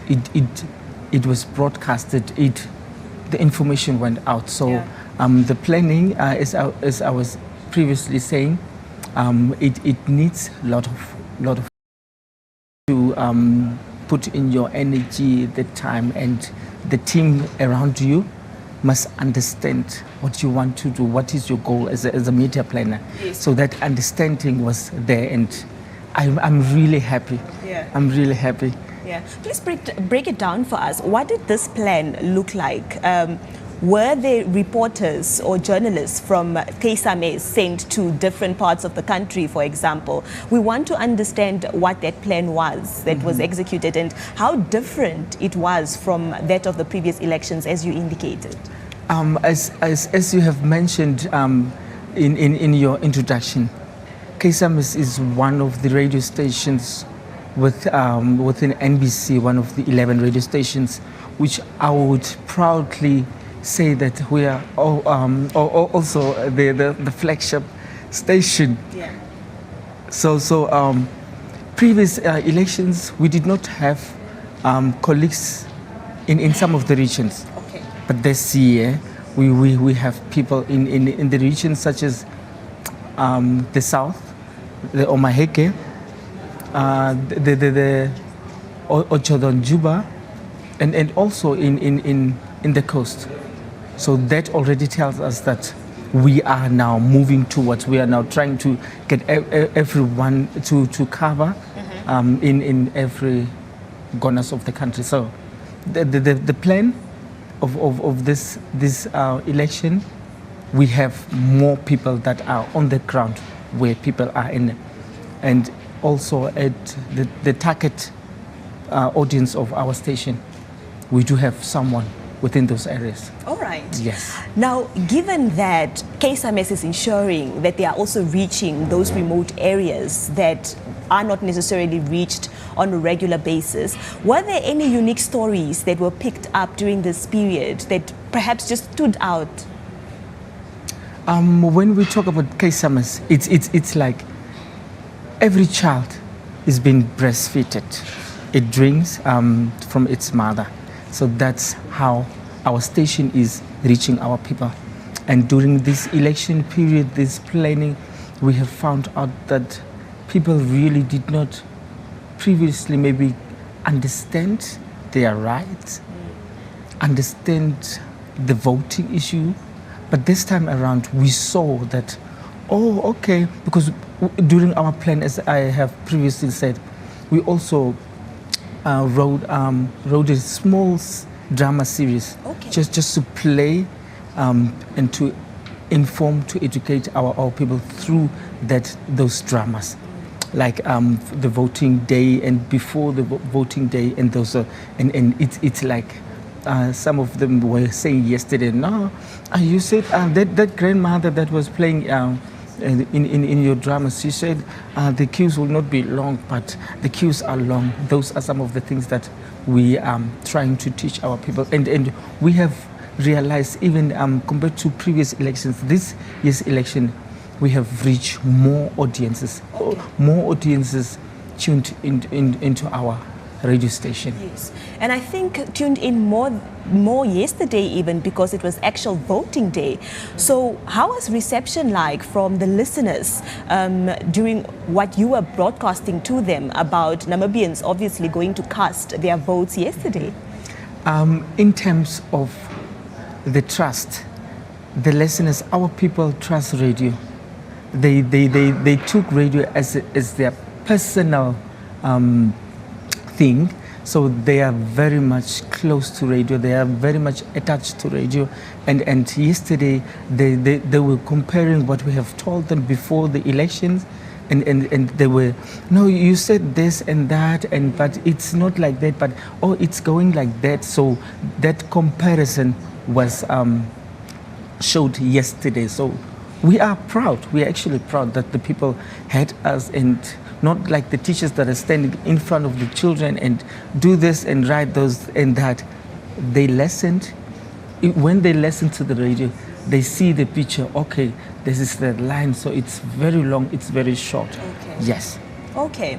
Now, oftentimes, election periods also bring about opportunities for misinformation and disinformation to be spread.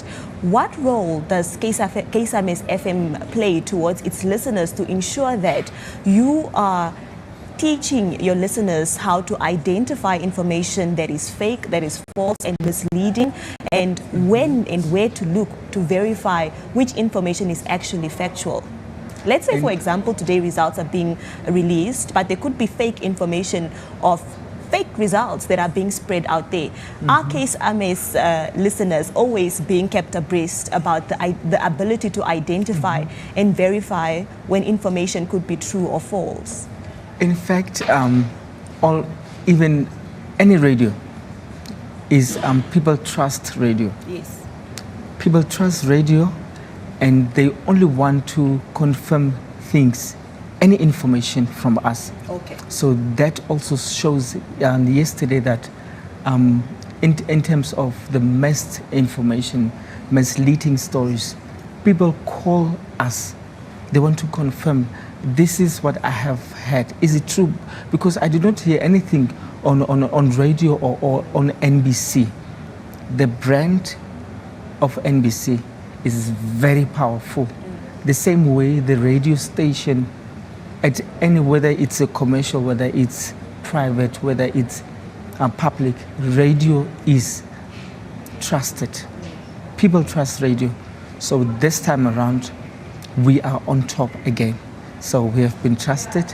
People are calling us, and we are saying anything that is going out, we need to verify it. We need to confirm it before putting it out on radio, before informing our listeners, because we don't want to mislead our people.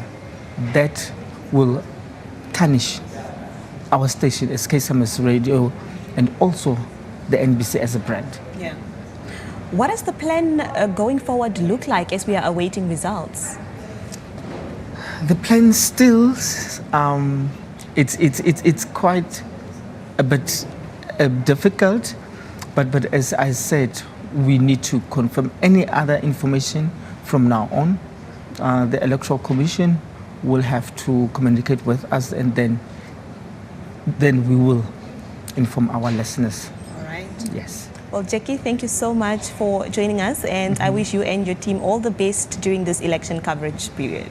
Thank you so much. I will see you around in the corridors.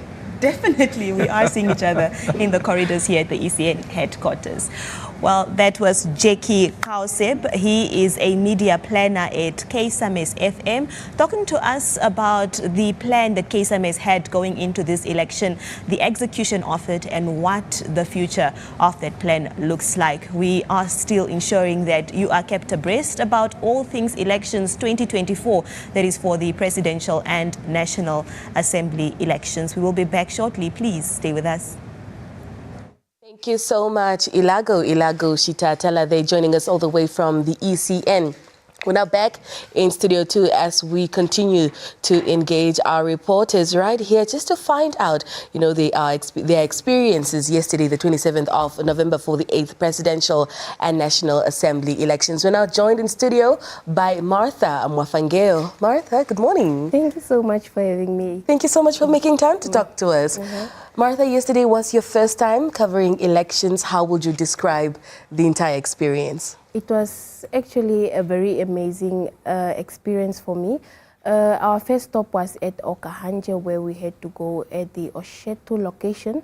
And we've observed that there was quite a huge number of people where, which actually included the elderly, the youth. But upon my observations, I've also noticed that most of the people at this constituency where I first had my where I actually had my first stop at, these people actually told me that they had to camp here because they're actually worried about the queues and the long lines. So yeah, that's basically it. All right. Any challenges that you faced? Yes, they're actually complaining that certain people were actually trying to jump the line, and and also those that actually expecting, they were not given yet, they were not actually informed that they had to queue up in a different line among others that are actually, physically fine, So those who living with disabilities were in the same line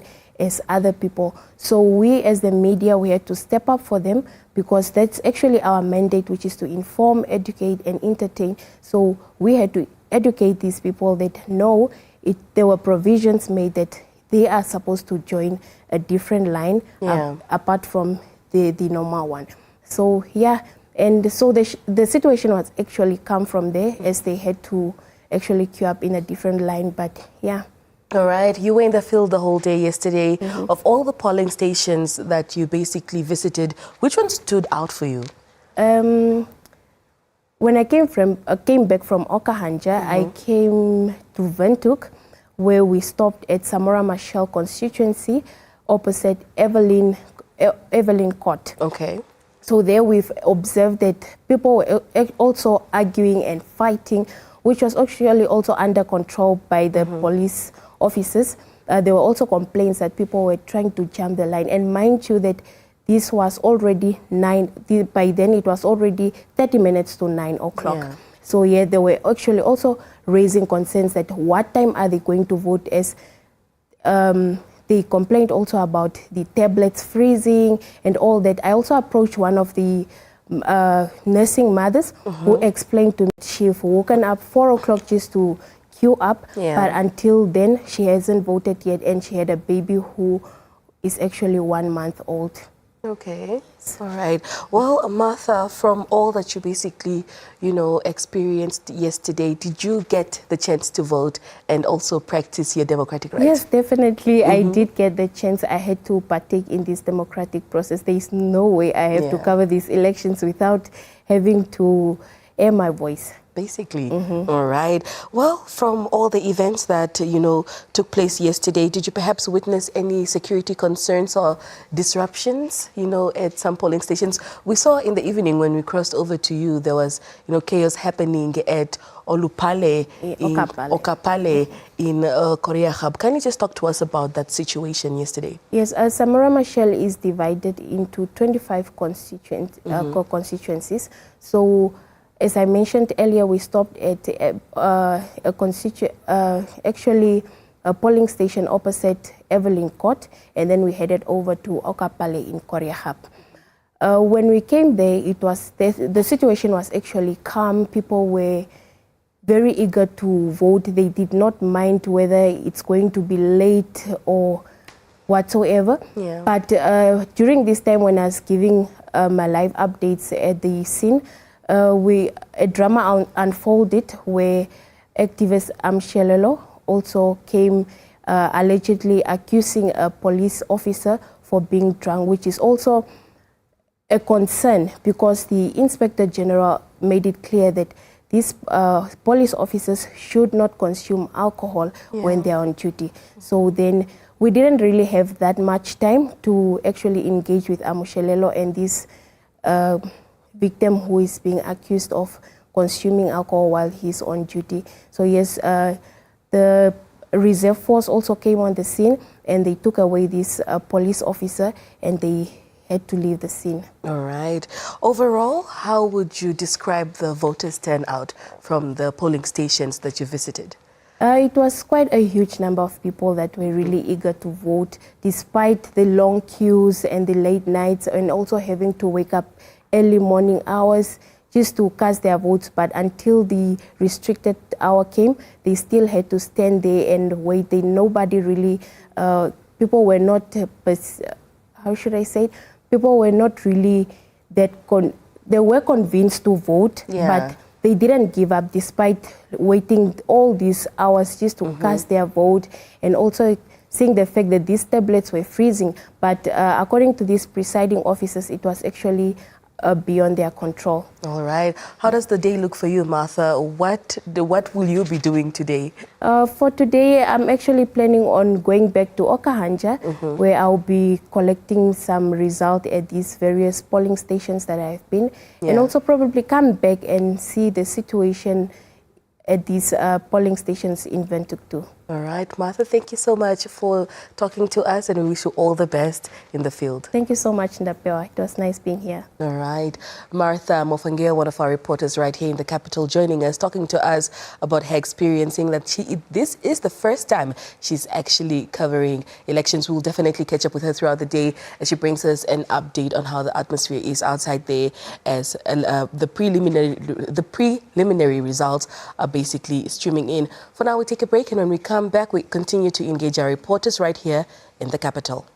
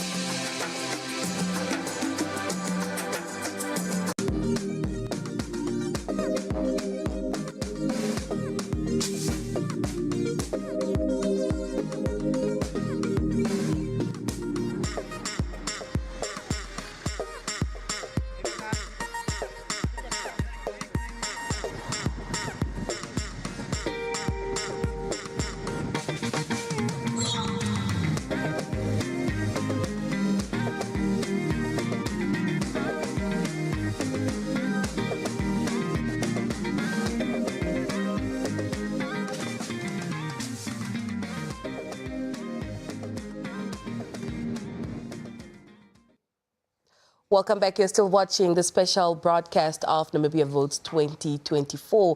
As we continue to engage our reporters, we're now joined by Lucia Ngifindaka, one of our reporters right here in the capital city. Lucy, good morning. Good morning, Deb. Thank you so much for joining us and talking to us. Thank you too. Talk to us about your experience yesterday, seeing that you were in the field also, covering the elections. Yesterday was actually a mixed up of different emotions, because different polling stations that I actually visited, there was actually chaos at Kadutura Community Hall, where the polling station opened around about 9 o'clock, and the voters were actually furious, and they're complaining that the presiding officers were not even explaining what was the issue of the delay. However, we actually managed to get hold of her. However, she was a bit giving us trouble in terms of giving us a comment on what was the issue, what was the delay, and we actually have to stood our ground that we need an answer. If she can't explain what is going on, we need to talk to somebody higher than she is. And we managed to get hold of a number, a presiding officer that is higher than her. And then she actually managed to speak to us, which she explained that the delay was because of the lack of ink, which is one of the material that needed for voting process to take place. All right. And looking at the turnout of the voters, how were the queues? Were they long? Were they short? Who are some of the people that actually, took up space in the queues? Would you say it's the elders or is it the youth? During the day, it was actually the elders. It's just to my surprise in the evening, around about 8 o'clock, 9 o'clock there, the young people actually started coming out in numbers, which they actually explained that it was too hot for them to actually come out during the day. And but the look of things, when we actually visited the polling station at 8 o'clock, around about that time, young people were actually a lot. All right. Did polling stations seem adequately staffed and prepared for the day's operations? Some of the polling stations are actually ready. I would say they were ready, with some that they were not ready. However, we actually managed to find out like how many ballot papers were spoiled at certain polling stations. And one thing I actually noticed is that the presiding officers were actually explaining to the voters the voting process, which was actually a good thing, a very important action that they took to explain, to make them understand to avoid spoil of ballot papers. All right. Apart from the ink not being readily available for the election process, did you perhaps come across any members of the public, expressing confusion and frustration with the entire process? Not really. It's just where the polling station in Namibia Primary School, where the presiding officer was actually, she highlighted that the tablets were not freezing. However, it's part of the process. That's how she explained to them. However, they were getting it difficult to understand. All right. Talk to me about something positive that stood out for you from the entire election process or the voting, day yesterday. I would say it's I think it's the time the presiding officers took their time to explain, because even though the people were ready at the polling station and they were actually reminding the young people on what to bring when they are actually casting their vote, which is a good thing, because I've encountered a lot of young people that actually came to the polling station and asked me as a media person, like, what are we expected to bring? But I actually helped them, although I thought it was too late. But they have to go back home and get whatever they have to get, like their voters card, and just cast their vote. Yeah, which is basically, the most important thing. Like, it was basically highlighted that in order for you to vote, you need your voter's card. But Lucy, did you get the chance to vote yesterday, seeing that you were in the field, covering, the polling stations and also just bringing it to light? Did you actually get the chance to go out there and exercise your democratic right? Yes, I did. It was actually one of the days in the Namibian history, which I think this is the year that most of the young people actually stood their ground and make sure that they actually cast their vote to actually exercise their right, which I couldn't actually miss this opportunity to just vote, I hear you. Now, Lucy, you look amazing in white, by the way. Will you still be going back in the field, or will you be stationed right here at the headquarters for the day? First of all, thank you. And yes, I'll be going back then just to observe. But I was out early in the morning, around about 7 o'clock, 6, and I went out to Namibia Primary School, which people, they were done, however, counting already, which I managed to actually engage the presiding officers there, and they told me that they can't actually put up the results yet, which I'll be going back just to find out how's the situation, and maybe to go at different polling stations and just find out what are the results. All right. Well, Lucy, thank you so much for joining us. We're glad that you actually, got to vote, and we'll definitely engage you throughout the day as to, giving us an update as to how the atmosphere is out there post-elections. Thank you so much. Thank you. All right. Lucy Ngifindaka, one of our reporters right here in the capital, bring us an update and talking to us about her experience yesterday for the 8th presidential as well as National Assembly elections. Well, preliminary results are coming in. Do not forget to visit NBC Digital News just so you can get a glimpse for yourself as to basically who is topping, that is, of course, the list. Well, let's take a break. We'll be right back.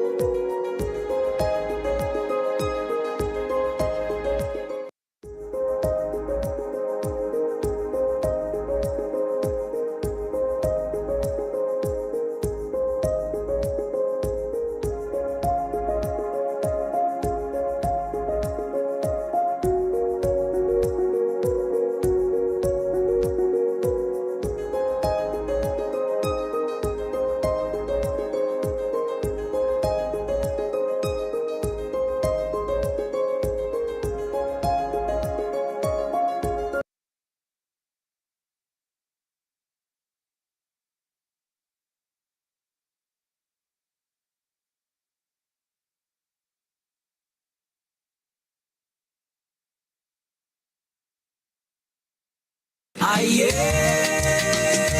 Mororaman. Aye, Mororaman. Aye, Mororaman. Aye, Mororaman. Usekokalangwasinga pyoko. Usekokalangwasinga pyoko.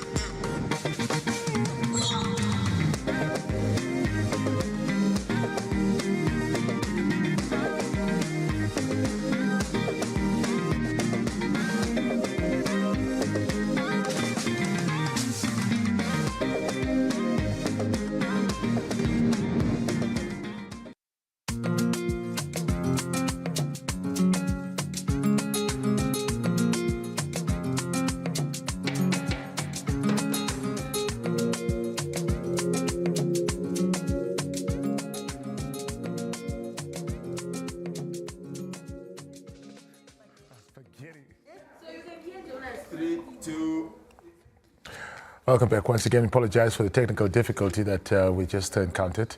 But nonetheless, we continue the conversation with Ndrina Kanyolo, one of our NBC reporters who also was out in the field covering Election Day to share her experience. Ndrina, very good morning and welcome. Thank you so much, Jonas, for having me. First and foremost, your overall impression about covering the elections yesterday. Okay. The elections went very well. Early in the morning, already 4 o'clock, in the Tobias Hainyeko constituency, people were already lining up. I believe some slept at the polling stations throughout. So I covered the Tobias Hainyeko constituency and the Moses Karueb constituency, and the whole atmosphere was the same overall. What were some of the things that stood out for you at some of the polling stations that you covered? We did hear of long queues, slow servers, malfunctioning equipment. What was your experience at the places? Yeah, definitely there were very long queues throughout the day until the evening at all polling stations that we covered. However, the presiding officers in this year, I believe they were they are well trained on how to handle, the pressure on the voters, because mind you, when there's a large number of people and only one person in control, it becomes difficult because now everybody wants answers, and then at the same time, this person has to make sure that the elections do continue. So I commend the presiding officers in the different informal settlements that we visited. Would you say that the polling stations were adequately staffed? I mean, the areas that you covered, very populated. Would you say that enough people were deployed to ensure that the service being rendered at that time was sufficient enough? No, I would say they were not really staffed. So in this case, in the informal settlement, this is where we find the most population, the highly populated constituencies. Then we find a polling station, for example, that only has one machine. And then this process has to go on. And then the panic also came here when, it's in the evening where people the voters are eager to vote, but then they are panicking on, they say that we're going to close at 21. Yeah. So will we be able to vote? So they were calling on ECN to make sure that for them to cast their vote, they must extend at least the election to the following day. We had scenes yesterday, a bit later on during the hours of the evening, where we saw some commotion at some polling stations. What was your experience? Did you come across anything similar, or was it smooth sailing at the stations that you covered? Yeah, mine would be during the day, because during the day, that is when everybody feels like they woke up very early. Luckily, the police officers were there, especially in the informal settlement. Those that came in the morning, they put up, chairs or for them to maybe go sleep. And then the person that comes maybe at 7 o'clock will feel like, oh, I was here first. So That was the commotion that we have received, but then police officers were deployed, and then at the end of the day, elections went smoothly. Lastly, Andrina, I see your thumb is also having some ink on, indicating that you also participated. Why did you see it important in going forward, looking at the current electoral process? What would you like to see improved from the experience that you've gone through as a voter yourself? Okay. Fortunately, I had to cast my vote first at the polling station that we went to, just for us to be able to continue with the work that we're doing and informing the nation and educating the nation. I would like to see that, you know, for example, if we are having if we have to cover the informal settlements, this densely populated areas, yeah. Densely populated. We have schools that are there, so it doesn't make sense for us to be having 2 polling stations, a A and a B. Why don't we use all the facilities rather? There are classrooms there. Why don't we use so that they can become 10? Yes, that is what I'm suggesting. All right, awesome stuff. Andrina, thank you so much for your time, and a job well done.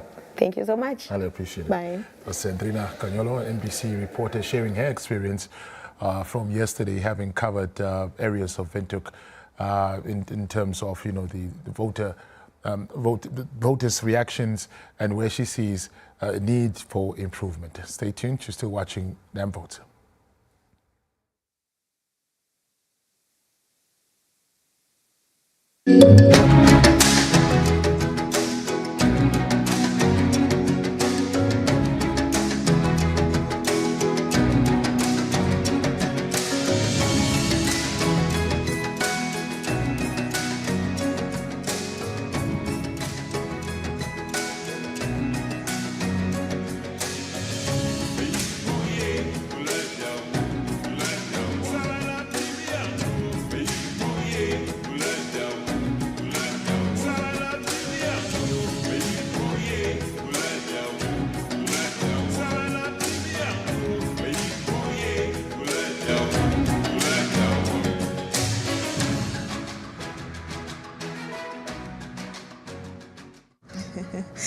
Thank you so much to our colleagues in studio. It is great to see those engagements with our colleagues that have been on the ground. There is the journalists that have been covering yesterday's voting process and are continuing to do so.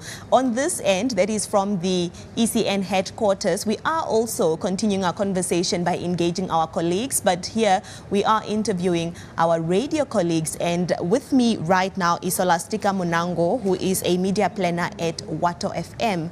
Ms. Solastika, good morning, and thank you so much for being here this morning. Good morning, and thank you for having me. Yes, you are a media planner, as I indicated, of Wato FM. Yes. Please speak up to us about the strategy of the plan that you put together for the coverage of these elections and ensuring that all Wato FM listeners will receive the information that you intend to give them.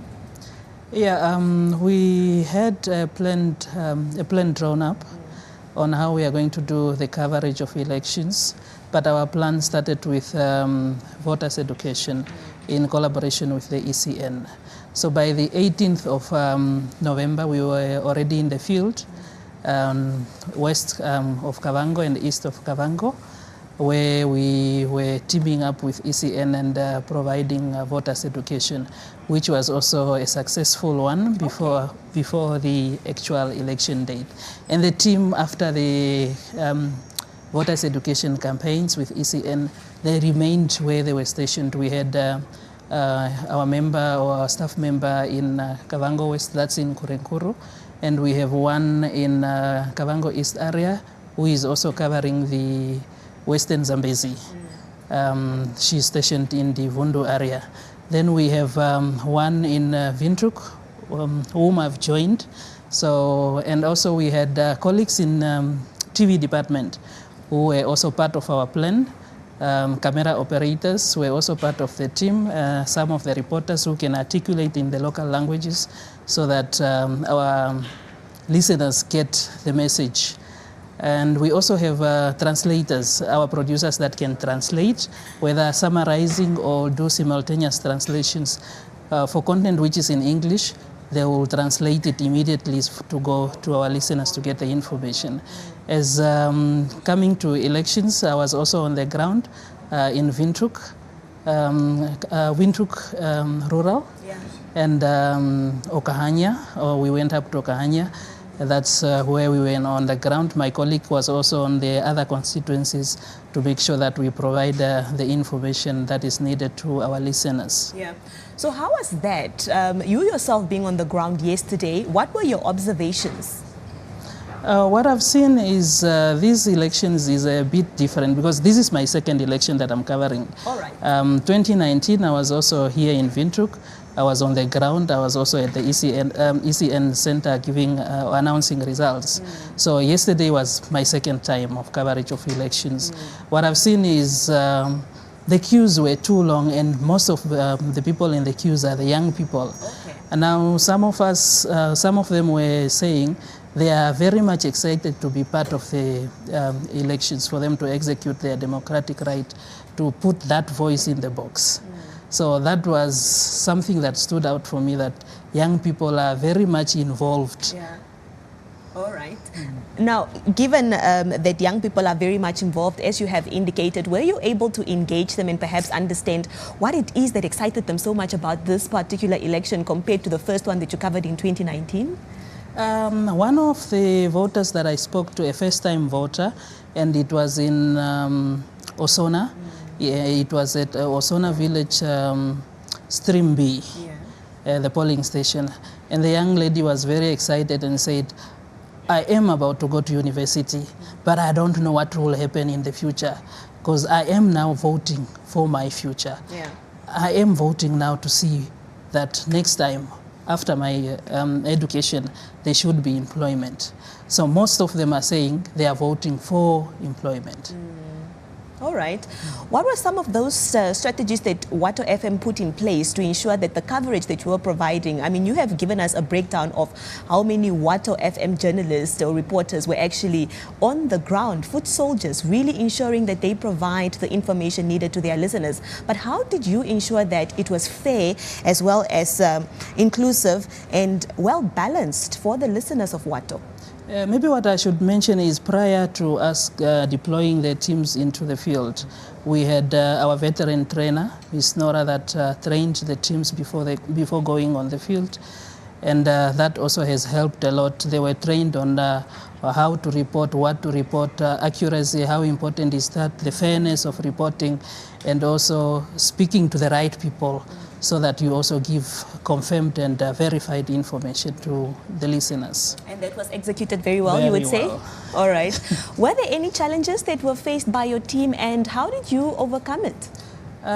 Slightly, there were a few challenges, but comes challenges, you also need to have some solutions.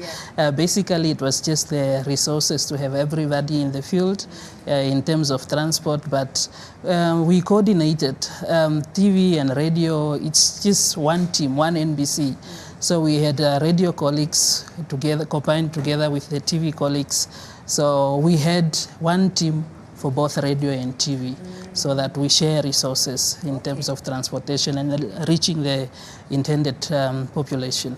You were killing two birds with one stone. Yes. All right. Now, of course, with partaking in an exercise comes experience, and experience is beautiful in my personal view because it leaves you with lessons and prepares you for the next time you are partaking in that exercise again. So from Wato FM's perspective, what are some of those lessons learned just from yesterday's voting period already that you will use vitally in the next elections to ensure that you continue providing the type of coverage that you do for your listeners? I think continuity from the after the day of the elections, because what has transpired now, I'm sure we have not expected that by now. We haven't yet started doing or announcing results yet.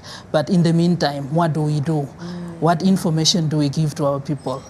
What information is more relevant than what they are waiting for? So by the time we give them the results that they are expecting, because everyone now is expecting results, but it's not yet in. Before then, what do we do as media? What information do we revert back? No. we still have to continue to giving information that is related to election, related to the information that they are waiting for. Yeah. I think that's pretty much that we need to somehow improve on in the next one. Yes, exactly. All right. Does What of FM still have foot soldiers on the ground? And what does the rest of the day's program going into up to the official final results are announced look like? We still have them on the ground. In the morning, as we know, the polling stations, some of them closed very late, and some were still voting in the morning, and the colleagues were still there in the morning. So in the morning, we were still giving updates on what is happening on the ground. And right now, we have some interviews. I've just concluded one now with the Deputy Director of Elections Administration. Okay. So we are still providing and giving that information as we are speaking right so now. There is continuity. Yes. Even though you're worried about it, it is there. There is. All right. Thank you so much for being here, and I wish you all the best with your coverage. Thank you for having me as well. All right. Well, that is what we are doing here at the ECN headquarters. It is engaging our colleagues from radio on how they are also covering the election process, ensuring that the listeners are also kept abreast about what is happening. Now, there was a conversation with Solastika Munango, who is a media planner at Wato FM. Viewers, be reminded that the preliminary results are currently being shared, and NBC is ensuring that you are kept abreast with that. Please just visit our online pages, that is NBC Digital News, on all platforms to see which polling stations have finished counting and shared their results already. It's back to studio.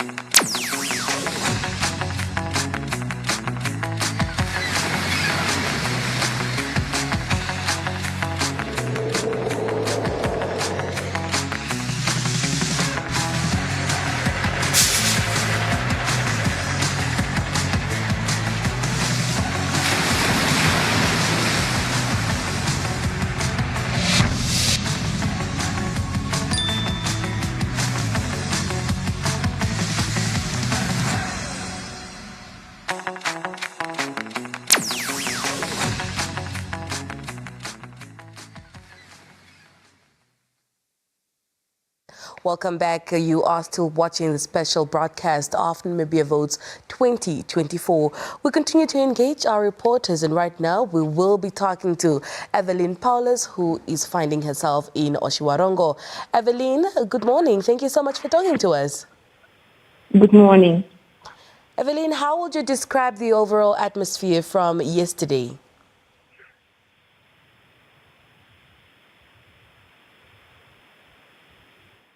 Evelyn? Yes. Can you hear me? Yes, I can hear you. All right. Evelyn, how would you describe the overall atmosphere from yesterday, the 27th of November? All right, yesterday we started in Oshiwarongo itself, where we visited different polling stations. Early in the morning, of course, most of the polling stations had long queues, and we drove to Ocho, where we got there by afternoon. We realized that, okay, people were not really showing up in the afternoons. I guess it might be because of the heat. And then we moved to Okakarara as well. And the polling stations also were empty that side. In fact, we voted at one of the polling stations because we stayed there for about 30 minutes hoping for people to show up. And nobody showed up. So we returned to Oshiwarongo again. Yesterday, we realized that the polling stations were still empty. That was around 6, 7, 8 o'clock. The polling stations started picking up again around 8, 9. So that's 1 hour to go. That's 1 hour to go before 9 o'clock. So it was just then people started now coming in numbers, especially at the ECN office in Oshiwarongo, which had one of the polling stations. And of course, by 9 o'clock, we were still there just to learn that some people could not vote because they came late. And it was chaos between themselves and the police officers. Unfortunately, when it was 9 o'clock, the gate was closed and nobody was allowed to enter after that. Only the ones that were already inside were given a chance to cast their votes. All right. But how would you describe the entire voters' turnout? I think that the voters' turnout was good. It's just that I felt the voters themselves, they didn't really show up, especially during the day when they had a chance. I think they showed up in the morning, which was good, but then they could have continued voting throughout the day so that they don't complain when they are locked out when it was cut-off time, which is now 9 o'clock. All right. Yes. Evelyn, did you observe any accessibility challenges for specific groups such as the disabled or the elderly voters? Not really. When we went to Okakarara, I saw that some of the elderly and some of those people that are disabled, they were queuing up with everybody else. Of course, I think that was just because they were not informed accordingly that they were supposed to queue up in a different queue, not decided, and not the same one with everybody else. But that was sorted. They were assisted fast because the queue was shorter. Other than that, I feel everything went accordingly. Evelyn, earlier on when we engaged some of the reporters in the regions, they mentioned that voting is still taking place in the morning. From the constituencies that you are covering, did you encounter anybody perhaps voting this morning? And how is it going with the counting of the results? All right, here in Oshiwarongo, where I am currently, no voting is taking place. Currently, it's just the counting of the results. It's just one polling station that finished counting already by 7 o'clock this morning, and they've already released their results. The other polling stations, when we visited them, they asked for an hour or two to still continue counting. They said they were up the whole night, but they still need more hours to count because the voters are a lot. Did you perhaps experience any challenges in the field? No, besides there was a village that we went to that is near Okakarara, where the VVD devices, the voters verification device was out of power, and it was a mobile team. So the place where they were, they couldn't charge it.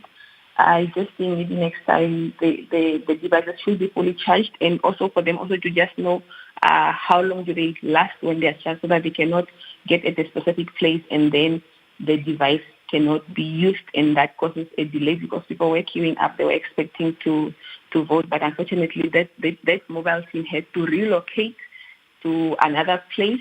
That's now another village, which is about 20 kilometers from the previous one, where they had electricity or just power for them to plug in their DVD so they can continue with the process. All right. Did you get the chance to vote, Evelyn? Definitely. When we went to Okakarara, as I mentioned earlier, most of the polling stations were empty. Some of them we found 4 people. Some of them we found no people in the queues. So we went to a polling station at the church, which we found empty, and then we made use of the opportunity for myself and my teammates to cast our votes. Thank you so much for talking to us this morning. Thank you. All right. NBC reporter Evelyn Paulus joining us, giving us an update on how everything went in Oshawarongo. Don't go anywhere. We'll be back shortly.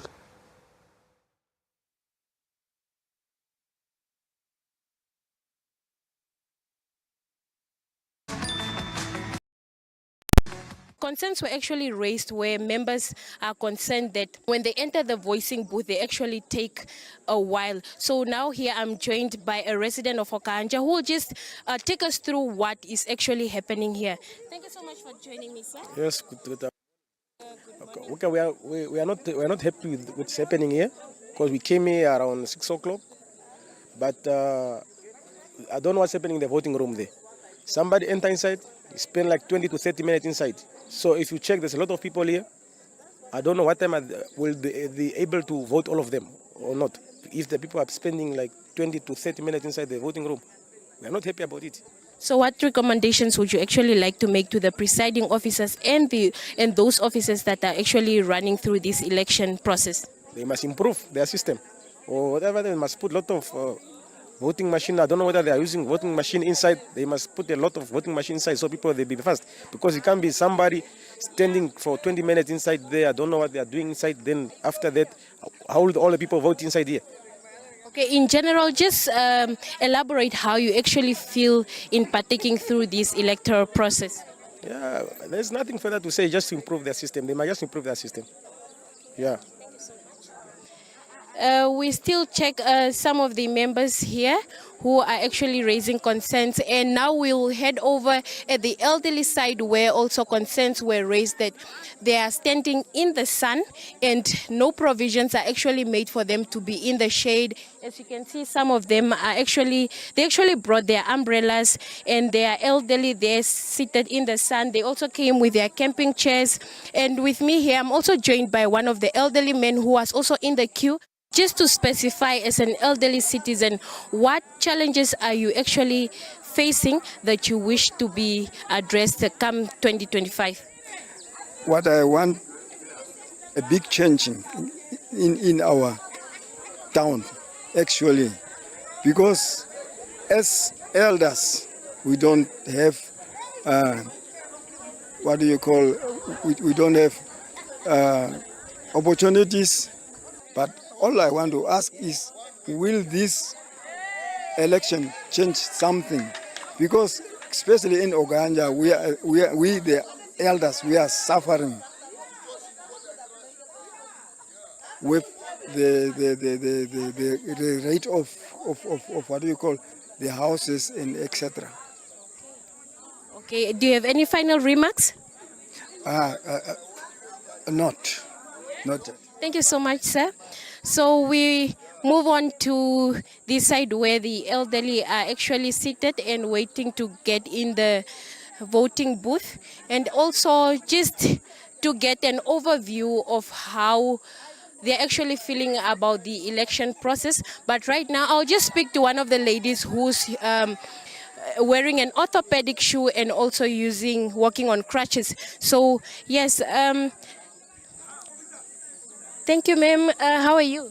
I'm fine, ma'am. How are you? I'm doing good. How do you actually feel in partaking these elections of 2024? I feel privileged to be a citizen of Namibia, to cast my vote, because my vote is my voice, and I would like to contribute towards the economy of this country And that's why I want to vote, to have a say. Whenever you vote, you have a say in this country. Okay. Privilege to vote.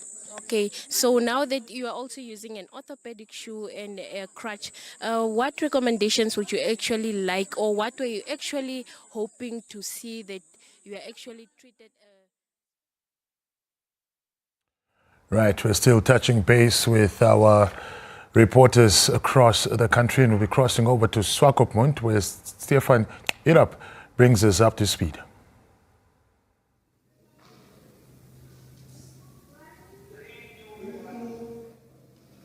Yes, we are at the Collision Center, right at the heartbeat of Swakopmund's Mondesa Multipurpose Center. Now standing with us is the presiding officer at this center that will give us a bit, the returning officer that will give us a bit of what will take place at this center. How are you, ma'am? Fine, how are you, sir? Please take us through the process of today. What happened is people first have to vote. After voting, the team has to count individually, like all the team have to count separately at their points, and then they will come here to collide. For Swakopmund, like we have polling station 1, they have their results, and then 2, 3. So now we are going to have Swakopmund results. So the teams are coming here. They're supposed to upload from the venues, the polling station, but most of them, the network is not catching. So they're coming here just to upload the result to the returning officer. And then we go through just to make sure whatever they recorded is what is on the paper, then we send. That's all what is happening here. Yes, that was the returning officer that was giving us a brief background of what will transpire throughout the day. That's it from me, Stefan Urap, and back to you in the studio.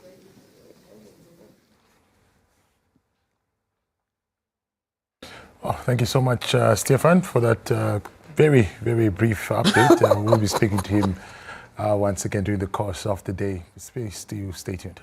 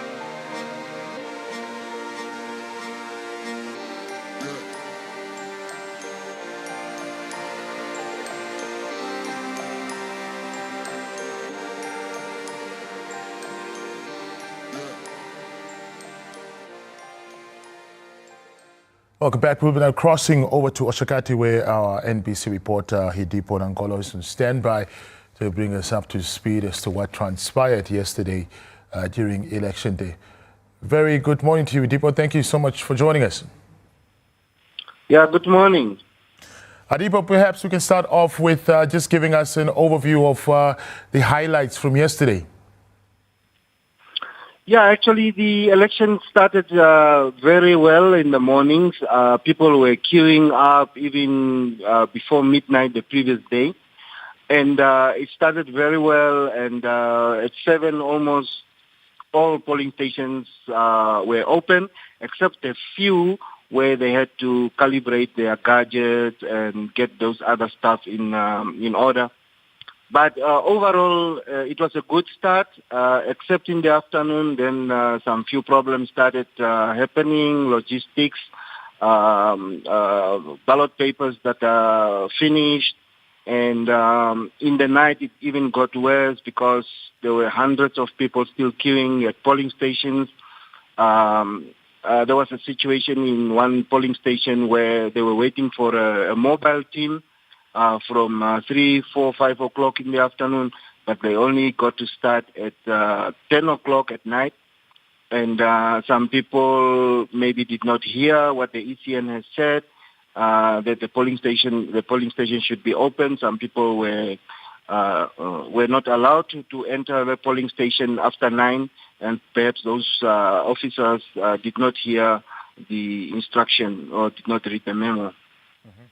Do we perhaps understand, Hidipo? Perhaps maybe you got an answer, because we've been trying to get some answers from some of our reporters, but we're not getting any real clarification as to why the ECN ended up in such a situation where ballot papers were running out. Did you perhaps, were you able to get some sort of an explanation for this? Yeah, I think the explanation is very clear because in a presidential and National Assembly election, you can vote anywhere except even the place where you registered. Let's say 500 people will register in Luderitz. And from those 500 people, 200 will probably come and vote in Oshakati. Maybe they are on holiday or they are visiting. So I think that is where the glitch is, because people are not voting where they registered. So that by itself will increase the number of voters at certain places, and it will decrease at certain places. So that eventuality is not taken care of, and that is something that in future elections that the ECN has to get to the bottom. Absolutely. Now, from the registered voters, quite a significant chunk of them are young people. Did you see, from what you drew yesterday, did you see them turning up and really just exercising their democratic right? That's exactly probably the difference between this year's elections and previous elections. There have been a lot of young people everywhere. So young people did come out to vote this year. The elders are still there, but it was quite, for me, perhaps other people did not see the same thing, but I think that the youth came out in numbers to vote, and they were seen at almost every polling station that we visited. In some parts in Windhoek at least, we did have some commotion at some polling stations, but that obviously did not really end up in such a serious situation. But talk to us about the atmosphere in that part of the country. Was there any unrest of any sorts? Perhaps people just got frustrated, maybe physical confrontations of any sort? Yes, like we have observed in the mornings, everything ran smoothly, but from the afternoon there was some problem, and after 6 and 8 there was chaos. For example, in Oshakati, at a mobile polling station, the people started fighting, and there was police intervention, and in the end they had to close that polling station, that mobile polling station. And there was also chaos in Ongwetiva where actually they allowed like 4 long lines, and it caused chaos. People with disabilities and the elders did not at least catered for. People were shoving and pushing, but the situation did come under control later on.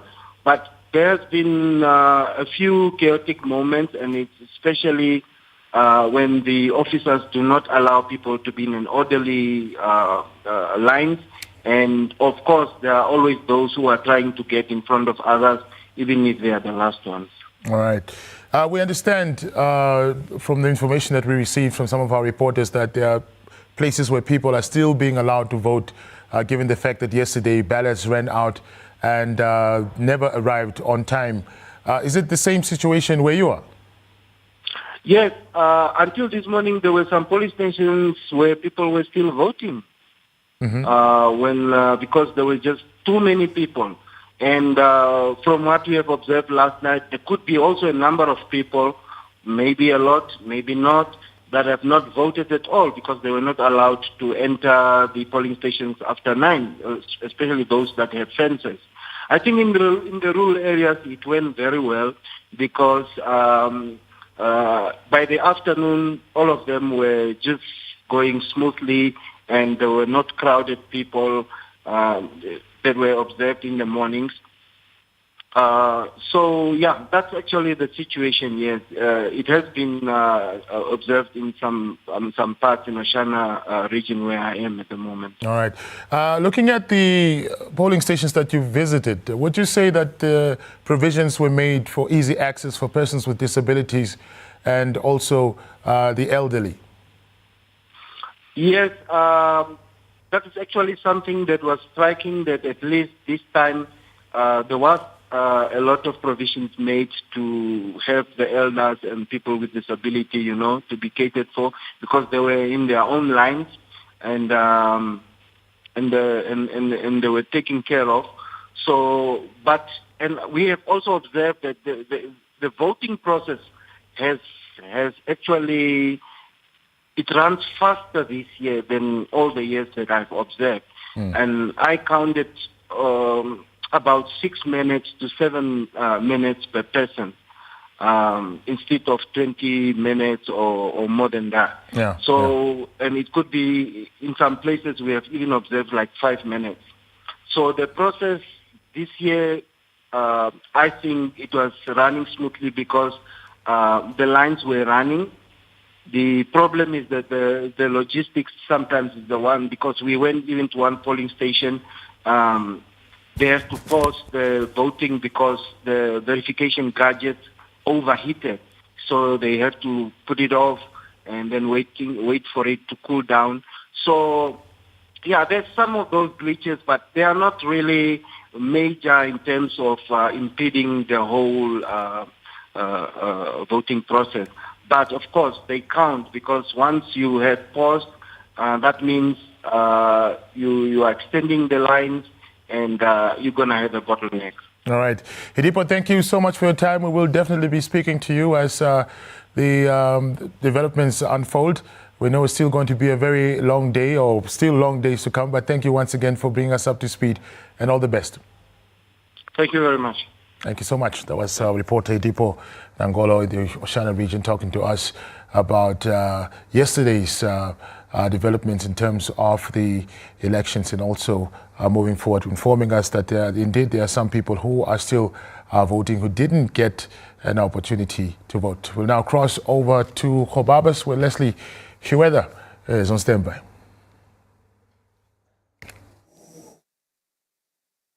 And welcome back again. Thank you so much, Jonas, for handing over to us right here in Gobabis in the Omaheke region, where we are at the Coalition Center. Not much is taking place, and the reason for that is because the IT situation as far as the Electoral Commission is concerned was not resolved, but now it's resolved. And let me quickly just introduce the guest that I've got, Ms. Hedwig Wanevi. We spoke to you earlier this morning.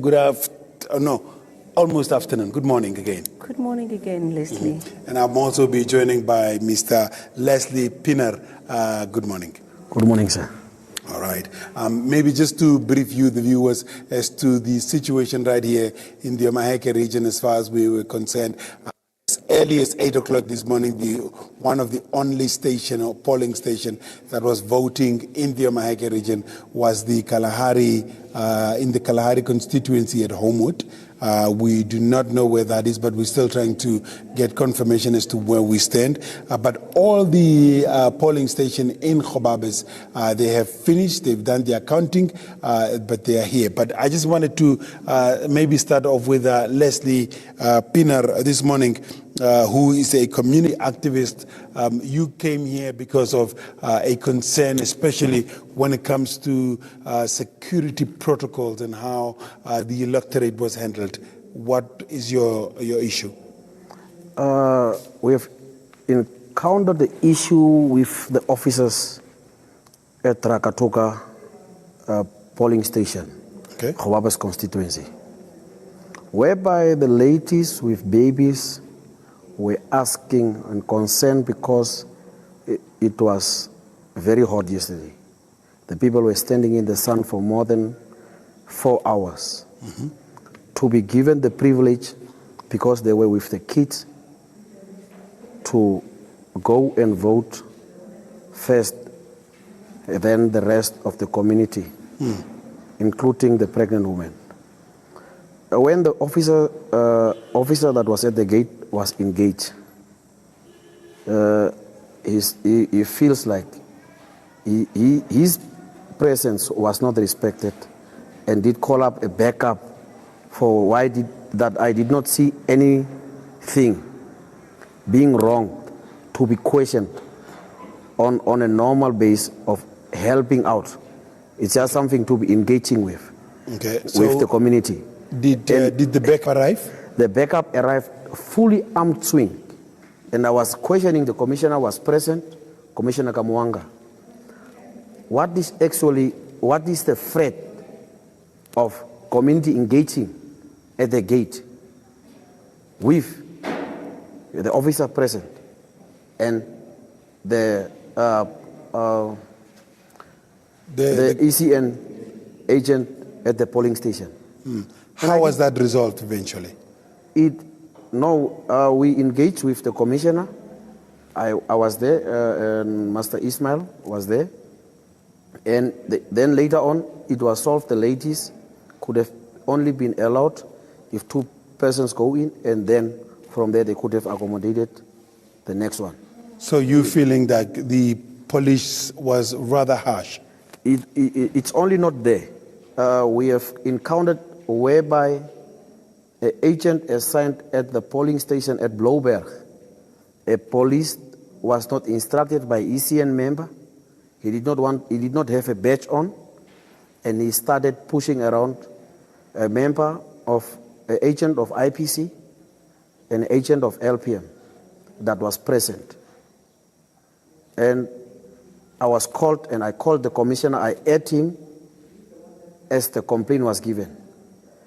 And the way the commissioner was answering, it's totally, I was unhappy with it. I even told him on the phone, I told him, no, this is not how it's supposed to be done, because we are in a democratic country. Okay.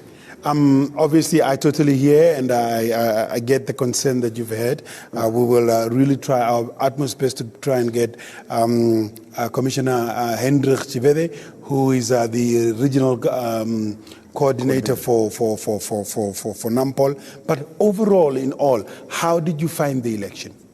The elections were not as fair as it was being said. Why do you say so? I will say it, when we were engaging in meetings before the elections, and we had 2 elections, and we encountered... You had 2 elections? 2 elections, for the safety staff. Okay, election meetings, you mean? No, elections take place 2 times. Okay. The first one was for the safety. Okay, the first round for... First round. For security personnel and seagoing. Okay. Yes, that's the one we were having. And we encountered a problem with the ballot papers not being enough at the polling stations. During the time when the police officers and the security personnel were voting? Yes. And I asked Mr. Amwandi, the regional coordinator, what is actually happening here? Because it has happened 2 times the same day. First, they voted, They waited for an hour and a half, and then they went and get ballot papers. They come back the second time, and the ballot papers runs out. And I ask him. So both time when the security personnel. Yes. I want you to come to the point where you say that it was not fair. It was not fair because the members that were supposed to vote couldn't vote because the people are getting frustrated for standing in the queues. And this person will go. Because now we check, okay, I'll come back around 5 minutes to 9. Because it will be, the polling will close by 9 o'clock. Okay. And the person comes, just the person arrives, and you will see 2 minutes to the hour, the officer is already standing. And they're closing the And they're polling. closing. Okay, good. Your point is well taken. Let's get to Hedwig. I know that some of the concerns there are very valid, but our point of departure right now is going to be on last time when we spoke earlier this morning. You had told me that you were having difficulties with your IT, being able to log on to the system. Have that been resolved? It has been resolved. We have already now logged on. We are busy verifying. As soon as possible, we'll give our results or announce our results. How long before the results are announced would you anticipate? The verifying is not going to take very long. We are almost done. It's only the polling officials that will need to correct 2 or 3 mistakes that they made on the forms that they have uploaded. And in terms of the elections, or in terms of the votes, allocations, it's correct. They tally, and so we are just waiting for them to correct the forms and not having stamped the forms and all those little mistakes that need to be rectified. But as soon as we are done, we are only left with now 3 teams that we need to verify. How many polling stations did you have in Gobabis again? 17 polling stations. Okay. Yeah. So 10 fixed teams and 7 mobiles, mobile teams, yeah. All so two mobile teams were stationed within Gobabis itself, the town, and then the remaining 5 was stationed in the surrounding of Gobabis. In the surrounding areas of Yes, Gobabis. yeah. Those are the views of Leslie Pinar, saying that he doesn't feel like the election to a certain degree was very fair because of the delays in those ballot papers. He's saying that even when the security personnel and seagoing staff was conducting their votes, this very same problem persisted right here. And the delay in between to get those ballot papers are the ones that are deterring people from staying the course and voting. But the good thing that we've heard from Hedwig is that the IT issue has been resolved, and just in under 2 hours we should be able to have the result from Gobabis. Now, let's quickly have a look at this insert at the reflection and updates from some of the polling stations that we visited around in Gobabis this morning.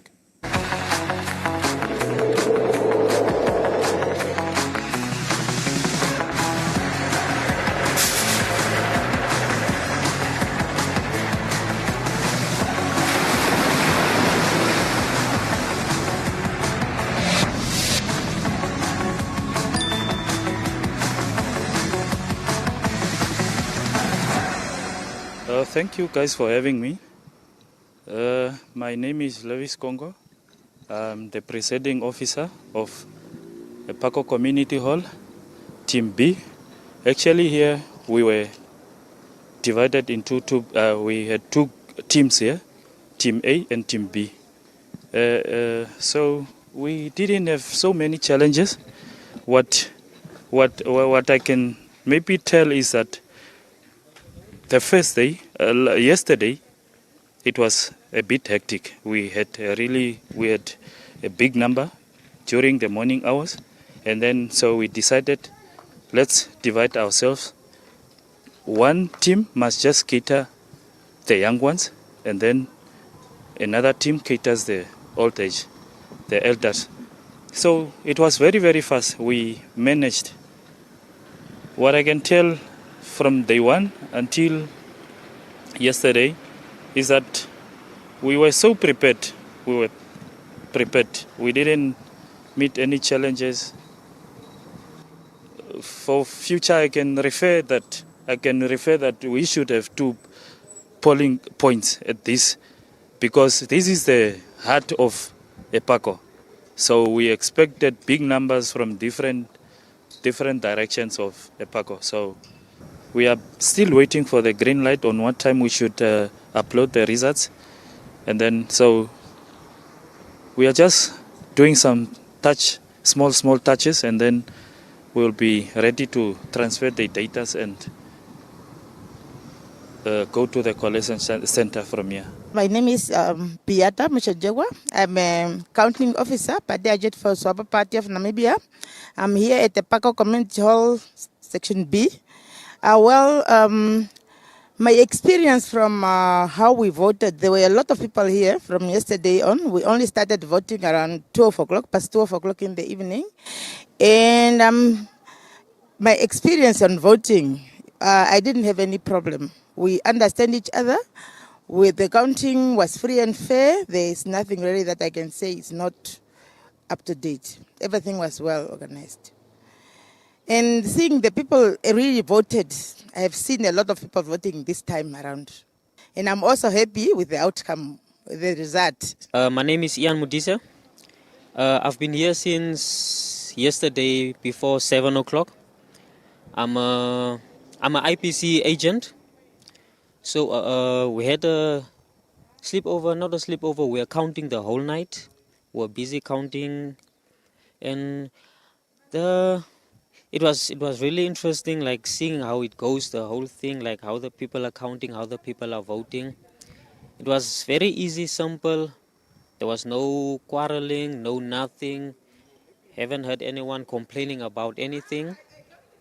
What I just want to say is that I've seen a lot of elder people and ladies voting.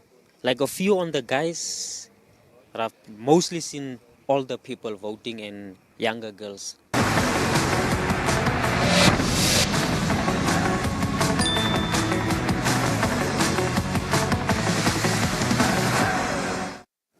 The day before the election, it was the day of pondering. Yesterday, it was the day of making your decision. Today, what happened on the day of election, and these are the moods that all the voters are going through. And obviously, as you can hear and see from the insert that you've just seen. But like I said before we went to that insert, I have Leslie Pinar here, who was showing his dismay at the process, how it happened all the way before when the security personnel and seagoing personnel were busy voting. Coming to the election that took place, apart from that, you've made your voice heard that that was a deterrence. What did you find as a highlight yesterday, particularly? Yesterday, we encountered 3 new problems. At Blauberg, it was a moving polling station from the Kalahari constituency, from Gensbok, Rehoboth, and Blauberg, whereby the polling station was closed and a certain individual of a SWAPO member. Okay, hold on. It's very important that when we're here, we do not smear or anything. How can you verify that it was a SWAPO individual? It is if it is possible, I just don't want to mention the name. Okay. Okay. So, if you're not mentioning the name, then there's no need then to I will say it. Yes. So it is a certain individual, maybe from a political party. Okay. It's Marte. It's a name. Kakizi. Okay. What did this individual do? This individual have went in with an envelope in her bag, in a handbag. As we assume, it was voted ballot papers that was with her. She was with Master Kasata, is the person that has dropped her off at the polling station. Our agents that was present have viewed this. And the polling station, when he informed me about it, I called the regional coordinator, Amwanti, for the issue. While we were online, Mr. Amwanti said, no, it can't be. Okay. And I said... So from your agents and from what they saw, this lady went in with an envelope and then it was deposited into the ballot box? Yes, then they closed the doors. They did not want to allow the people to go in. But it was only the officers and the presiding officers in. Okay. And when they were peeping through the window, seems like she was busy depositing this in. I called the commissioner about the issue. I called Master Amwanti about the issue and said, why? And he said, the polling station is still open. And I said, I got agents there that says the doors are closed. I had him at the call and I told him, we've got a person right now on the call. If he denies, then we can still go back to my phone. Okay. When I add both of them, let's ask an ECN official, Ms. Wanibi, who is here. In a situation like that, this morning when we came here, you spoke about the auditing process that will be taking place at the different coalition center. Yes. Is there a way to be able to verify and audit the process to be able to see that there's additional papers that have been added into the ballot papers that did not go through the whole verification process? Very much so. How? Very much so. Each and every presiding officer is given her materials, the sensitive materials that she or he is going to be using at her polling station. So now what happens is that there is a form that you account for the ballot papers that you received. And all these things are done in the presence of party agents. So I don't believe that there will be a presiding officer who will close the door with only particular party agents and allowing all this to happen, because this will definitely come back to her or him, because you are given ballot numbers and ballot books that are assigned to you to be using for that particular election. So if there are ballot papers that are not within that batch, it would have to then be detected? Definitely it will be detected. Okay. So because each book contains 100 ballot papers. For instance, at my polling station as a presiding officer, I received 200 ballot papers. So it's 2 books that I received. And then when we are doing the counting in the presence of the party agents, on the table, I have 4 ballot papers in my ballot box. 4 extra ballot papers. You know, so it's completely... But I hope, Mr. Pinner, I'm not citing her, but according to how she's explaining it, it's like the batches of ballot papers that are given to each and every polling station are accounted for. Yes. So if you're given 200 ballot papers, for example, you have to bring back 200 ballot papers. But if you bring back 214 ballot papers, you have to be able to explain where the 14 ballot papers came from. So I'm only assuming that if what you're saying is in fact true, that particular polling station would then come back with more ballot papers. As we said, the boxes that we have been given, been assigned, and this question I ask it, because I wanted to make sure she was present, the regional coordinator was present. And when you ask something, because then they said, no, are you sure about it? We have already run through this process. Okay. And actual question is, as he's saying, who says if she has got a paper that is been filled in, it's not been signed by the agents that is assigned. It's only the presiding officer that is signing this paper. If an extra book is been given How will you not know? Because the serial numbers of the books are only being known when it is been opened at the polling station, without us being present. Who is us? Us as the agents, stakeholders. We don't know, we don't verify how many books are in the box. We will just hear it was 3 books. And in this case, if a presiding officer may be bribed, like on a moving polling station and on a serious matter, you move from a constituency councillor's house where the polling station of Kalahari, Ignatius Karisep, is farming there where the polling station starts off. Okay. But I think simply put, to be able to put an end to this, I'm sure that the party agents that were available, that were kept out and not having access to that polling station or when that incident took place, they will provide their report, correct? Yes. That will be updated.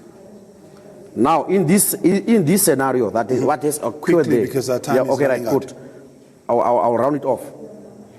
At the polling station, from the councillor's office, from the councillor's farm, the Swabo councillor, Ignatius Karisep farm, there were no polling agents.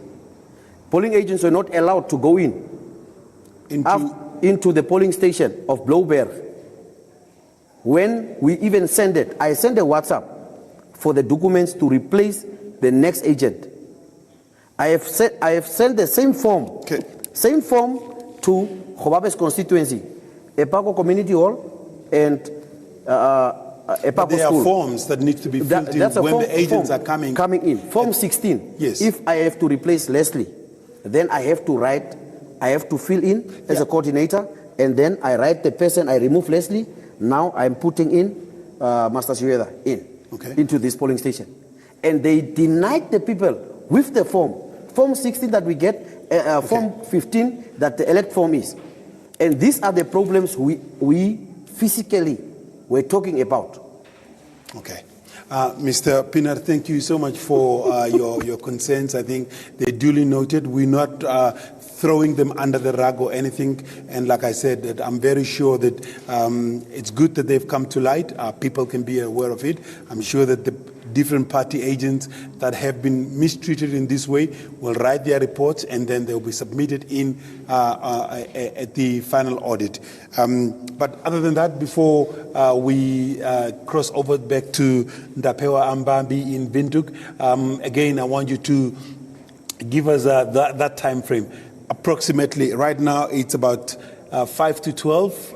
When do we anticipate the result from the Gobabis constituency? 2 hours will do. 2 hours will do? Yes. So from 2 o'clock onwards? 2 o'clock we should be done. Okay, good. 2 o'clock we should be done, yeah.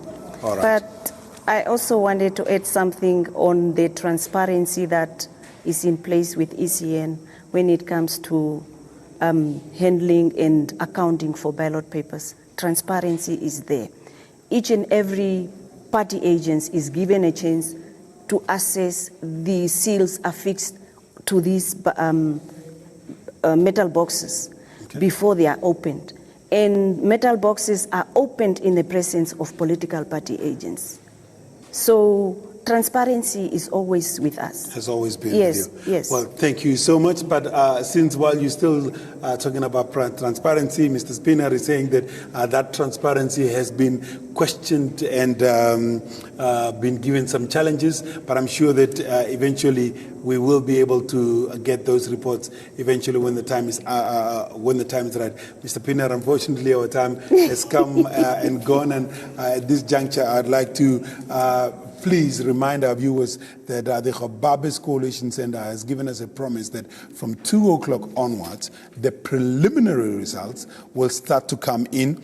Because right now they're busy with the verification and busy doing the audit because, like it was said yesterday by Mr. Ambambi, that it's not going to, Amwandi rather, it's not going to be a rush process. We have to take our time so that as little mistakes are done here so that we just get the right figures. So Ndapewa, over to you in Windhoek, and you can take it on from there. Hopefully see you after 2 when those results are in. Thank you so much, Leslie. I definitely have got you covered right here. That is, of course, coming to you live from the NBC headquarters in Cullinan Street. As we continue to engage our reporters, we're now joined by Yoleni Shihapela, who is finding herself in Mariental. Yoleni, good afternoon. Is it already afternoon? Good afternoon, Tapewa. How are you doing and how's Mariental? Mariental has been hot the past few days before election. All right. I just do not know how exactly on election day just became so cold. Amazing. I think, don't you think that's good that it was cold on election day? I guess so. Voters were, actually, I think they already checked maybe the weather because they were very, very fully prepared for this weather. Well, I love it. Yoleni, how would you summarize the overall atmosphere at the polling stations that you visited yesterday? Oh, wow. Like they always say the Max Vrede, the South people love peace. And actually, it's very evident. I've seen it. Voters were very reserved at all polling stations we visited. We went to the Mariental Urban Constituency, the Mariental municipality, that's now Emabracht, one polling station, where there was also a lot of turn-up of voters. And what is it called again?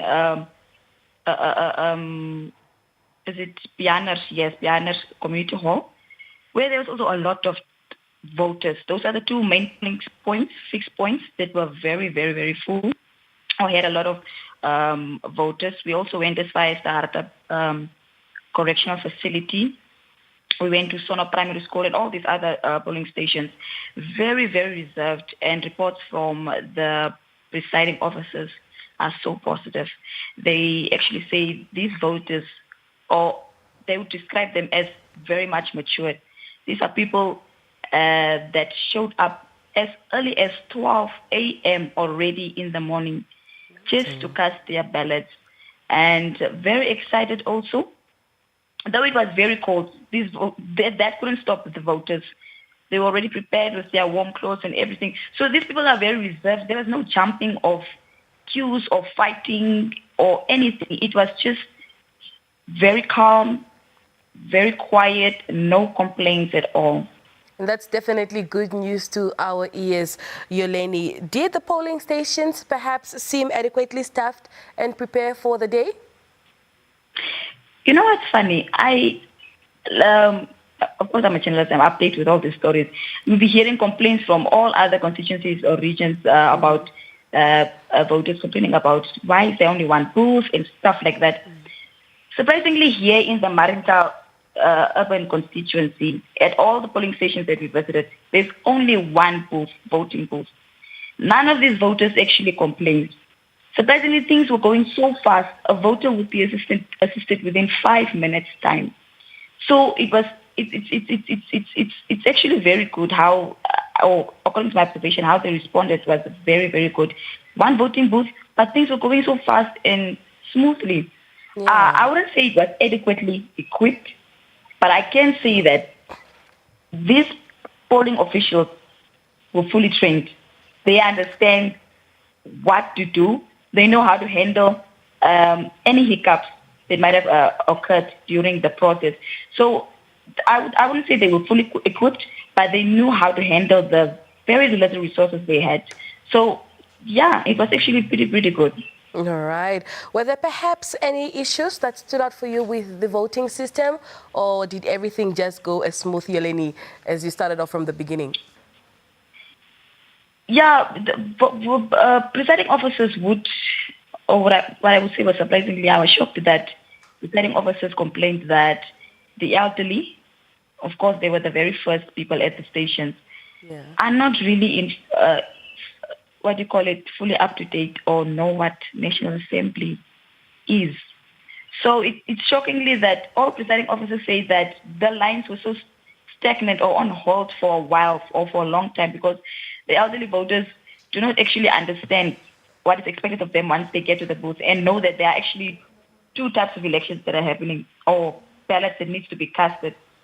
All right. So the presiding officer here by the Persianer Community Hall, which is one of the main polling stations where most of the voters showed up, say that the queue had to be on hold or was very stagnant because all the elderly had to be explained and literally educated on the spot while they are there to understand what it means and why you need to have two ballots and what's the assembly and why national assembly leaders need to be voted for. So it's just that, and basically they complained about that. That's basically all they had to complain about because that's what makes the polling a little bit stagnant with the elderly not understanding how to go about the whole process and having to stand on a hold just to assist them. So that's kind of just the only thing that was really standing out for us. All right. All right. Yeleni, what stands out for you as the most memorable part of the day yesterday? Well, I wouldn't say, I would just say the peacefulness, man. Like, I've observed these people, I would describe them as not politically, but very much matured in the electoral process of our country or the democratic process of our country. The fact that they showed up on time, the fact that they were so eager to vote and excited. I mean, these people just want to speak to the media. And so calling me, the embassy, please come, we want to tell you. So it's kind of the excitement and the peacefulness and the eagerness to vote. But what I would say was kind of a little bit worrisome was the fact that we roamed the streets and we noticed some people still walking around, and these are young people. We asked them, are you going to vote? Did you vote already? People actually say that, no, we are only going to go when the sun sets. I'm not going to go vote now. So later at night or during the day, as the hours passed, we actually went to some of the polling stations that were not so full in the morning, but come 8 o'clock, the lines were so long. I asked them, when did you arrive today? One said we came at 8 o'clock. So it's I don't know if they are not fully informed that, no, these are the times that you need to come so that you can finish early and stuff like that. So it's just that it was really, really disturbing for me that voters were procrastinating or that were so nonchalant or just very chill about the day. Yeah. But otherwise, everything was very smooth. I just loved the way they were so peaceful, very reserved people, very respectful. They know and they comply and they understand the process. So pretty much everything was wonderful around here in the Marental urban constituency. All right, love to hear it, Yeleni. As you were on duty yesterday, did you perhaps get the chance to exercise your democratic right? That's when, to be honest with you, 100%, I could not. It was so busy all over. We were planning to, but because most of the voters also, elderly, like presiding officers were like, can you just help the people first and stuff like that. So I couldn't even get a chance to exercise my vote, unfortunately and sadly. Well, Yeleni, any other updates, perhaps information you'd like to bring to our attention from Mariental?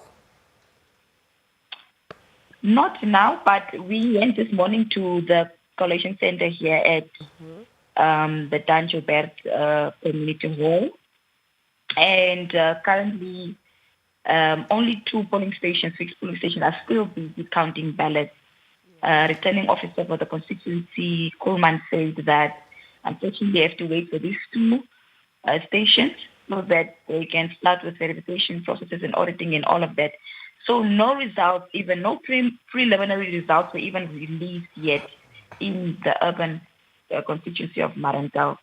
So we are still waiting, and that's pretty much it. All right. Well, Yeleni, thank you so much for talking to us, and we'll definitely keep in touch with you as you bring us an update throughout the day. Wonderful. All right, Yoleni Shihapela, NBC reporter based in Marienthal, just bringing us an update there on her experience and also what's happening in Marienthal, basically highlighting the entire day yesterday as peaceful, and that is basically news to our ears. We continue with more conversations right here in studio. Don't go anywhere.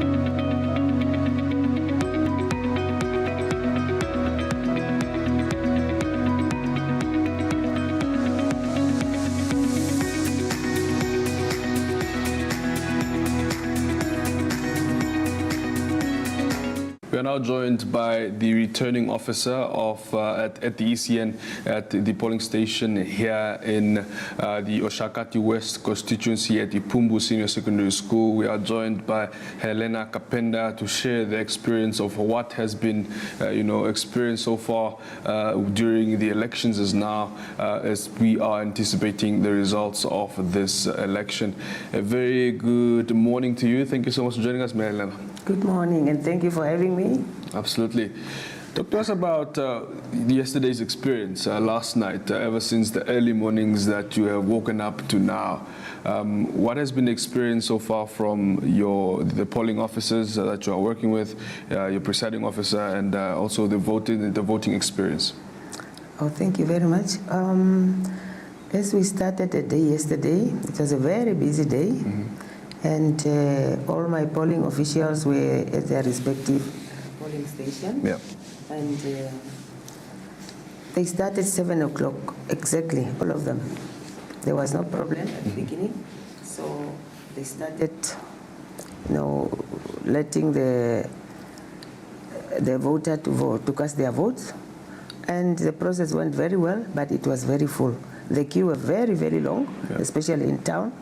And we managed to finish those queues, even though some of them were finished very late in the afternoon.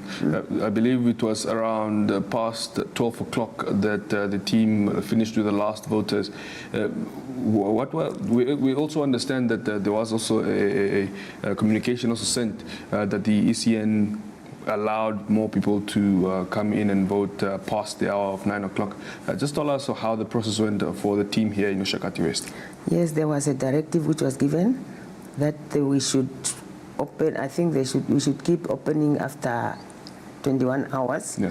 And then by then, some of the polling stations are already closed by then, especially the one at the villages, remote areas. Mm-hmm. But the one in town, all of them, they were very busy. And then I think people start flocking to the venues, and then, as I said, 2 of our venues closed after 12. Very well. We spoke to the presiding officer yesterday, and she mentioned some of the challenges that were experienced at the polling station here at the Pumbu Senior Secondary School, that the ballot boxes were quite full, and they needed more of that to carry on a smoother process with the elections, with the remaining voters that were still outside. How did you manage to handle that challenge? Yeah, all of my polling stations were given one ballot box per election. Yeah. That is one for presidential election, and the other one for national election. Yeah. And especially in town, as I said, there were so many people. the ballot boxes started to be full. Yeah. And we managed to get 2 extra ballot paper for 2 polling stations which were very busy.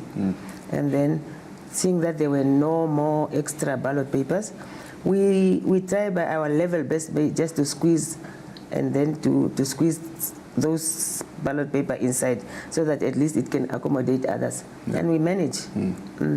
Well, now, looking at what we are looking forward to today, the counting, of course, has it started now, and what are we looking forward to is from both your polling stations that you are, of course, monitoring. Yeah.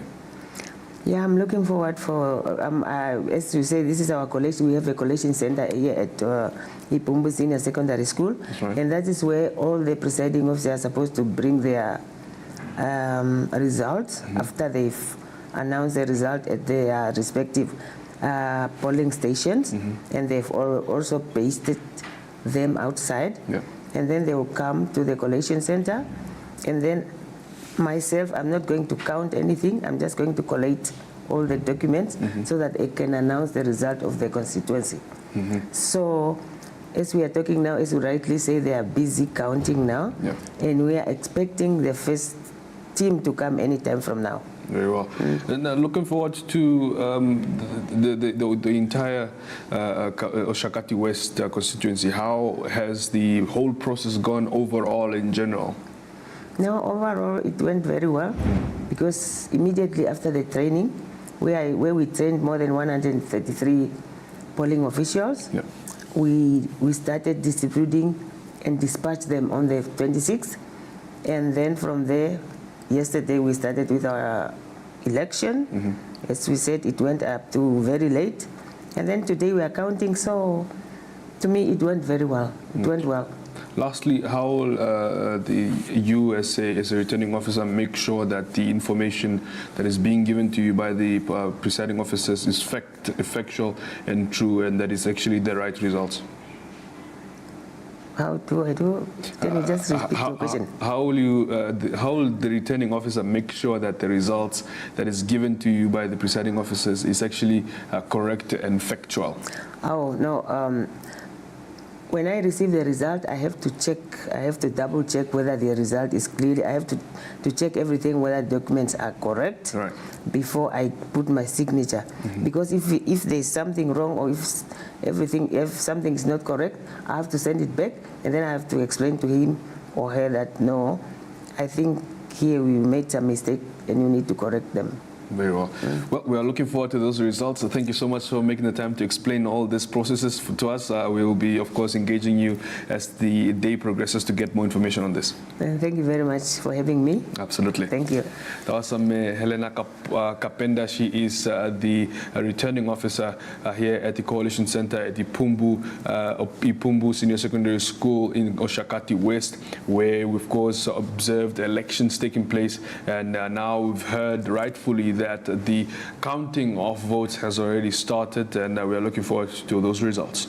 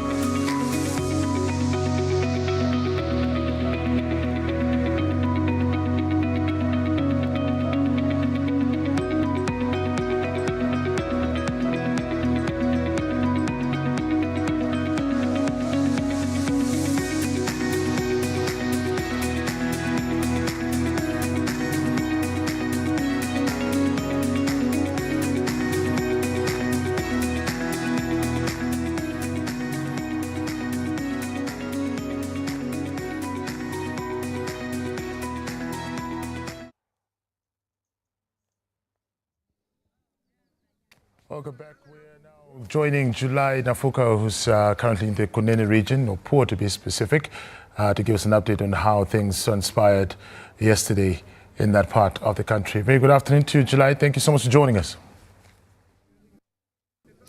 Good afternoon, Jonas, and good afternoon to the rest of Namibia.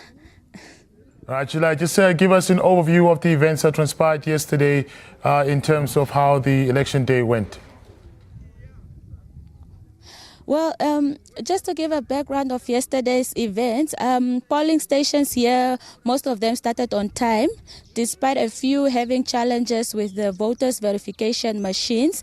However, during the day, the inflow of voters was a bit slow, and then in the evening, it started picking up, with some people later having to wait in the queue longer as the region also ran out of ballot papers. And right now, as we speak, it's almost a lunch hour, and we are at Onjetu village, where community members here have still not voted, and they are waiting for the mobile voting team that is expected to arrive here, and it's yet not known how far they are. The Kunene region are very rugged and very hard to reach. Talk to us about the challenges that were faced by ECN in terms of reaching some of these areas where people also needed to practice their democratic right to vote. Like you mentioned it, the Kunene region is very vast, and it has a challenge of road infrastructure, and at some points the ECN had to seek help with stakeholders such as the Air Force of Namibia, just to take the voting materials to certain communities that are not accessible by road. And also in terms of network is another challenge that the region is facing as they struggle with network connectivity just to communicate how far the ECN officials are with community members. So these are just among the challenges. Mm-hmm. We had instances of polling stations running out of ballot papers. Was that also the same situation, or was everything catered for in the polling stations that you covered? Yes, Jonas, like I mentioned earlier, right now as we speak, we're at Onjetu village, where community members have still not voted because ballot papers ran out, and they were only sourced today from Oshana region. And they are waiting for the mobile team, the ECN mobile team, to come here at Onjetu village so that they can vote. Imagine it's already almost 1 o'clock, and these people are still waiting since yesterday. They've been here since 5 a.m. waiting to vote. When we spoke to the Kunene region electoral, it says there are like nine teams that have still not voted in the Pupa constituency and 6 in the Poor rural constituency. So they are still waiting for the ballot papers coming from Oshana region, and it's I don't know how things will turn out, because it's yet not known how far the teams are to just come and assist these community members to be able to take part in this democratic process, to cast their votes and have their voices be heard. But there are certain parts that did complete their voting and did close on time. Yes, there are certain parts that did their voting, did not experience any challenges. No ballot papers ran out. Like some of the polling stations we went to, people still had ballot papers left, and some people closed on time. So yeah, all in all, in some areas it was a success. All right, July, obviously there are things that are still developing on your end, but thank you so much for the a little bit of information that you have provided, unless, of course, there is something that you would like to add. At this point in time, nothing else from my side. I will just update the nation once ECN shows up here and those community members have voted. Back to you in studio, Jonas. All right, thank you so much, July. July Nafuka, all the way in the Kunene region, talking to us about some of the challenges being faced there by the electorate, individuals who are not able to be able to cast their vote because they didn't receive their ballots. We will continue with a brief panel discussion right after this. Stay tuned.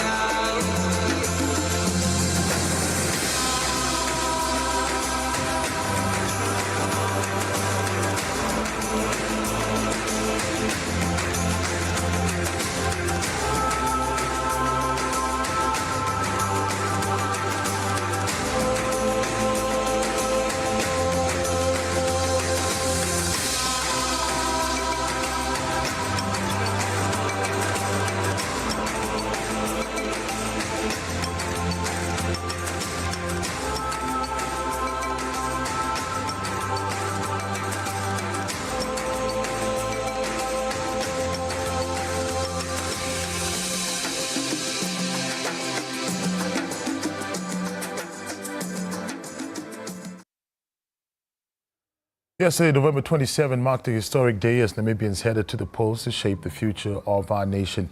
From every corner of the country, citizens were casting their votes and making their voices heard in this crucial election.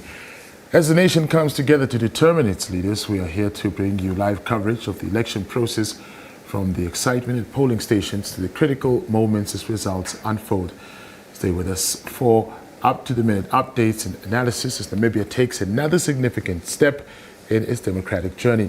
For insights and analysis, I'm joined by political analyst Fanu Kapama and Ginola Nausa, communication officer from the Namibia Institute of Democracy.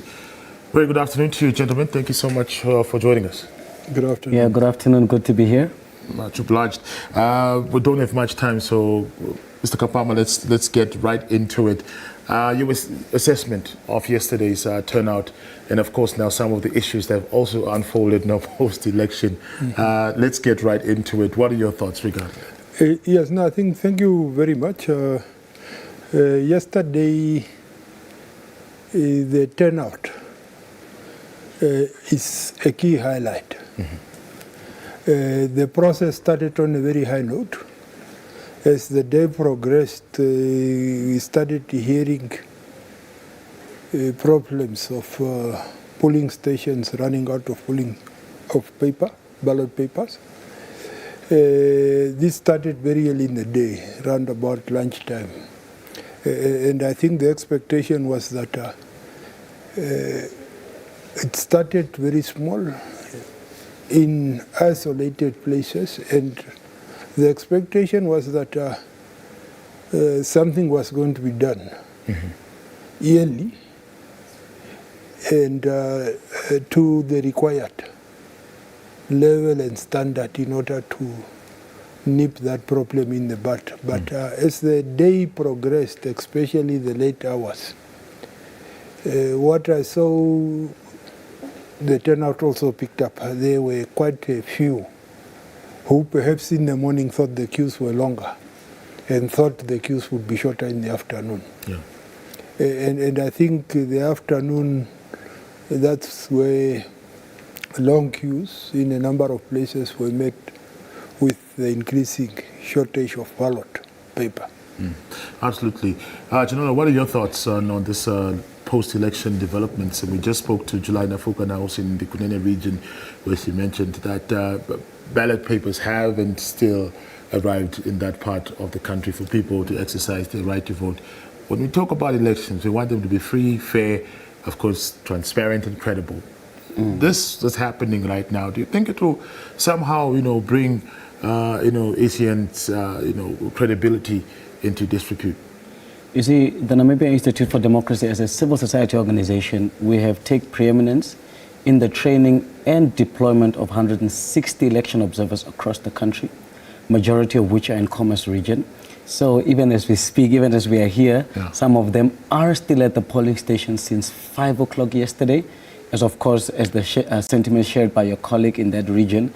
And we are getting live reports in terms of what is actually happening at the polling stations, what are the challenges that are standing out the most.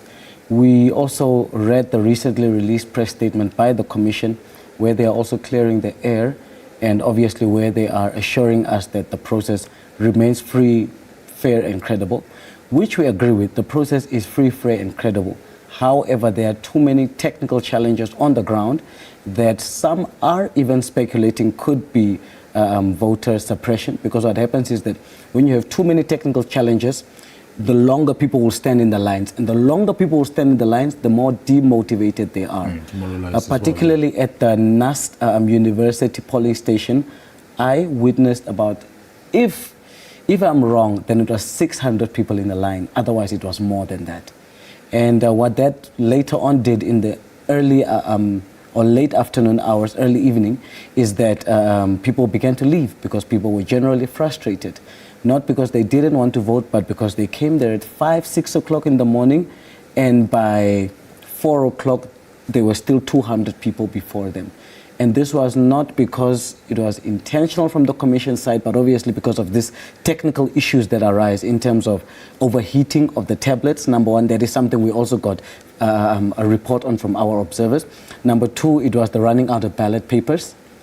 And then obviously number three, particularly in the Topia, Sanyako and Samora Michel constituencies, where there was incidences of unruliness and people skipping the lines, putting in their family members, and of course the lack of police capacity at those particular instances. Well, there were police, but because of the situation on the ground, more was needed, and since they were not there, there were a lot of technical challenges. So what we can say is that we trust that the process was credible, but the technical challenges that arise, like Prof was saying, first it looked like a few isolated incidents until we got more and more reports that we were like, this is too much, and we felt that there should have been a lot of preparatory work done in terms of avoiding this. And as NID, we are still on the ground, still observing the situation, and a majority of our observers are still there, and reports keep coming in. Pama, yesterday the Chief Referenda Officer, Peter Shaba, put out a statement to address the issue of the lack of ballot papers at some polling stations. But there are people who feel that it didn't really, it didn't carry much weight in terms of addressing, the problem. I mean, we're talking about people who still haven't received ballot papers today. From an institution like ACN that has vast experience, not their first rodeo, it's not their first election they're carrying out. One would have expected, like Janola alluded to earlier on here, saying that, better groundwork being done. I mean, the population has grown. What does it say? Have the people not adequately prepared? And once again, it all comes down to the general public. How do they read into this? I think one of the key questions to ask at this hour is at which stage of the electoral process are we? Are we still voting? Are we counting? And does it occur well for the process, for the two processes to be running parallel? Because we have seen polling stations which, as per the requirement of the law, after closing, they are required to count and to immediately post their results on site. Are we still having people that have to vote? Where are they? Yeah. How many are they? Are the polling stations open? Yeah. Are they closed? What does the law say in terms of the opening of the polling station? Is it 24 hours? Is it 48 hours? What are we talking about? And I think these are some of the issues that are not clear. It would require of ECN, in addition to the press statement of yesterday, to give a better reassurance on where we are with this process. Now, the shortage of ballot papers, we have around about 1.3 million registered voters. From what we were told, there were around about 1.6 ballot papers printed. We were told that there could be a surplus of around about 145,000. If you just even take 10,000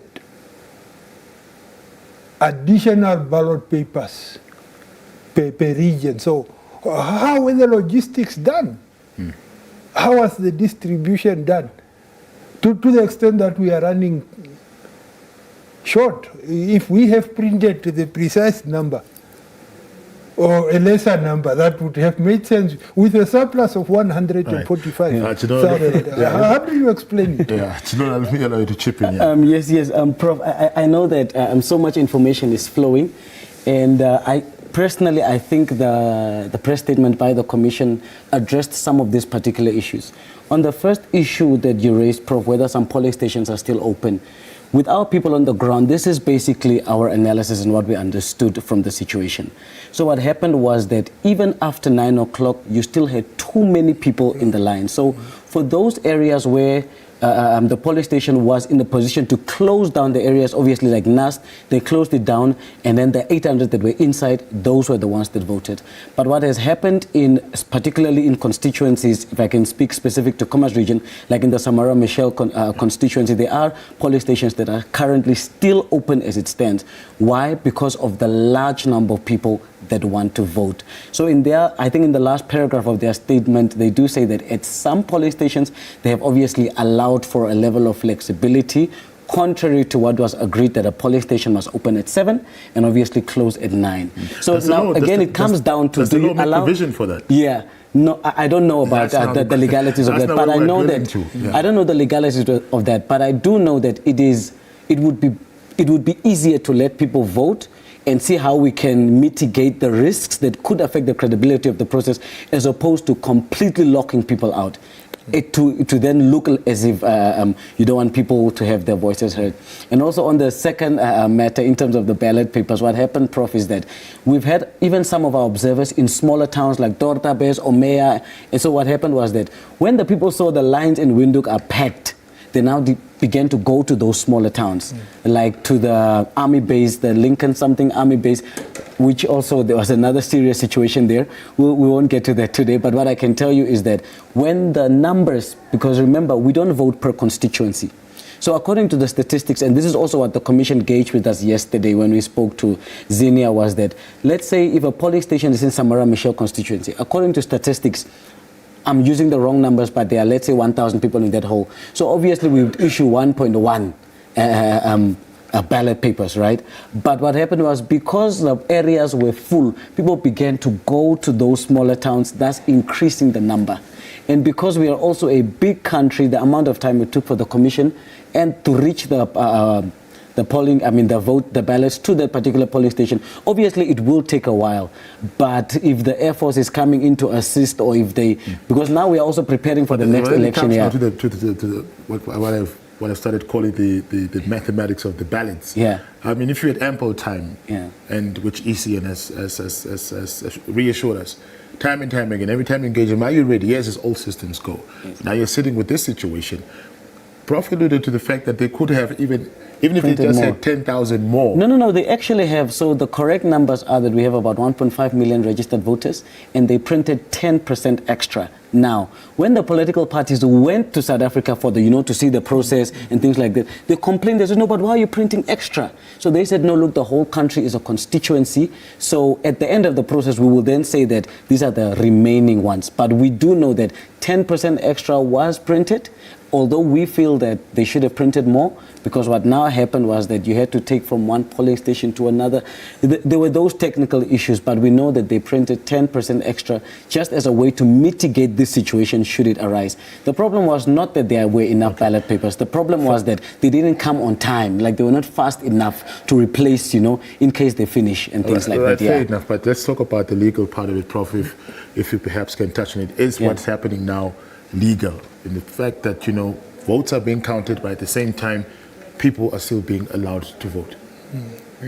Now, I think these are some of the issues, and that's why I said that the reassurance of the public, the voters, the political party, of at which stage of the process are we, would be critical. And I understand at 12 o'clock, there is supposed to be some consultation with the political parties. I stopped by at ECN and I could see the hall was full of party representatives.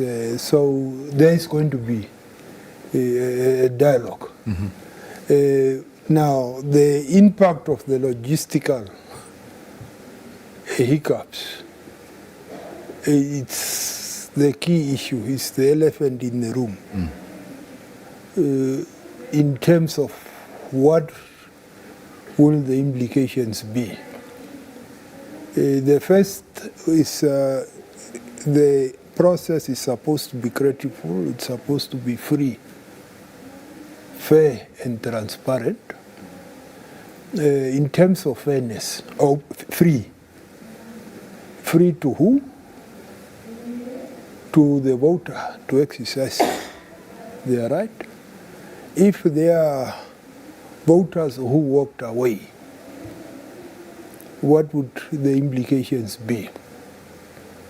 Fair in terms of the leveling of the playing field, and we have started already seeing accusations and counter-accusations between the different players, the ruling party being accused, and also the ruling party making counter-accusations. And then in terms of transparency, which is also very key to the free and fairness of the process, is the correct tabulation of results. Now, what does this mean for the voter, Chidola? I mean, I took time out, for example. Yeah. And it was a public holiday, and today it's a normal working day. Normal working day. I have to go back to work. My life has to continue, but I didn't get the opportunity to vote. It's not my fault. I took the time out to go line, to go queue, just to be told, "Hey, buddy, look, sorry, we ran out of ballot papers." What do I do now? What do I regain the trust in the institution, in the democratic process that's supposed to be free, fair, and credible? Yeah, and you see, and that is why in the civil society space there is allegations of voter suppression, though unintentional, and that is where we believe the commission also failed young people, because as an NGO, since the beginning of this year, there is nothing we have not done to encourage young people to first of all register and then to vote. And we are so proud of a lot of young people that we saw in the lines, some of them playing dominoes, playing chess, just so that you make the wait exciting so that you are not demotivated. But what we saw towards the end of the day, as you were approaching early afternoon hours, was that a lot of young people began to leave, and that is as a result of the technical issues that were on the booths. For instance, we were joined also by observer from Tanzania, the head of the Tanzanian Center for Democracy, and she was saying how they do it is that even at one school, have at least in the same school 10 centers as one polling station. So in the school you have the main polling station which has 10 centers where you can go at any one of the 10. And this is a country with a way bigger population. Yeah, and you see, no, but what that does is that the queues are shorter, creating an impression that it will be fast, thus motivating people to stay. But also, most polling stations just had 2 booths, and it prolonged the process because young people did turn up. So we strongly believe that if it is that there was youth voter apathy for this time around, it was not that young people didn't turn up. It was that there were too many technical issues that we believe the commission should have been prepared for or should have avoided that could have, given more positive feedback, because people still voting at 3 o'clock this morning, we feel like, and it is not because people were long in the line or people didn't come early. It was simply because of those technical challenges, the ballot papers not reaching the polling stations on time, the tablets overheating, the blue ink machines, some of them ran out of battery. Those things were not mitigated, and we believe it is as a result of poor planning from the commission side, and that is some things that they should have been prepared for and done just so that people feel worth their time, because we have also had incidences of people getting to the polling station at 5. They were in the top 100, 200s, but they only left at 9 in the evening. Wow. Going forward, how do you see this whole thing playing out? You did mention there are consultations. We don't know what the outcome of those consultations will be with political parties. But ideally, what do you think can we expect? Yeah, I think also after the whole process is taken through all the relevant stages, including the counting, the formal announcement and so on. It's not, in my view, a process that can be aborted halfway. It would have to be carried on to the logical conclusion despite the difficulties. And after the formal announcement, the legal framework allows for dispute and conflict resolution mechanism. It's not the president or the chairperson of the electoral commission or a leader of a party that can set the process aside. Yeah. If it has to be set aside, then it would have to be set aside through a legal process taken through a competent court of law. Now, what the court would require, should it come to that, is the magnitude of the challenges and how many voters were deprived. Had they not been deprived, would it have changed the outcome? So these are some of the issues that would be looked at. But those that are still perhaps in the queues waiting for the delivery of the ballot papers, if they keep hope and complete the process. Absolutely. Now, the question is that those that are deprived, disenfranchised, couldn't vote because that one, it's a tough one to answer. Absolutely. I saw a young person in one clip that was circulating on social media who was literally crying, saying, "I want to vote." "No, you cannot do that." And it was so painful.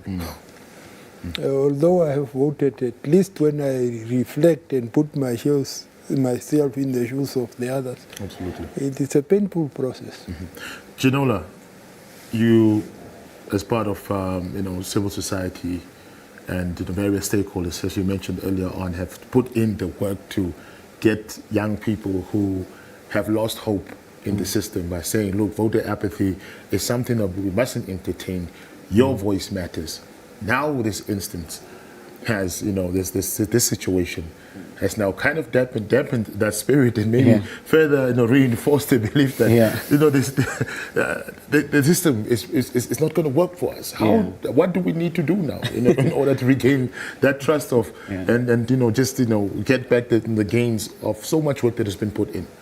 All right. In terms of our accreditation as election observers, part of, that package is that we must provide a report that the commission can then use in terms of the recommendations.